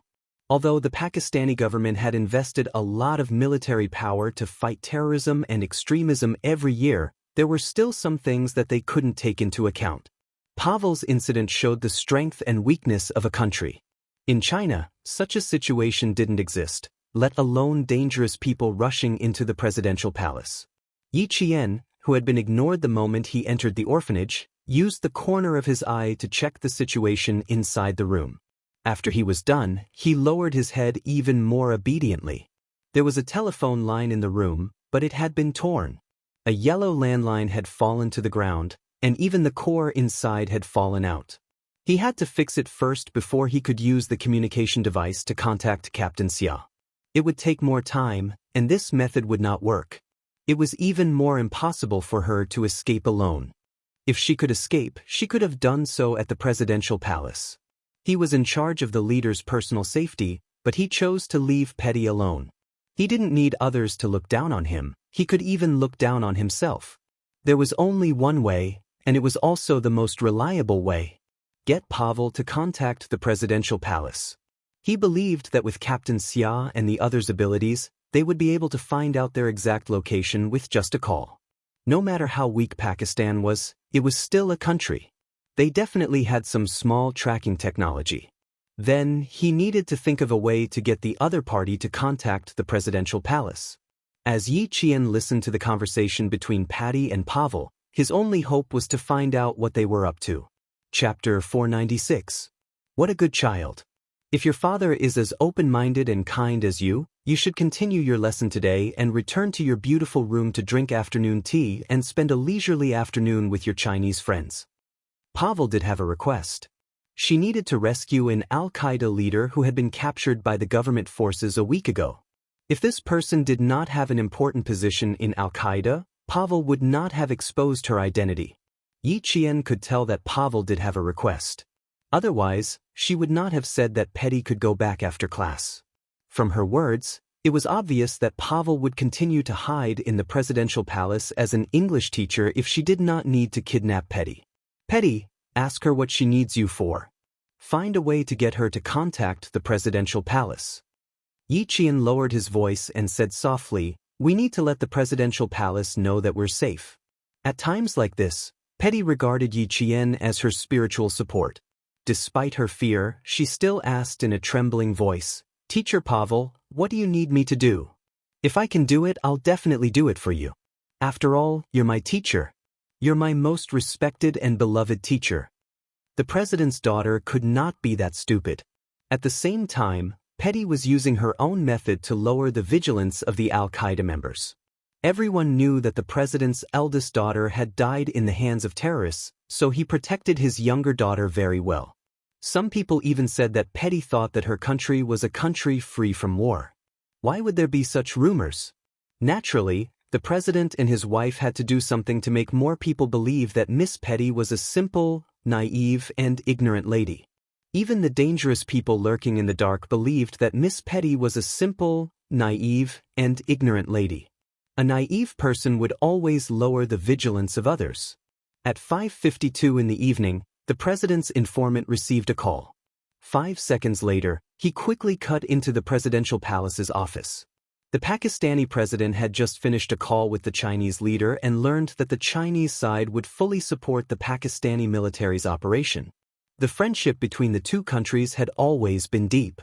It was all because when the whole world had given up on Pakistan, China had extended a helping hand to help Pakistan through the difficulties. Until now, as long as a Chinese person visited Pakistan, they would be warmly welcomed. China is Pakistan's staunch ally. This was a phrase written in Pakistan's primary school textbooks to express the friendship between the two countries. The education they received since they were young was about the friendship between the two countries. Even their family education was the same. When Yi Qian, a Chinese student who was visiting Pakistan, was kidnapped, the Chinese side was not angry. Instead, they supported him unconditionally. This was undoubtedly what touched Pakistan the most. Therefore, the first thing the president asked when he received the call was, "How is my daughter, Petty?" He did not mention Yi Qian because he wanted the other party to think that Yi Qian was not important. He only wanted his daughter to be safe. A chess piece that could not play a significant role would always be easily discarded. Pavel made his demands over the phone. First, a large transport plane. Second, sufficient foreign exchange. Third, Chedivoryov had to be on the plane. Chedivorakov was the Al-Qaeda member captured by the government forces a week ago. Chapter 497. Mr. President, if even one of the three conditions that I mentioned is not met, then not only your daughter, but many other children will be burned to ashes by gasoline and will go to heaven with your daughter. As long as you are willing, we will do it immediately. Pavel had never thought that Petty would be the only one to make her request. She was confident that her request would be met if she gathered all the children in the orphanage. Only Petty and Yi Qian needed to know the exact location to rescue them, but with almost 50 children, the problem was much more serious. K7 was hiding in a high place where he could observe the movements of the orphanage. As he observed with binoculars, he said, "We have a lot of people and enough weapons. Consider fulfilling the request. At the same time, I suggest that we release some of the hostages. The transport plane can't fit dozens of children. It will be troublesome if there are too many children." He was a doctor, so his words were concise and straightforward, but every sentence was on point. Soon, the entire operation plan was revised. The president immediately called for an emergency response meeting and ordered the elite personnel from the Ministry of Internal Affairs, Ministry of External Affairs, Ministry of Defense, and other relevant departments to quickly form a rescue command center. This was the largest group of children kidnapped in Pakistan. Even if these children were orphans and had no family to worry about them, no family was waiting for them to return safely. But to Pakistan, these were children that had to be rescued. They could not give up on them. Night began to fall. The Chinese side also participated in this operation. They suggested that they could not take all of them by force because other than Yi Qian and Petty, who were slightly older, the rest were young and ignorant children. Time passed slowly. Many children who were tired from crying were already tired. Only the older children knew the danger and kept their eyes open, not daring to close them. Yi Qian had already woken up from a nap. No matter what, it was important to be energetic. He had slept for about 2 hours, which meant that it was about 8 o'clock at night. It had been 2 hours since Petty had spoken to the president personally. At this time, Captain Xia and the others should be approaching the orphanage. Just as he thought about this, Yi Qian heard the chirping of birds. This was the most commonly heard chirping of birds in Pakistan. It was a type of lark. No one could tell what was wrong with the chirping of the birds, but Yi Qian, whose eyes were cold, knew that Captain Xia and the others were coming. Now that 2 people had come, he needed to confirm her exact location. The sound of a skylark could be heard, and then gradually disappeared. It was as if a naughty skylark that had stopped by the window frame outside the room had finally returned to its nest. 9 o'clock. Hostage confirmed 52. Hand over your weapon. The 2 Snowfield Brigade members outside perked up and quickly approached the 9 o'clock position. Inside the room, Yi Qian gently covered Petty's mouth and said softly, "Our people are here. Miss Petty, you just sit there quietly. Trust me, everyone will leave soon." After Petty nodded repeatedly, Yi Qian gently let go of her mouth. "Don't disturb the other children. Their cries will attract attention. I need to walk around now. No matter what happens, I can't scream, okay? Alright, I have no problem with that. Also, if you can give me a gun, I think I can also protect these children." Petty was not a naive girl. On the contrary, she was also a girl who knew how to use a gun. Chapter 498. Her words made Yi Qian smile. "Okay, I will try my best." He would try his best, but not now. After all, Petty had not undergone professional training. Once they found out that she had a gun, the consequences would be unimaginable. He patted Petty's shoulder gently and said, "Sit here and rest. If the children cry, try to comfort them. Trust me. Miss Petty, we will definitely leave this place safely. We will also bring all the children away safely." Yi Qian's words made Petty feel calm, because there was someone like her who was trying to protect the children. She had to muster up the courage to stand up and protect her own people. "Jane, don't worry. Although I don't have a gun, I have been learning from the guards, and I know a little about fighting." Petty lowered her head, and her voice was full of self-blame. "I am very, very sorry. I am very bad at fighting." Outside, 2 ghost-like figures snuck into the orphanage and found Yi Qian's room. Just as Yi Qian approached the door of the room where he was locked up, he heard a muffled sound in less than 2 minutes.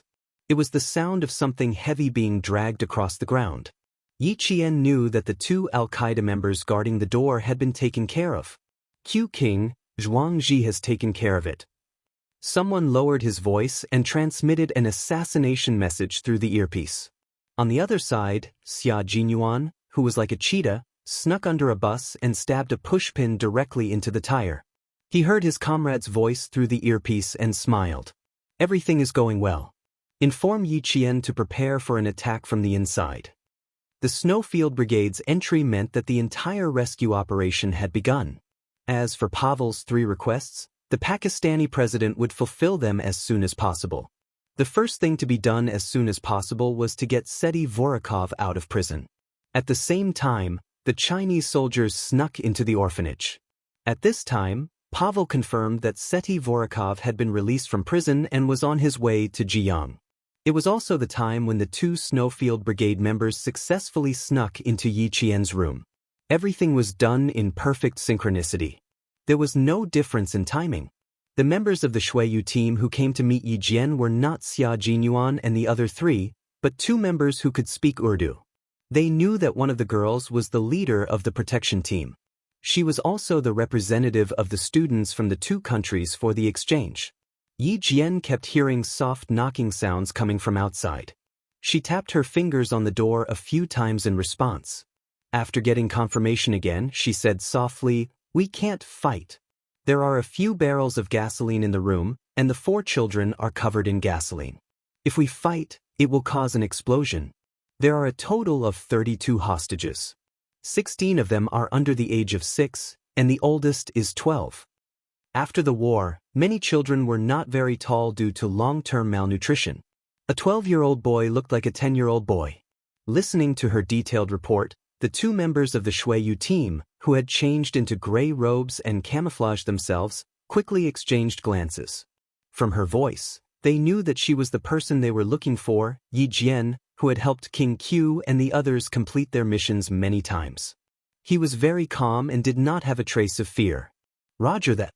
The president has agreed to their request. A batch of hostages will be released at 10 o'clock today." A completely unfamiliar voice came through the wooden door. "I am V8 and the other member is T6. We have entered the base and camouflaged ourselves." Chapter 499. Yi Qian immediately felt a lot more at ease. As expected of the Chinese Special Forces, their actions were swift and decisive. They directly killed their way into the base, disguised themselves as the enemy, and then coordinated with their comrades outside. The lock from the inside started to click. After a click, the tightly shut door was gently pushed open. "Keep the gun you left behind, my little comrade." V8 smiled and quickly passed the gun through the gap. He quickly closed the door again. 15 bullets, no reloaded magazines. "It's good to have a gun." Yi Qian, who had picked up the gun, pursed his lips and smiled. Before he could speak, he heard V8 say in a deep voice, "Yi Qian, in the first batch of hostages released at 10 o'clock tonight, you weren't there. You weren't there in the second batch either. You were still in the hands of the Al-Qaeda operatives when you boarded the plane. Are you scared?" This was an arrangement that couldn't be changed because Yi Qian was originally here to protect the leader. Now, he had become the protector of Petty. A soldier's duty was to go wherever they were needed. Yi Qian, even if she wasn't in uniform, in many people's hearts, she was a soldier. A soldier had to fight to the end. Everyone could leave, but a soldier couldn't. Outside the door, V8 and T6 expressions were a little solemn. In their hearts, they also felt that it was a little cruel to treat a 16 or 17-year-old girl like this. However, Q King took the initiative to suggest to the leader that Yi Qian stay until the end to protect Petty. The leader hesitated for a moment, but in the end he nodded in agreement. In the face of the country's interests, Yi Qian could only choose to stay by Petty's side until the end. "Your arrangement is the best arrangement in my heart. I need to protect Petty. This is my duty. And I will do my best to protect Miss Petty and bring her back to the President and Madam President's side." Yi Qian didn't feel sad at all. He even felt that this was the best arrangement. From his tone and words, he could tell that he absolutely obeyed the arrangement without any objections. Because he had already learned to obey. When the two Snowfield Brigade members heard this, a hint of surprise flashed across their calm eyes. He accepted it just like that? Without any questions? Not even a single objection? "Don't worry, you're definitely not fighting alone, and you're definitely not alone on the plane with Petty." The T6 combatant wanted to comfort Yi Qian and make her feel more at ease. He also wanted to tell her that no matter what, comrades would never give up on each other. Yi Qian was about to walk back to Petty's side when he heard this. He chuckled softly, and his low voice was filled with joy. "I know. Someone has to fly the transport plane. Since I'm on the plane, there must be soldiers from our country on the plane. Also, there should be some distance between the orphanage and the airport. If we want to leave, we have to drive, and we can only take a bus. I guess there must be our soldiers hiding in the bus." Her voice was like the soft chirping of insects in the summer night. Although it was soft, every word was clear. Her deduction made V8 and T6 raise their eyebrows. If I'm not wrong, our leader and Mr. President should have discussed it and decided not to give Pavel the chance to walk out of the orphanage. It's better to finish him off inside. Yi Qian, who was holding a gun, leaned against the wooden door with the paint peeling off. His voice was as gentle as the evening breeze as he said, "Moreover, I believe that my country won't give up on me. I also know that my country will never allow the Al-Qaeda terrorists to continue running rampant.